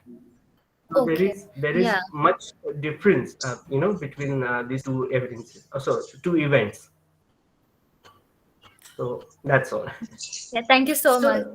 Yeah, so I think Yogesh has done a wonderful, suggestion in terms of missing links, because I think it was, I was just, when looking at the moment, I was just wondering, like, it's kind of juxtaposition on one about that, and it's like, you really need to have parallels to establish the, the connections, associations, and the spread. Then when we say, oh, the continuity and discontinuity, it's wonderful. I think you have good inferences to share with. Wonderful. Great. Yeah, thank you so much for that information. Yeah. I think you should take his email ID and get more information from him so that he can debate on different theories of Sure. how many temples we I have my research paper ready on that temple, so I can share it with you. That's not a Okay. Yeah. problem. Thank you so much. Yeah. Yes. Yeah, Parvati, we will share the contact details of Yogeshwara. Yogesh, so I think this will be quite helpful for you. Yes, ma'am. Yeah, that's a very nice gesture from the researchers, mentoring each other, helping each other, facilitating each other, and growing together. I think I truly appreciate that spirit, and then a big applause for Yogesh for that. Thank you so much. Thank you. So thank you, Yogesh. So if anyone else who have the question, they can ask. Otherwise, we are going to conclude the session. I think nobody is here to ask the question. We can conclude. Okay, Amita, I By take this your opportunity remarks. to thank you once again, and I thank all the participants for the session, and Ashu and the society for for this session, organizing this event, as well as for putting this session. Definitely, maybe in future something you do in connection with the museums and anything in connection with culture and heritage. Yes, definitely. Let's know how we could make it more meaningful. And thank you so much. Thank you so much once again. Thank you all. Thank you. And thank you, Ambika ma'am, for your reviews on my paper.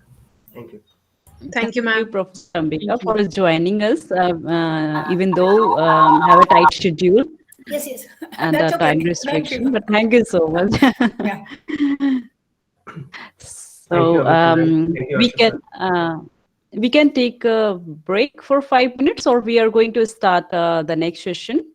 We'll take a break for 5 minutes. We'll start this Okay, session. we will wait for 5 minutes, just for refreshment, and after that we will go with the next session. Yeah. Thank you. Thank you all. We will meet within the 5 minutes.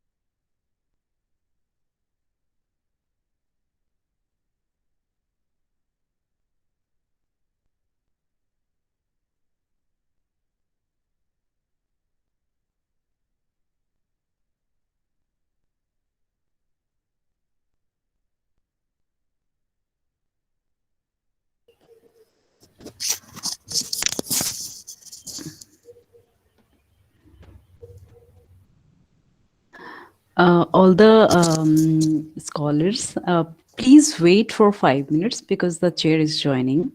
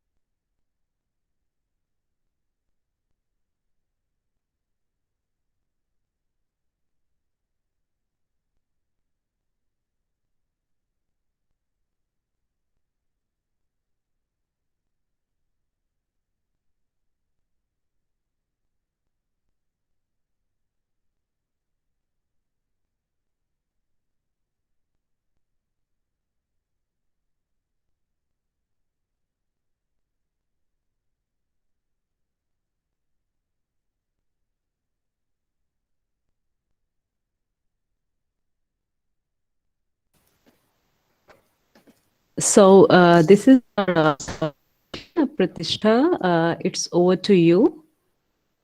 Kindly start the session.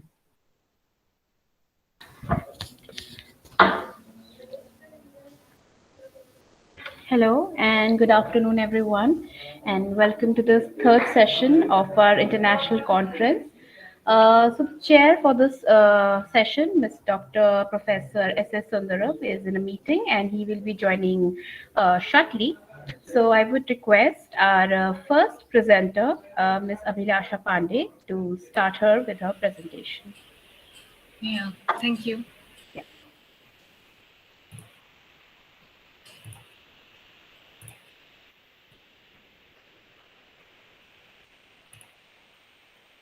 Good afternoon, everybody. My name is Abhilasha Pandey. I am a senior research fellow in the Department of Painting in Kala Bhavan, Vishwa Bharati Shantiniketan. First of all, I would like to thank the organizers and sponsors of the Asiatic Society for providing me the opportunity for presenting my paper at this prestigious conference.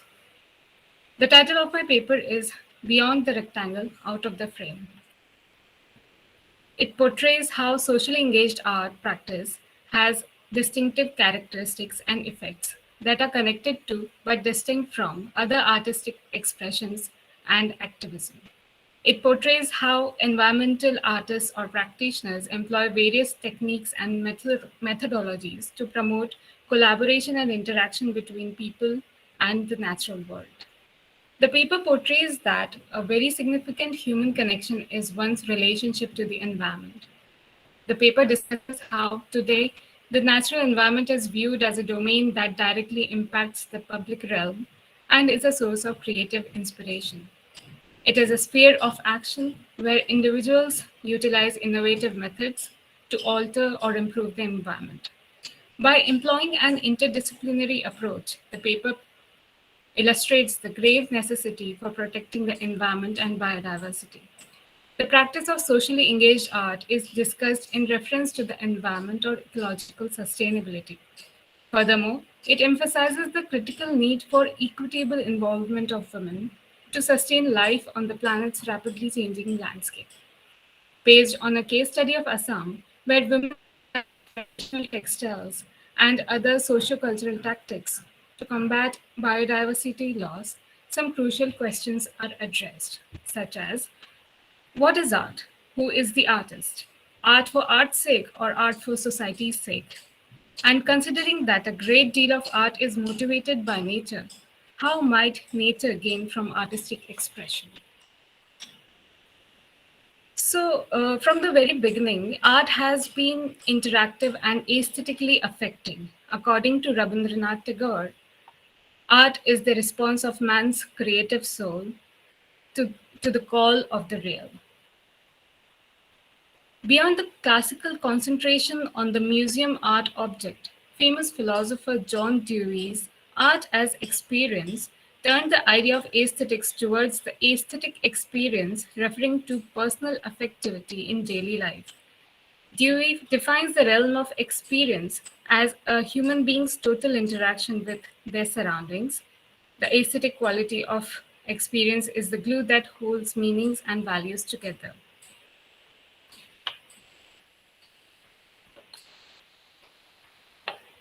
Moving forward to the dominant modern approach in art world, a set of concepts and institutions that evolved in the 19th century Europe formed the modern art world. Capitalist industrial organizations enabled the transfer of wealth, resulting in the emergence of a new class with both disposable income and leisure time. The art gallery, a new type of institution for the exhibition and enjoyment of art, was one manifestation of this new class's financial power. As a consequence of the modern system of thought and the art gallery's removal of art from the sphere of common creation, a new role for art emerged, that is, art for the sake of art or art for art's sake. Susie Gablik, an artist and art critic, claims that modern art is an expression of the extreme type of individuality that is encouraged in today's Western countries. Simultaneously, modern Western art has also had a considerable impact on Indian art in the last several decades. However, in order to connect with this prospect of effective and constructive change in every sphere of life, artists have had to create in ways that defy the prevalent ideologies and established institutions of modern art. And one such practice is the practice of socially engaged art. A working definition of socially engaged art is an artistic or creative endeavor that seeks to improve situations in a specific community or worldwide. Art and social justice, creative activism, community-based art, cultural organizing, participatory art, relational aesthetics, civic practice, and social practice are some of the approaches that come under this umbrella. Dialogue, community organizing, placemaking, public awareness campaigns, or participatory media making are tools in the arsenal of socially engaged artists. Instead of supplying the marketplace with commodities, participatory and socially engaged art aims to divert art symbolic capital towards positive social change. So here, who's the artist? It has been observed that the meaning of artist has evolved over time and in different contexts. An activist can be an artist, a gardener can be said to be an artist. Community collaboration during a harvest festival are an art in itself. So, regardless of whether or not they perceive themselves as artists in the existing institutional and in framing terms of art and the artist, everyone who does a thoughtful act might be considered one. Today, dominant ideologies of art in India are still connected with a small number of different sorts of fashionable media. It is the outcome of the modernist approach. So here I'm more interested in promoting Susie Gablik's connective aesthetics, a significant and essential paradigm shift.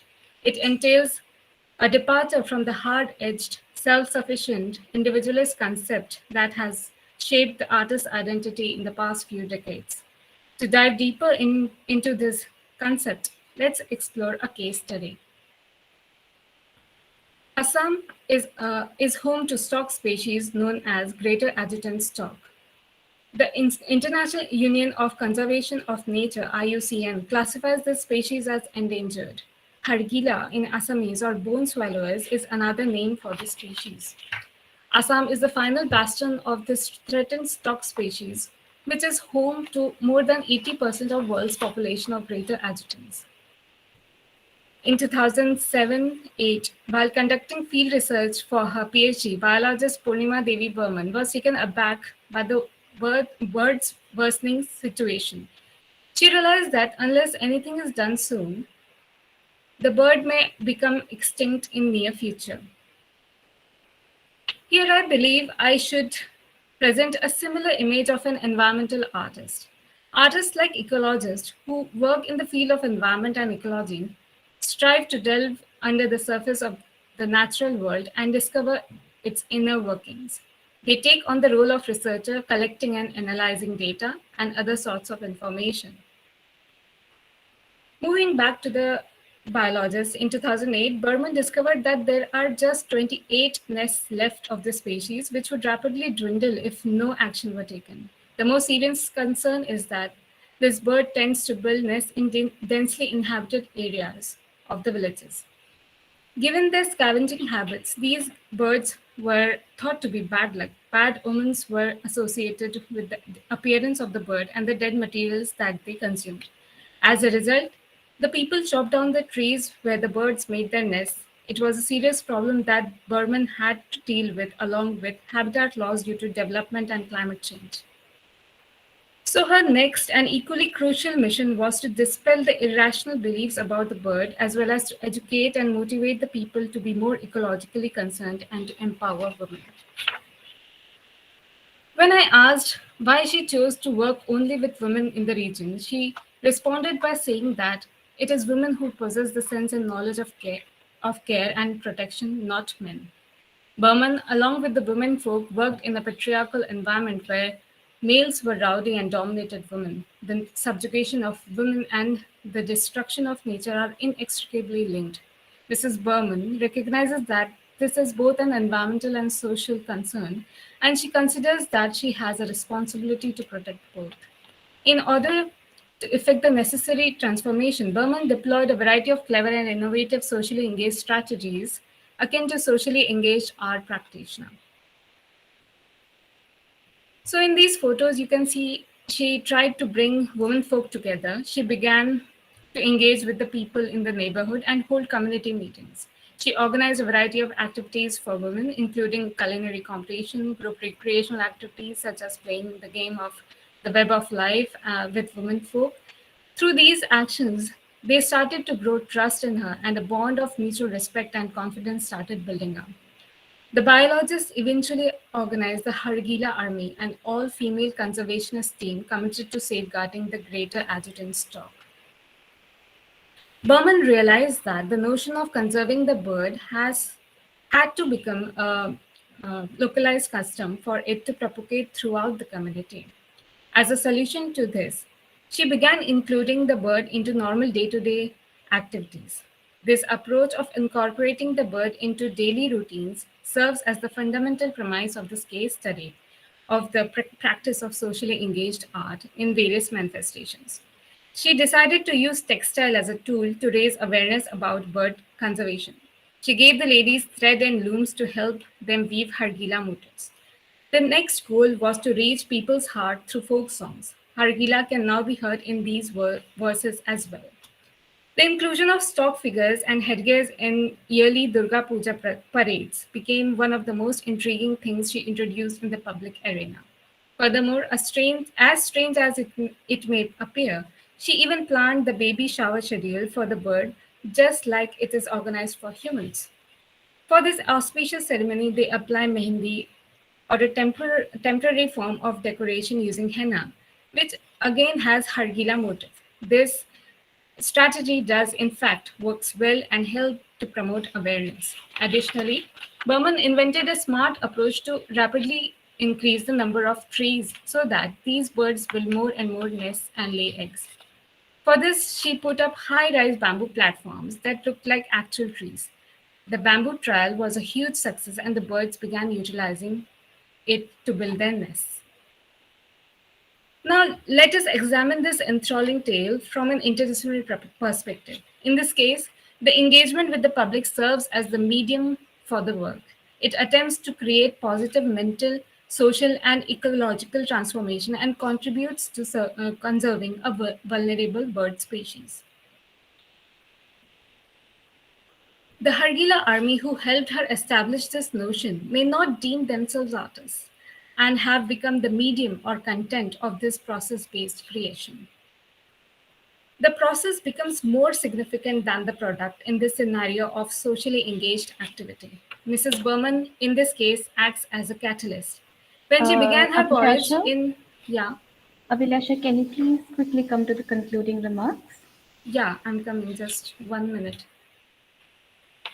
When she began her voyage in 2008, there were just 28 to 30 nests, but by 2021, there are hundreds of them.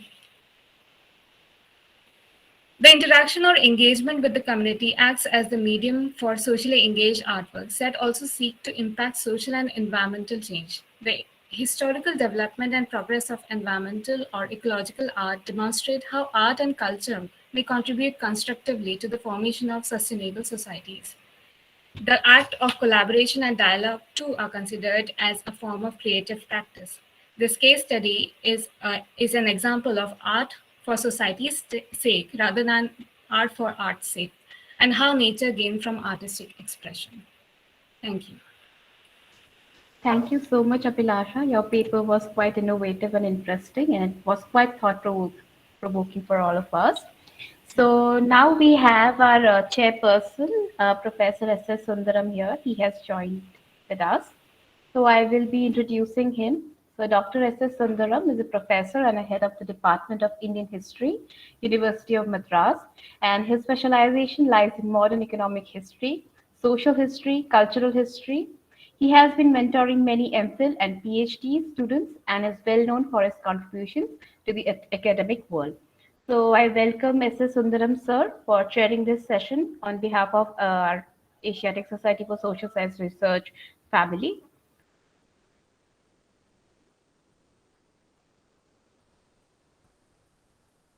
Okay, I think there is some technical issues.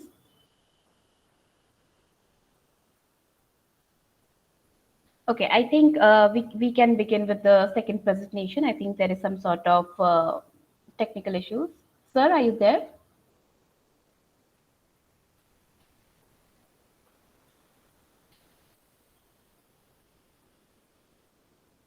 I think, sir, if you are speaking, you're on mute.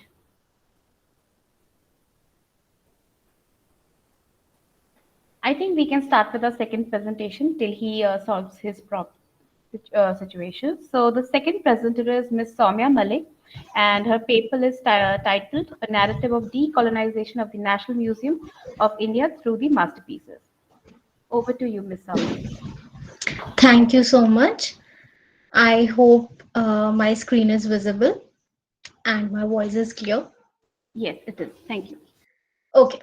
So good afternoon, everyone. I am Soumya Malik in my second year of PhD in the Department of History, University of Delhi.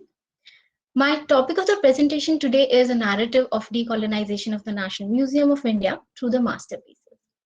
First, I would like to introduce you all to the definition of museums according to the International Council of Museums. That is, a museum is a non-profit permanent institution in the service of society and its development, open to the public, which acquires, conserves, researches, communicates, and exhibits the tangible and intangible heritage of humanity and its environment for the purposes of education, study, and enjoyment. So the academic knowledge and the cultural knowledge come together, and it builds a larger picture for us about the objects displayed in the museum. Traditionally, these museums tend to value the academic knowledge, and the issue with classifying with one type of expert over the another, we miss the rich history of the objects in the collection of museums, who gets to share these stories and who is in silo to one type of expert and maybe not to benefit the larger public. Museums have the power to challenge the beliefs and authority, inspire the movements, and change lives. They were historically built across as temples of art and culture, keeping in mind the European as an ideal image. In this historic pattern, non-indigenous people were collecting artifacts, the belongings, and the human remains of other cultures, trying to collect the authentic. The real work of colonization is the extraction of resources, and during that extraction, individuals and cultures are often destroyed and are also harmed.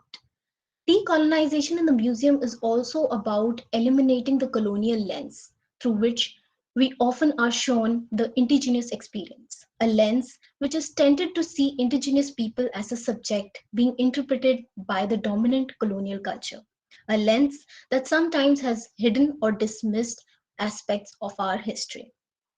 The use of scientific categories to represent these facts and histories rather than indigenous perspectives on the meaning and worldview is one example. Sorry to interrupt, Miss Soumya. I think are you changing the slides because it is not showing here? Yes, I will change when. Okay. Yeah, thank you. So, Okay. So, this is one example of how the museums mirror colonialism. In this sort of method, we see that the artifacts are exhibited as static, alone, and isolated, and sometimes with no narrative. So now I come to the case study of my topic here. It's the National Museum, New Delhi. With India getting independence in August 1947, an era of domination, suppression, and exploitation came to an end. The political conditions at the time frame between 1945 and 47 in the undivided India and also in Britain were such that they reflected in the years to come and are still prevalent in some aspects we experience today. Racial discrimination, prejudice, hierarchy were some predominant notions echoed not just in the society but also in the practices, acceptance, portrayal, and experience. It was obvious for the National Museum to have imprints of colonialism, as it was a product and efforts of time before India got independence. The formation of the national culture was definitely fueled by a desire to regain India's indigenous heritage, unfettered by external influences from the European or Islamic world during the early enthusiasm of independence. Now, I would like to talk about the different modes of collection of objects by the museum. Some of them can be bequest, gift, purchase, exchange, treasure trove act, loan, donation, or excavation. So the behind sharing this information about the modes of collection of the museum is that it gives a broader perspective of how inclusive is the collection of a museum is, keeping in view the different sources from where the object has been acquired, especially with consent in most cases.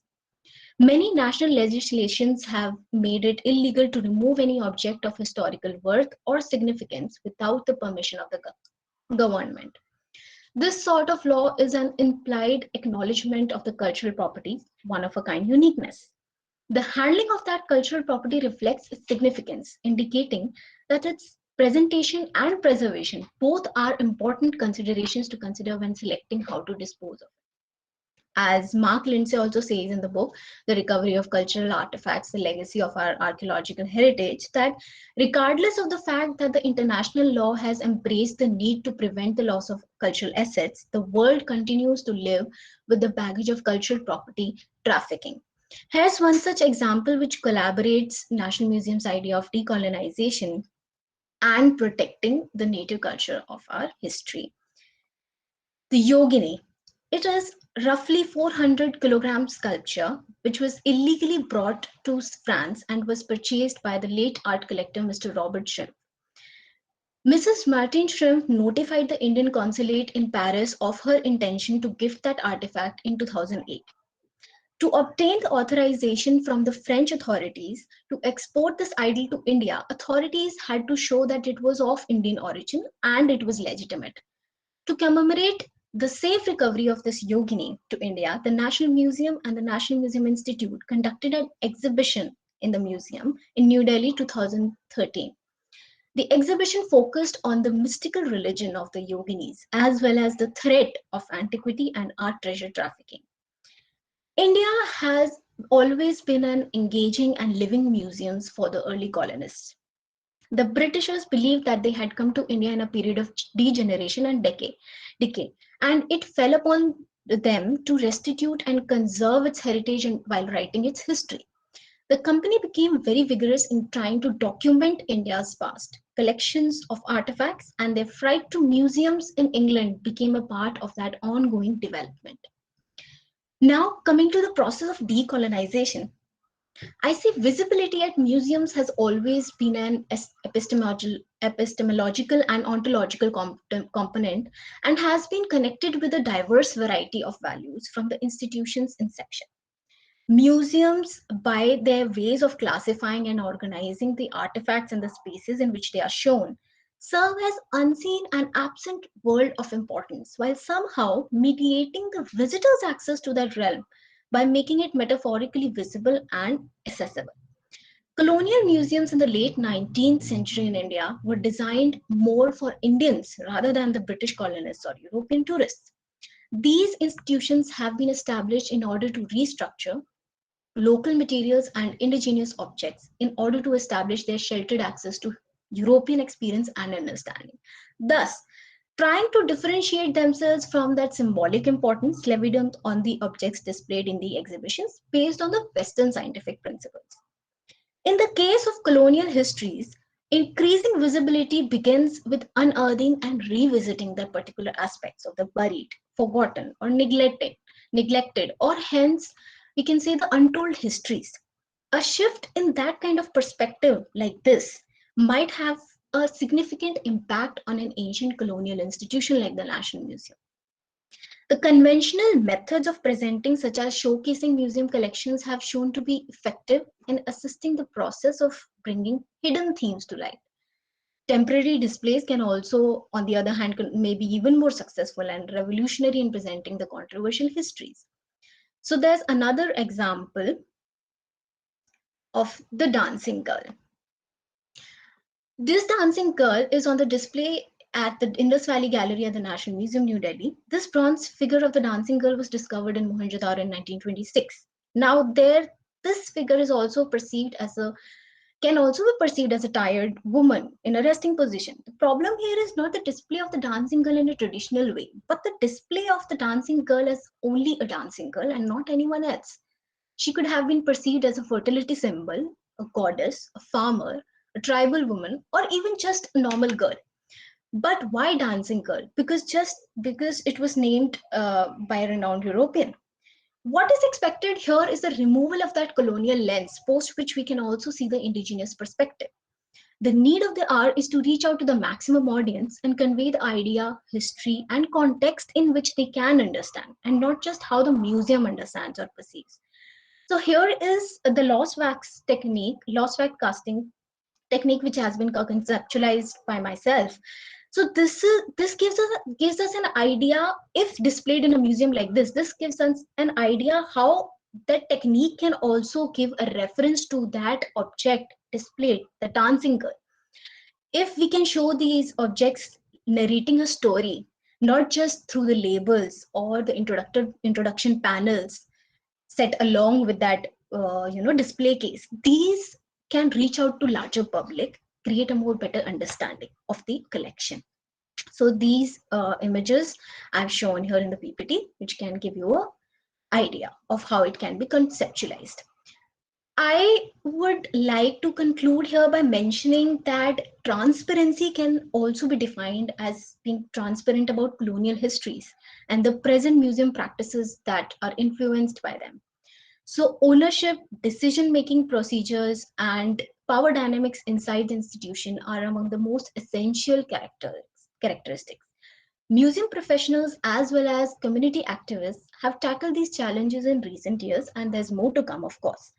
Conducting provenance research and disseminating knowledge about the item histories is a critical component of any decolonizing museum activity involving the collection. And the desire for openness in museums extends beyond the management of these collections to people as well.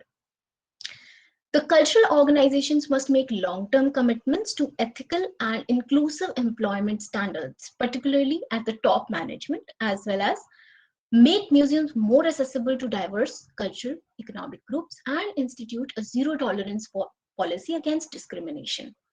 And several museums represent people. If they really do, surely it is preferable for individuals to advocate themselves rather than have speak others on their account. Some museums hold artifacts that were used to belong to individuals who may not have been even granted the permission or informed consent for their collecting and exhibition. Then they might prefer some of these things repatriated or maybe stored differently or showcased differently. Responding to these concerns is increased inclusion, which involves non museum personnel or new museum professionals in the museum activity. Ramya Malik, please conclude. Yes, sir. In the end, we can all agree with Erila Ezole, it is not possible to decolonize the museum without decolonizing the world. Thank you so much. Yes. Thank you so much, Ms. Malik. I think Sir is here. Good afternoon, Sir. I hope you're here. We can't see you. Yes. The third speaker, Pranjali Saini Gupta. Her title, Wardrobe of the Robes, Ceremonies, Diplomacy, and Material Culture. Now I invite Riza Gupta.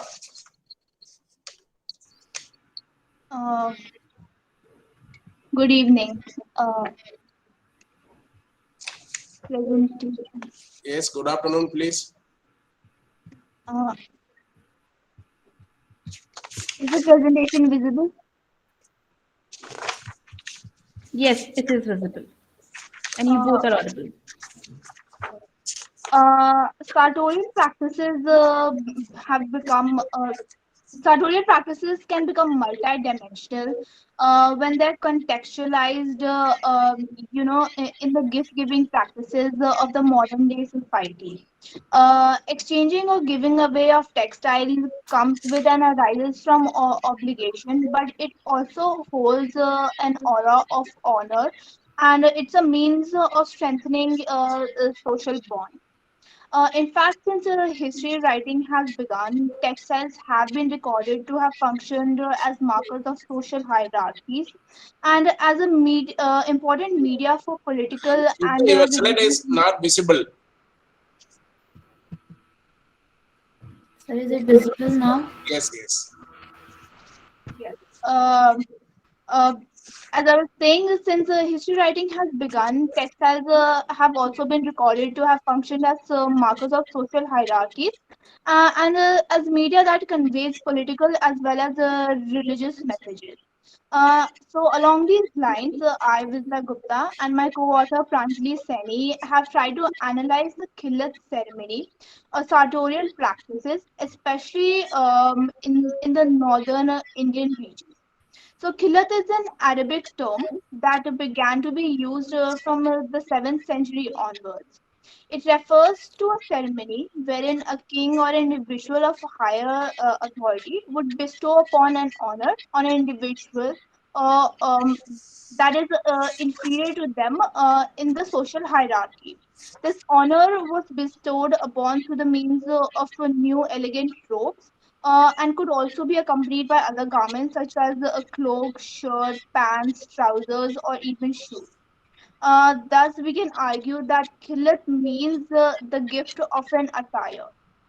These robes of honors were usually made out of high value textiles and were embellished with brocades, velvets, and for special individuals of higher stature, sometimes jewels were also added to these robes.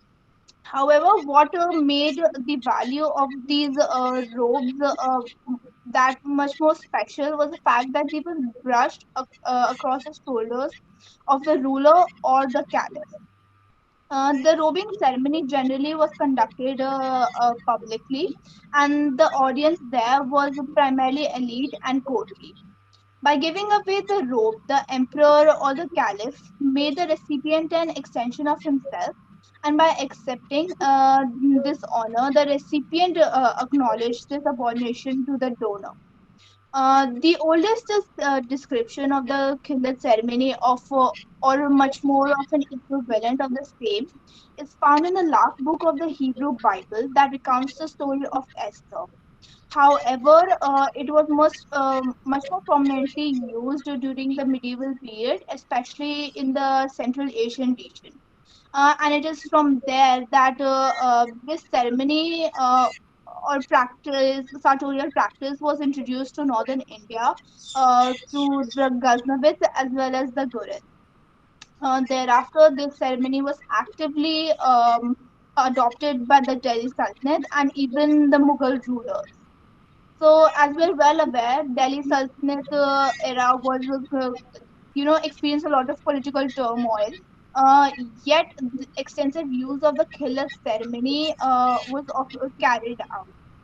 Each sultan is said to have had a factory where manufacturers were appointed to create textiles of all kinds, and this also included these robes of honor. In fact, it is said that these royal workshops always had some extra robes of honor that could be given at any point of time. The Delhi Sultanate era robes were usually made out of fabrics that were imported from China, Middle East, and Egypt. This honoring ceremony was reserved for festivals and the courts, as well as any kind of other special event like a birth or a marriage, birthday, a successful military campaign, and much more. Qutbuddin Aibak, who laid the foundation of Delhi Sultanate, is said to have been bestowed upon with a caliphal robe of honor. This robe of honor was a means whereby the Caliph of Baghdad granted the Delhi Sultanate political recognition. Similar, the other emperor, Delhi Sultanate emperor, known to have received the caliphal investiture was Iltutmish. However, following that, we do not find record of such diplomatic exchanges between the Delhi Sultan and the Caliph of Baghdad until Muhammad bin Tughlaq. The other important account for the same comes from Ibn Battuta, who has written how he and his companions, when they reached the court of Delhi Sultan, they were taken to an adjacent hall called the Robing Hall, where all received a new shirt, sash, pants, turban, shoes, and an outer robe, and were also offered employment opportunities at the court. Uh, the last Delhi Sultanate dynasty, the dynasty, unfortunately, we do not have much evidence whether they engaged in this sartorial practice or not. Um, Practice or not, but we do realize that this practice was actively uh, adopted by the Mughal emperors, so it did not just wane away with the Delhi Sultanate. As direct descendants of Genghis Khan and Timur, Babur was familiar with and accustomed to the robing ceremony. He also reinforces authority by engaging in gifting of robes. Gavin Hambley has accounted many of the details of Baba giving away these robes of ceremony in his works. Uh, the second Mughal emperor, Humayun too, engaged in the khillat ceremony. However, under his reign, the Persian style of robes came to be introduced, and this was also the first time that a frequent use of the Persian equivalent for khillat, saropa, which means from head to toe, began to be used. It was under the reign of Akbar that the use of khillat became a routine matter. Gupta, please give However, conclusion. uh, Can you give conclusion? Your time is over. I was just talking about how different rulers under the Mughal in the Mughal Empire engaged in this. I would hand over to my colleague Pranjali to say a few words about the colonial, the contemporary practice, and then give a conclusion. So, towards the end of 16th century, the khillat became a common practice across North India, parts of Deccan and Western India. For instance, in Awadh, there is an example of receiving the khillat, which was associated with taking up a governmental position. And then from the 17th century onwards, several Europeans were making their way into the Indian subcontinent. And to achieve their objectives here, they had to recognize the local as well as the pan Indian authorities. Thereby, the Europeans sent embassies to the Mughal court where they were gifted robes of honor. For instance, there is a mention of Jean-Baptiste Tavernier, a French merchant who visited Mughal court in the second half of the 17th century, where he received robes of honor. Later, he had portraits of him painted wearing that robes of honor.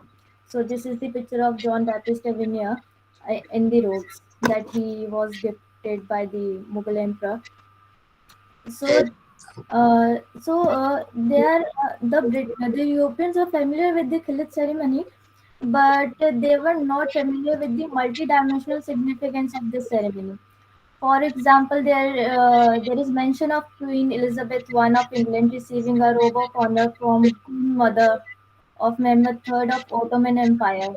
Then there is Sir William Norris, who was charge of royal embassies and was sent. Please conclude. Time is over. Uh, so to conclude, we can say that the Khillat ceremony is a reflection of the importance that ceremonial practices and rituals hold in societies across the globe. Khillat can be viewed as a gift exchange as opened by Marcel Mauss, whereby it is not the individual but the collectives that mutually oblige each other to make exchanges and contracts. Even if we see today bestowing a garment of honor, according to the present day norm, the receiver is regarded as an individual of a higher. Please conclude. Saini, please conclude. Sir, this is it. Uh, uh, in the feature of killers is what made it unfavorable for colonial rule. But if we look around today, there are instances because the gifting culture will never end, and there will always be occasions that the gift will be given, whether it will be for awards or anything related to any ceremonies. Your time is over, please. Sir, this is it, sir. Thank you, sir. Thanks. Actually, very interesting, the wardrobe of the robes. Yes, sir. We wanted to share a bit about colonial and contemporary period, but given the time. Okay, thank you, madam. Now I invite Anushka Singh and Soumya Sharma. They are going to present the Mongol army, tactics, technology, war and conquest. Now I invite speaker. I would request all the speakers of this session to be online for the discussion after the end of all the presentations. Please do not leave the meeting. Yes. Yeah, thank you, sir. As per your schedule, proceedings.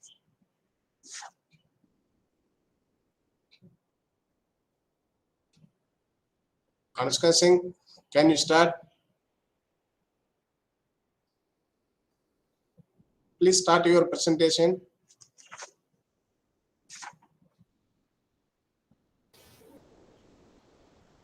Anushka Singh and Soumya Sharma, are you there? Kindly present your presentations. We are waiting. Why, madam, no one responds?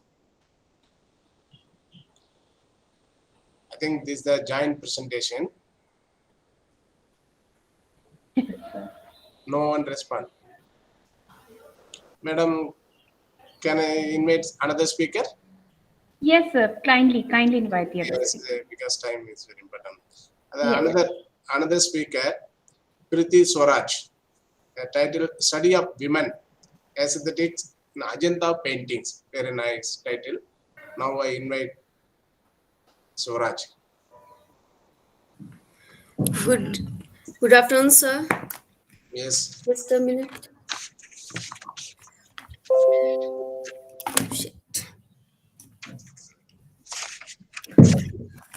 Good afternoon, everyone. This is Preeti Swaraj, PhD Research Scholar, second year, Navnalanda Mahavihar, Bihar, India.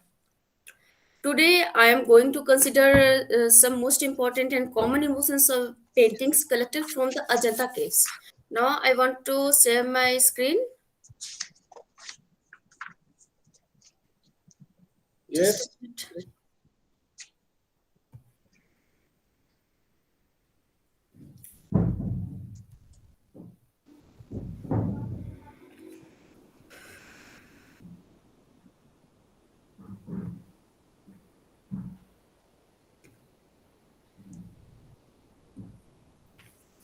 Is it visible to everyone?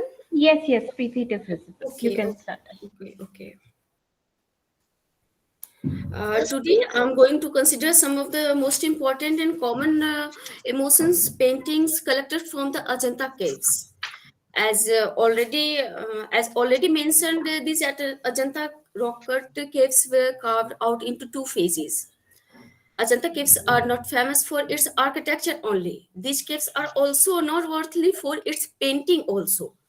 However, here my subject of this study is the depiction of women and aesthetic scenes noticed in these paintings.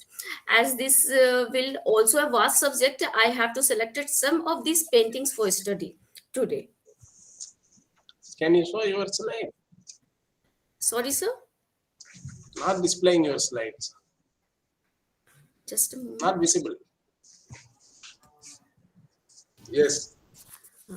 Okay, continue. Firstly, James Ferguson was the person who actually first time read about the splendid beauty of Ajanta caves in the year 1843. And he described these rock cut templates spurred by his report in London.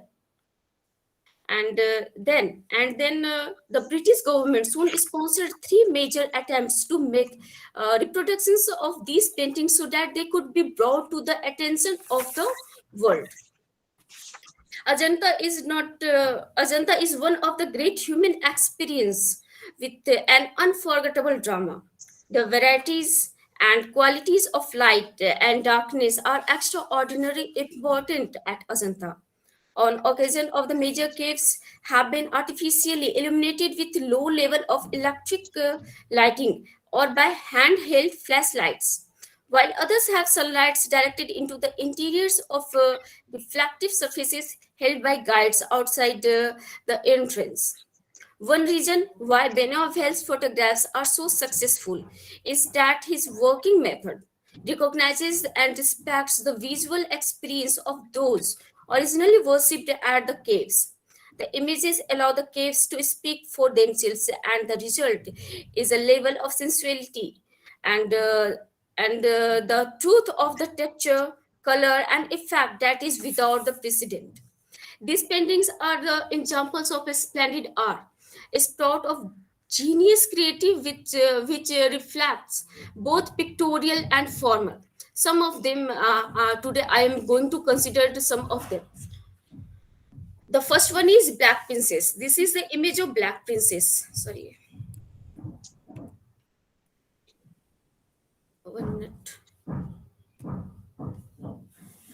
Black Princess is one of the most beautiful painting associated with cave number 1 in Ajanta cave. The description of Black Princess has been given by several scholars, and G. Sannyasi is one among of them. In the painting, she has a pair of downcast eyes. Lips are shown firm, and she has a long nose. She wears few necklaces and also had a rich diadem on her head. Her breast is of the princess are robust, and they are shown bare in the painting. She is shown to have a disconsolate expression. The princess is a lovelorn maiden who is awaiting to return of her beloved. By the side of the princess, there is a female attendant also, and she holds a tray full of fruits and flowers. The color of flowers, someone is considered as a white color. The expression of the attendant gives the impression that she is there to console the princess. Above the two figures, we can see an old man The old man must be the father of the princess. Overall, the mood of the painting looks gloomy or gloomous. If we are to find two aesthetics elements in the painting, we can see the portrayal of the black as beautiful. Contrary, the ideas that fair color only can be considered as beautiful. The painting here depicts that the black is equally beautiful. The artist has very beautifully depicted the eyes, which are downcast, and the eyebrows looks well maintained. The hair of the both princess and the maid look neatly tied, and they both have beautiful earrings. The maid wears a larger earrings than that of princess, so that double presses in their ears. The physics of the ladies looks great, and one could not stop but appreciate the beauty of the ladies. Aghos presents the figures as a part of Bodhisattva, Avalokiteswar, which is painted on the left wall of the entrance. He also explained this is a Shyam Varna woman with a special beauty. Priti, can you showing another slides? No, this is in the same, this is the description of same slide. I will change. And G. Ghosh also explained this is a Shyam Varna woman with a special beauty who is taking some lily flowers from another woman. And next one is the princess, about the princess Sundari. In Jataka, it is famous as a Sundari. And this painting is depicted on the upper part of the first pilaster between the front and right corridors in the cave number 17.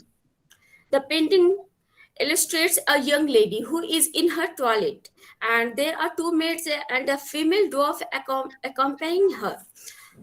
The young lady is looking into a mirror which is held in her left hand, and with her right hand she is applying unguents to beautify her face. On her right, the maid is holding a churi in her hand. She looks very graceful, and she is soon observing the mistress. On the left side of the young lady, there is another maid who is holding a tray which contains some toilet accessories. The lady is richly ornamented from head to toe. Her garments are very beautiful, stylistic, and transparent. At the feet of the lady, there is a dwarf who holds a sling bag in her left hand. In all these paintings, it can be observed that maids of the ladies are very well dressed and are heavily ornamented. Generally, we can see that maid are not ornamented as like the queen, but in this figure, we can see both are ornamented properly. It is very interesting to note that the color of the artist has chosen to depict the ladies. The Princess Sundari or Mahamaya Gautami is shown black in color, and she stands cross-legged. She is looking very much involved with herself. In this painting, we again notice the body is not covered in the upper part, and all over the body is shown very barely. This is one of the characteristic features of Ajanta painting. The artist, in no way, wanted to conceal the beauty of the princess. Therefore, he has chosen to depict the ladies in this way. Next one is Indra and Apsara. Indra and Apsara is very famous in Ajanta cave painting, and this is depicted on the wall of the veranda to the left of the door in cave number 17. This is also in cave number 17. This painting portrays two different worlds, namely celestial and inhuman. One can flying in the sky amidst the white clouds. It is very interesting to note that the chief of the figures is wearing a jeweled, elaborated crown and is very well ornamented. His expression portrayed that he is appreciating the music played by the musician who are near him. His lips are very indicative of this. He has both palms opened. To the right of him, there is a deity who is carrying a stringed instrument on his shoulders. The two women are shown playing. Give your conclusion. Okay.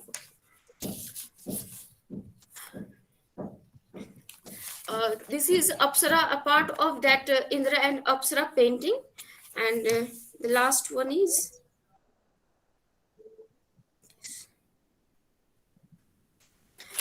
okay, I am concluding all these things. The study of these paintings clearly indicate that the ladies of this period were dressed very elegantly and they were interested in dressing themselves properly. They were also interested in wearing various ornaments. The upper portion of these depicted ladies are shown bare, most probably to show their almost beauty. Only fair color was not considered as beautiful. Even the black color was also taken as beautiful. It was the physics which was more important than the color. In this era, women were objectified and were used as ancillary object to glorify the main subject of the painting, which used to be a male god or king for the most of the times. There are various factors which frame the identify of women since the earlier times and can be observed. Therefore, feminist aesthetics contains a component where theories of interpretation are directed and particular works of culture. Such perspectives are poised to eliminate the change in social institutions that are depicted in a particular art forms, such as literature and films, revealing the large-scale influence that aspects of the political feminist movement had over marriage and family relations, etc. So that's all from my side. Thank you. Thank you so much. Okay, thank you, Preeti. The another speaker, Anushka Singh joined. I don't think so. She has joined. Anushka Singh and Soumya Sharma, are you joining? Are they in the meeting? Yeah.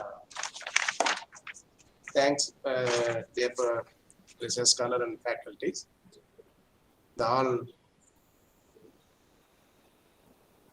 delegates presented within their time limits. Thank you. Particularly, the name of the Abbas Pandey. And the another one, the narrative decolonization of National Museum of India through the masterpieces. Very interesting title. But in India, the creation of National Museum was served as a tool of legitimating the identity of the young nation state. To value its heritage, it attempted to show the legacy and the shadows of the colonial masters. The museum is rooted colonial histories and reflect the understanding of the narrative through the eyes colonial. As a result, museums in India reflected both politics of nationalism, politics of colonialism.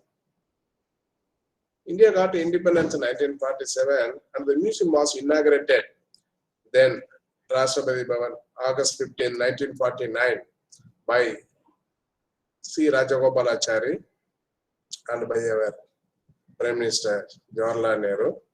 The total collection of museum object number more than thousands, nearly 4,000. The best and masterpieces of the nation, the art, painting, sculpture, bronze, icon, and such other things. Excavated objects from the civilization are exhibited in the museum.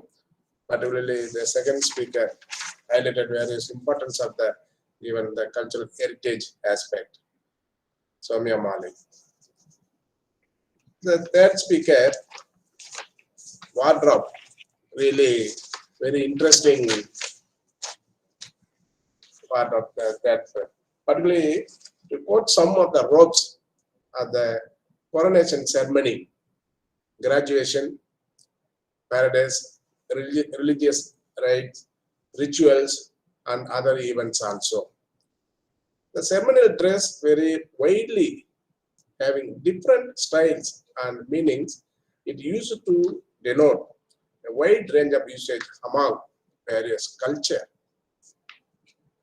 Royal cloak of a monarch, court dress, robe, and the wig worn by the British judge, diplomatic uniform, coat, suit with the tie, the commissioning of the military personnel, the academic customs, folk customs, wedding clothes, scholars' robe, traditional dresses. She also highlighted the Elizabeth, Queen Elizabeth, which is really very nice. The dress code are different for the Western world, Asia, Africans, and other nations also. The another speaker, the study of women, aesthetic and agenda painting. Very interesting, particularly since some women portrait. The paintings are assigned to the Gupta, Magadagas, Western Chalukyas from 4th to 6th century. There are 17 caves in Ajanta. In these paintings, Buddha, his family, royal life, and common people, women depicted in these paintings with aesthetic sense. Particularly, the mother and a child before Buddha. In cave number 17, the artist tried to express, particularly she is missing this, express the human emotion and love in the heart of women. So, therefore, the four speakers, very nice presentations. I appreciate the organizers and presenters. Now I open to forum to discuss. Mukherjee madam. Yes, if you guys have any questions, you can either write it in the chat box or unmute yourself and ask directly to the presenter. Yes. Madam, Mukherjee madam, can you excuse? I want to attend the Vice Chancellor meeting 4 o'clock. Okay, sir, so before you leave, I would request all the presenters to turn on their cameras for a group photograph. After that, you can leave. We can have the question answer round. Yes. Yeah. Can you please turn on your cameras? Sir, you too. Yeah, thank you.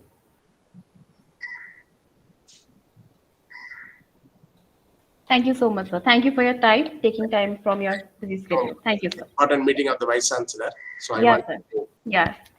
Thank you. Thank you so much, sir. Delegates. Yeah. Thank you so much. Thank you, sir. Thank you. Thank you. Yeah, we can have the question answered. I see Ashuji has raised his hand. Ashuji, you can.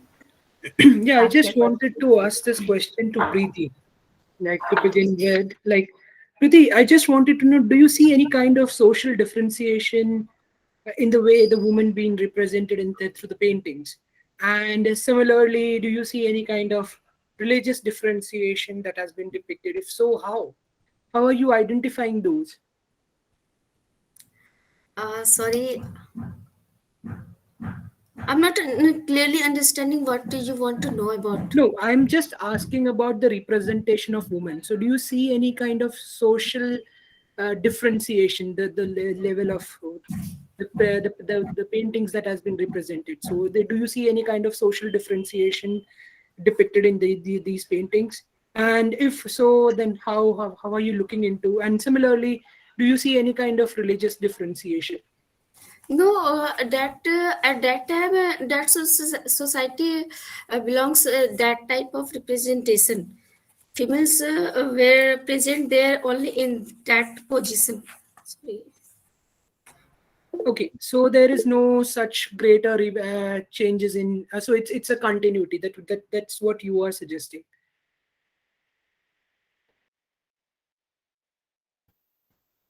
You can send you questions into my mail. I will reply you later. All right.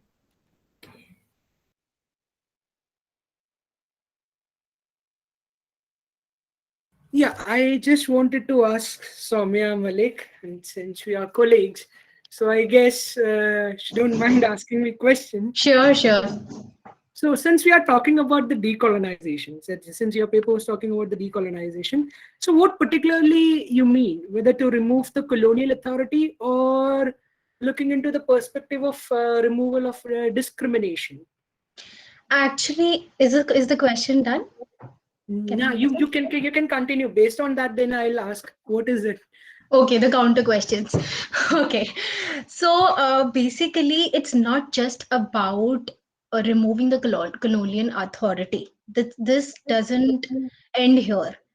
It also includes the inclusivity. It also includes how a museum is perceiving the collection now in the present scenario. It is we know that the museum was formed just after the independence, and this was the idea which was coming in formation before the independence. So it is also about the representation of the native people of the country, the indigenous cultures, the native cultures of our country. The objects which are displayed in the museum are of our culture. So how can the colonial lens cover that up? It should be taken up in view with the anthropologists, ethnographers, the indigenous communities, the general public as well. And for that, this is a long process. This cannot be done in like a few years or just few months, or it takes decades. And now that I have seen myself personally that National Museum is trying its best and taking baby steps towards it. So this is a great initiative. The galleries are getting renovated. The museum professionals are being hired. The even the staff can be seen a very inclusive staff. So you can Yeah. count So now.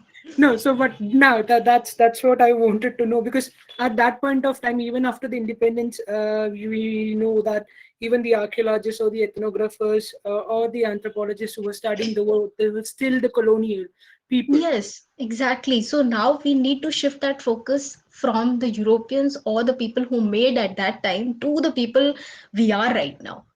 So this makes a difference. I mean, don't you think so that we still do the same even today also, because the way they are representing the galleries, like the coming up of I do, if I remember that there was a gallery happening recently. It's related to the trade perspective, Which not in the context of India, but I guess Greece somewhere, like, yeah. there was a gallery based on the Buddhist artifacts that I know of, and also the Ajanta Caves Gallery. This is a new gallery being introduced in the National Museum. It is totally like, it is not what we have seen National Museum like. It is totally different. And of course, this will be open to the public very soon as the COVID cases decrease. And that particular gallery, if I talk about that Ajanta gallery, which they have made now in collaboration with IIT Bombay, the students of IIT Bombay has made that gallery. It is a masterpiece, according to me. It is Oh. beautiful, and we should all go there sometime. Yeah, we should definitely gonna visit that. And just last, sorry. And then don't you think so? There is still the biasness that is going on in Of course. representing the items which we see right now in the museum is being selected by these so-called curators to only that usually attract the people rather than telling the story of our indigenous groups and all.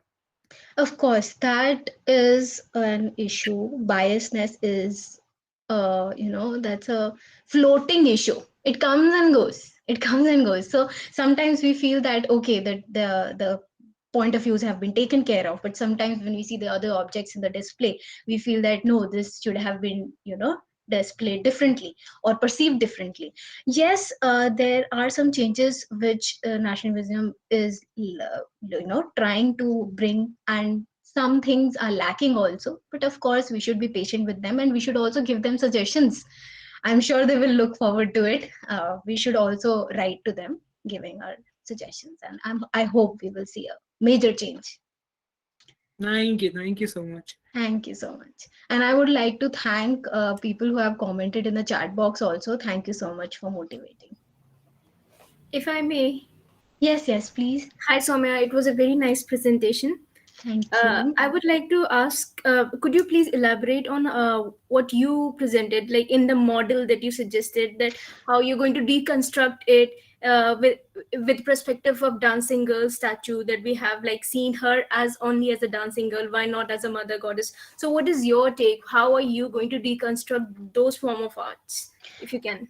Okay, if taken my perspective, I would not, explain that particular bronze object as a dancing girl. I would only perceive it as a tribal woman. That's it, because of the iconographical details of that object in particular. And also, I will not just display that object in the way it has been displayed right now with the labels and the introductory panel in a written format. That's it.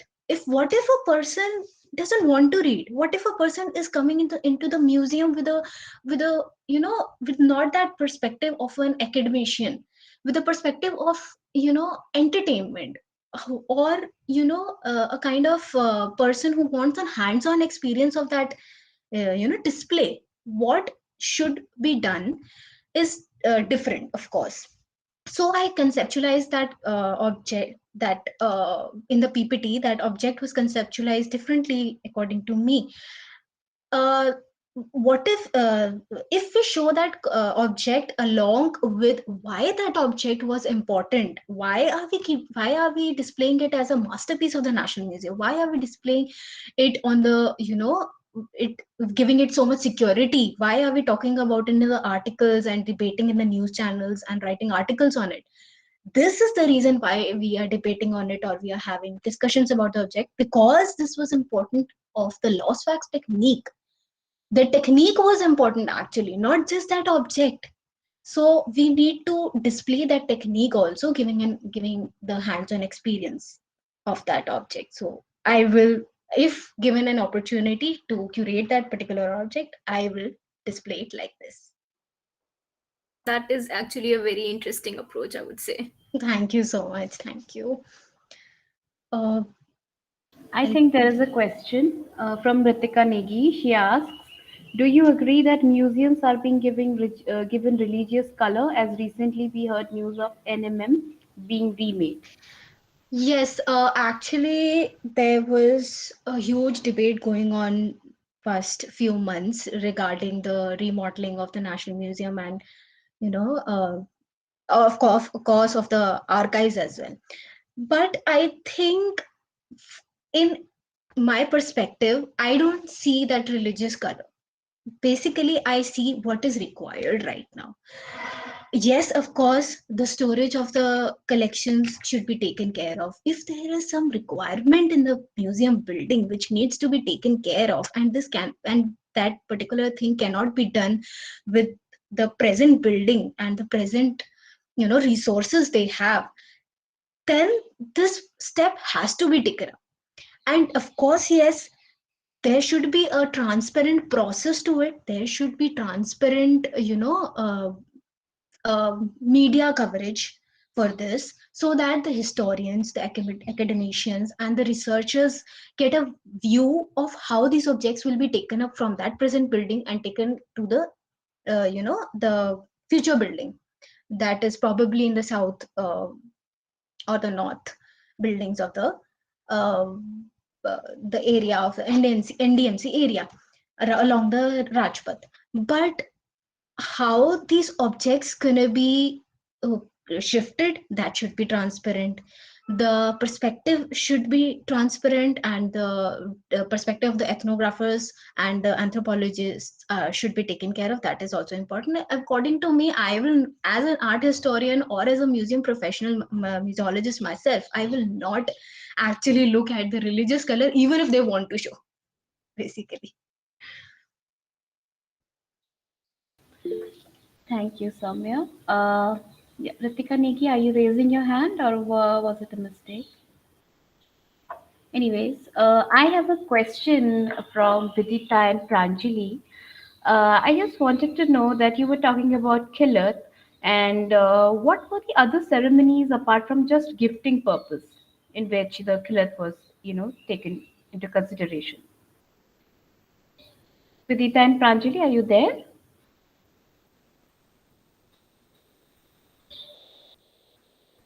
Yes, sorry. Yeah.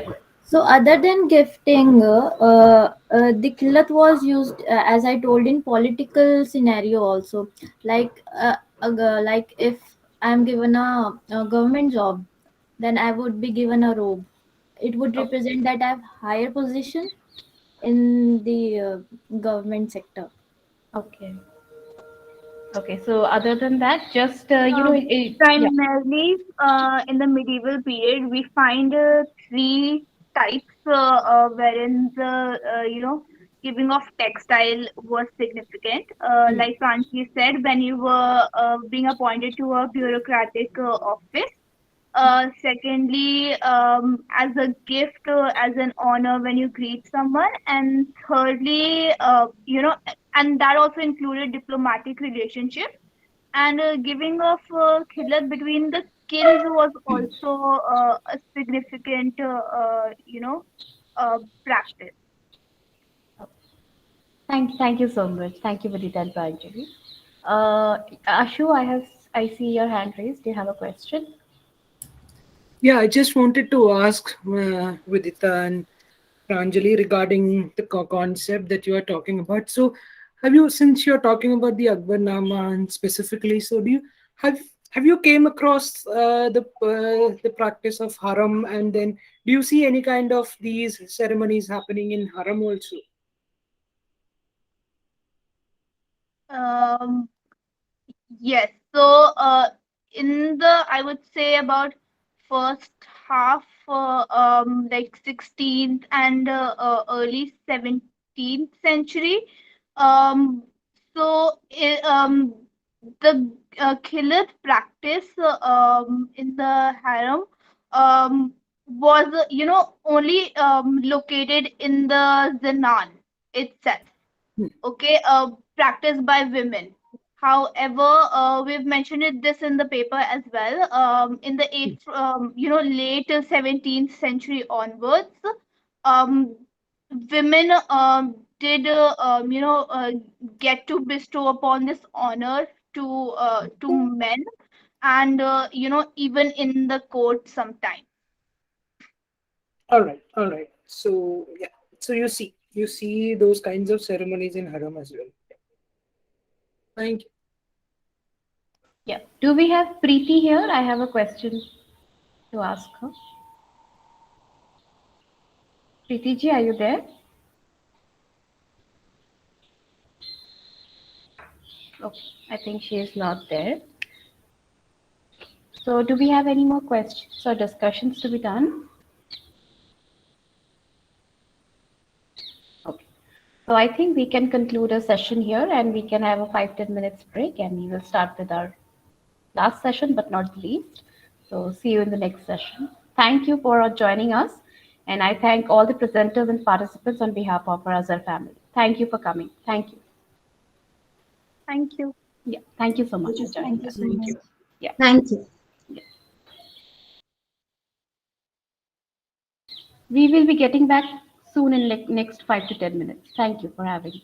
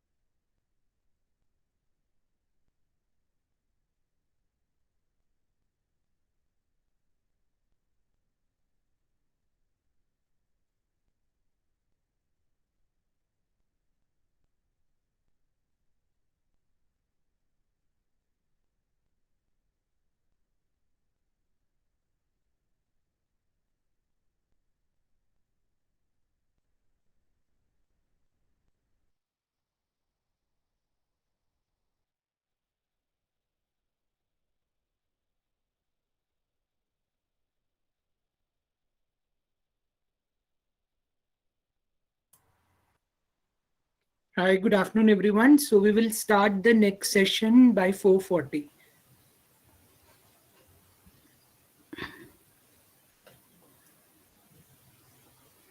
Welcome, Professor Daljit. We are going to start within few minutes, so just wait for a while.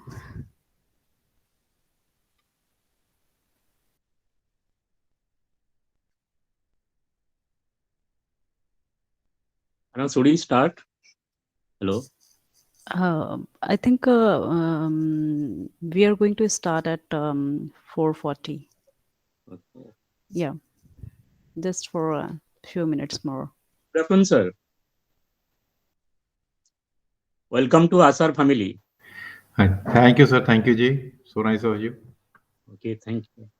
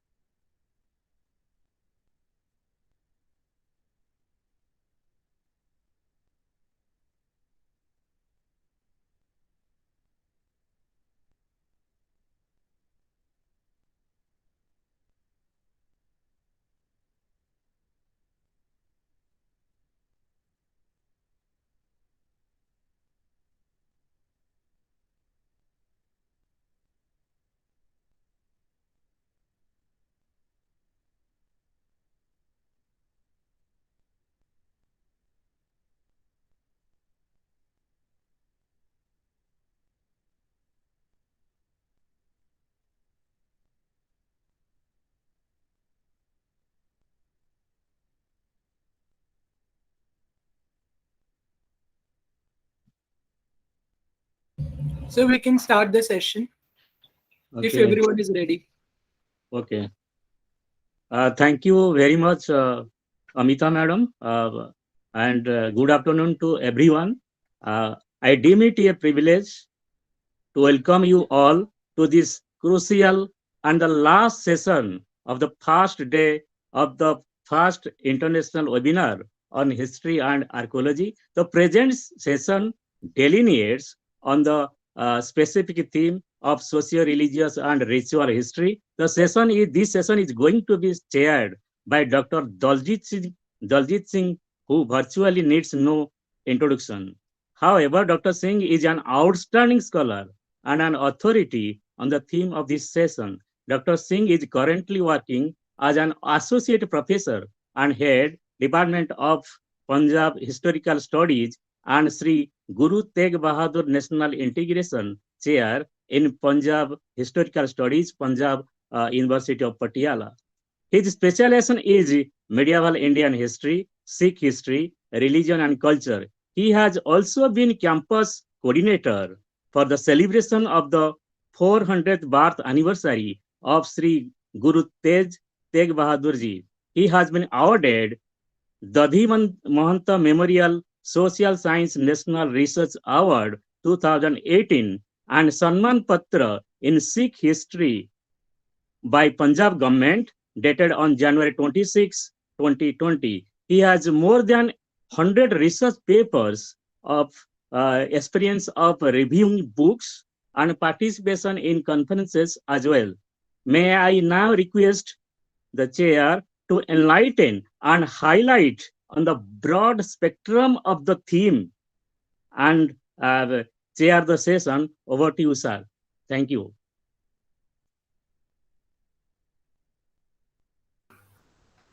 Thank you, Dr. Sir. Thank you. So nice of you. There are in this session there are 5 papers. Now I request everybody to, and particularly the search paper readers, please take 10 minutes on every paper, and after all the papers then we discuss. And first of them is Roshni Roy. His title is Religious Traditions Interpreted and Listed Through Examples of British Church Architecture in Madras. Roshni Roy. Yeah, I'm here. Please welcome. Be sure, please conclude your paper in 10 to 12 minutes, please. I was informed that it would be 13 minutes. Okay. Okay. Can I share my screen? Yeah. Yes. Okay.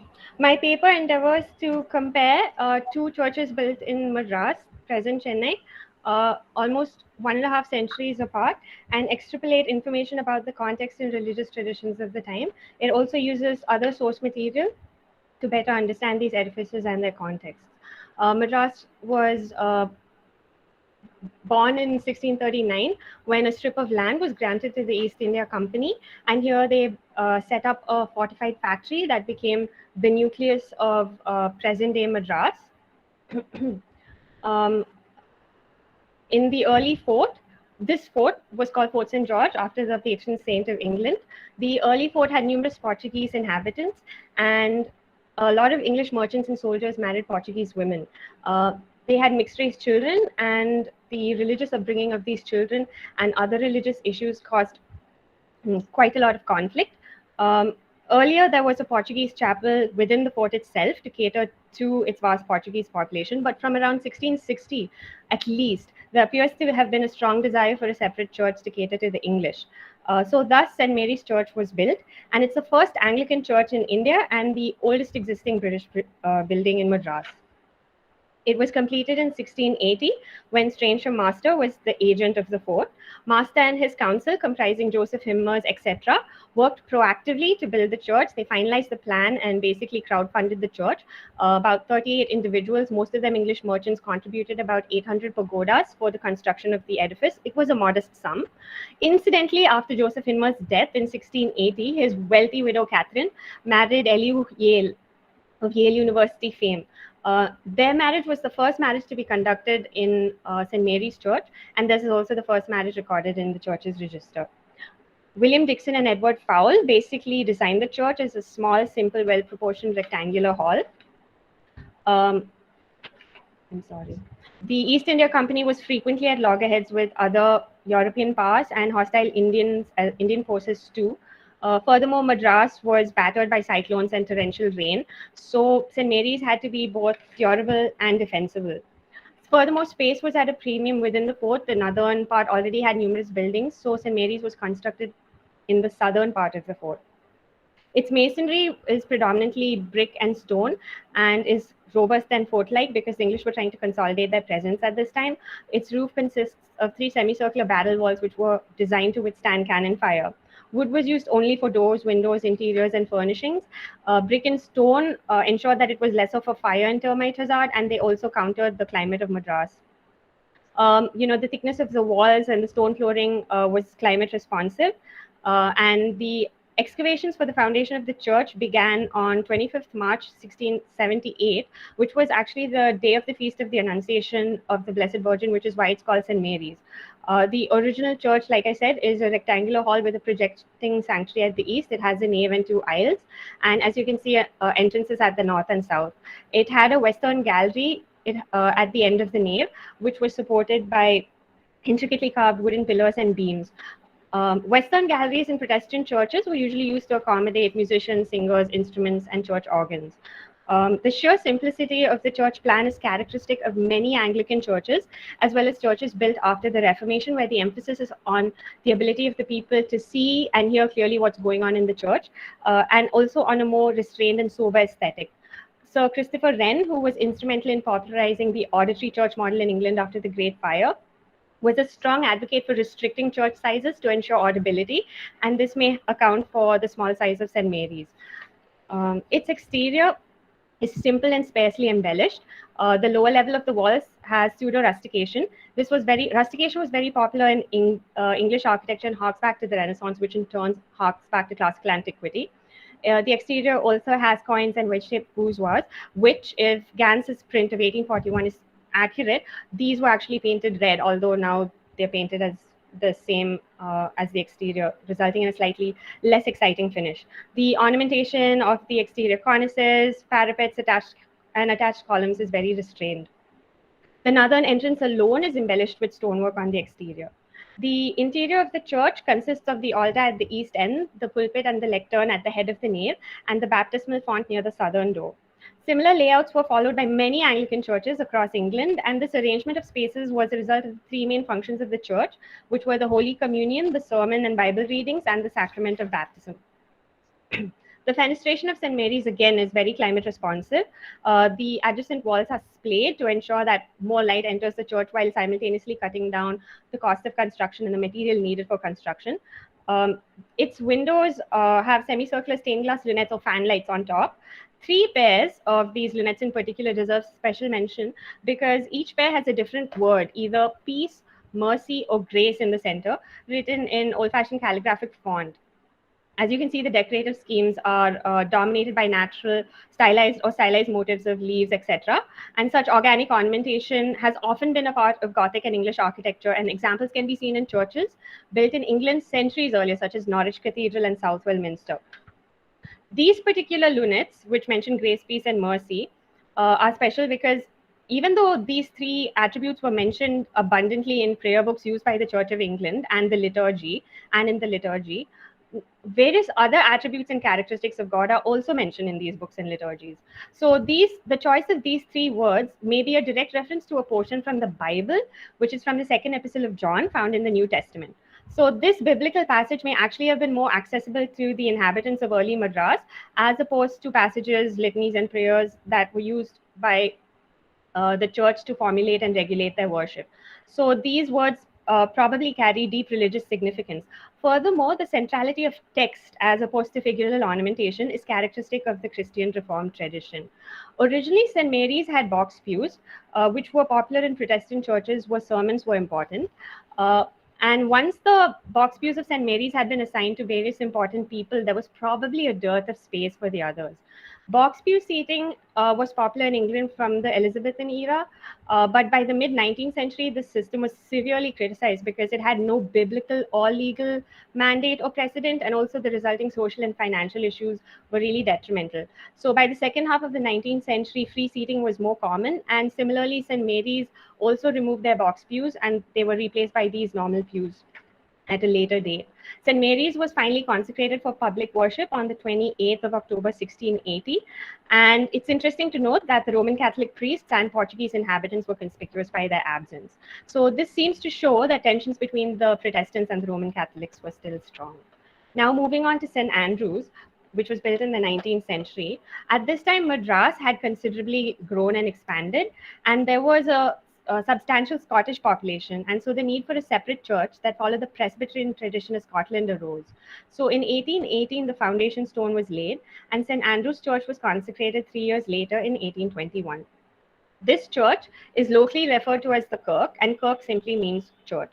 The Kirk, however, refers to the Church of Scotland, which is Presbyterian. So St. Andrews aided in the creation of a Scottish Presbyterian identity amongst the people and was instrumental in the propagation of Presbyterianism. The process of choosing a suitable site for the kirk was long drawn. A few sites were proposed and they couldn't be finalized for various reasons. Finally, this was the site upon which the church was built. It's called the Mason's Lodge in a lot of literary sources. And there was probably a Mason's Lodge built here at that time. This plot of land was bought for a very cheap price of around just less than 5,000 pagodas, because it was close to the river Coom, which was not a very salubrious river. And also the soil bearing capacity of this plot of land, because it was so close to a water body, was also very poor. So this is the site that was bought, and this is, as you can see, what corresponds most closely to the precincts of St. Andrews today. The form of the kirk, or St. Andrews, needed to set it apart from the Anglican churches that had been built in Madras. So the Anglican Church of St. George's, which I've shown you here, was established in 1850, and this probably set the bar for the design of the kirk. Lieutenant Grant, who was the acting superintending engineer of Madras, conceived of the centrally planned circular building, and he was followed by this work was followed by the superintending engineer, Colonel James L. Caldwell, and finally by Major Haviland, who took over from Caldwell. Haviland basically strengthened the structure and altered the design because there were numerous problems with the dome, which was considered to be structurally impossible and extremely expensive to build. He decided to construct the dome with masonry regardless of the cost, and actually created a domed building in his own plot of land on Mount Road to better understand the loads acting on the dome and to provide the necessary supports to counteract them. The governor of that time, Hugh Elliot, approved Haviland's design and his exorbitant estimates because Elliot himself was a Scotland and was probably greatly taken with the novelty of the design. However, Grant's design for a circular church was originally the brainchild of an architect called James Gibbs. He had designed a couple of circular churches to replace the old St. Church of St. Martin's in the Field in London, but his circular designs weren't approved for various reasons. So he put these circular designs for St. Martin's, which is now, the church finally built in Trafalgar Square is just a rectangular church with a very large steeple. But Gibbs placed his circular church designs, which had not been approved, in a book that he authored in 1728, which Lieutenant Grant probably had access to. So basically, the form and design of St. Andrews was a confluence of the creative genius of Gibbs, the perspicacity of Grant, and the technical brilliance of Haviland. The foundations of the church, in order not to sink or to settle unevenly, they used well foundations, and Haviland sunk these wells, which were also used in the Taj Mahal, by the way, a similar construction technique. So Haviland sunk these wells with the help of Indian diggers and well sinkers. There were about 300 of them, and they were grouped closer together where the structural loads were to be really large, and they were spaced farther apart where the loads were lighter, as you can see in this image. I won't go into the technical and structural details because they're in my paper, so I'll just skip to another issue. The sinking of these foundations was a very labor-intensive task and required skilled workmanship. So, skilled Indian workers who'd been in this business for generations were commissioned by Haviland, and they were from the labor or agricultural class of South India. They were most probably a distinct subcaste, as evidenced by the fact that they only married within themselves. They lived nomadic lives and went where employment was available. But since their services were often needed in Madras, they had a settlement close by. Haviland noticed a connection between the well sinkers' predilection for alcohol and their occupation, which required extremely hard physical labor and the ability to spend great amounts of time in, under, or around water and withstanding cold and wet conditions. The men. Your time is over. Kindly conclude it. Oh, okay. I have so much. I'll just point out a few of the significant features of St. Andrews. On the portico entrance is a Hebrew inscription, which you read from right to left, with the name of God, Yahweh. Similarly, on the back, in the sanctuary exterior, you can see this coat of arms, and the lions have been ridiculed even then because they're not really well done. But you can see that there's a very clear political connotation here, because the flag of both England and Scotland, which is the cross and the X-shaped flag of Scotland, are seen in the coat of arms here. So this is an intersection of both religion and politics, as evidenced through architecture. Finally, one of the things that is important about the kirk is that, unlike St. Mary's, the entire ritual focus is on the east. The baptismal font, the pulpit, the lectern, everything is towards the east, and the pièce de résistance, as you can see towards the end of the sanctuary, is this huge stained glass window that was actually commissioned by a stained glass foundry in Glasgow. I'm going to skip past all of this. One of the things that's important is each and every panel of this stained glass has very clear inscriptions or very clear writing to identify, for example, on the left, St. Andrew and St. Peter, and at the bottom, the narratives of Jesus calling his disciples, Andrew and Peter, and on the right, Peter being freed from prison by an angel. So in countries where Christianity was normative, such clarity would not have been necessary. They probably wouldn't have written all of this down. The iconography would have been enough. But since it was in an Indian context, the care and taken to specify each of these is very important. So basically, in conclusion, I'm sorry again for overstepping my time. Thus different religious traditions and other factors that contributed to or influenced either directly or indirectly the location, planning, design, construction, ornamentation, organization, and utilization of these churches in Madras help us to better understand not just their art and architecture, but also the context of the time. Thank you. Okay, thank you.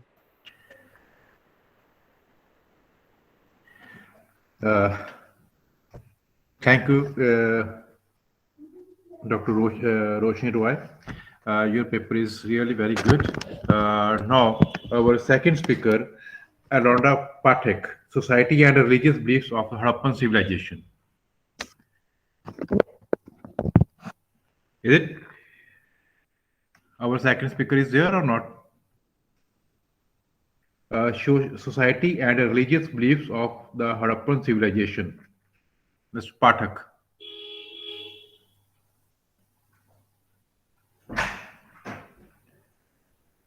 Okay.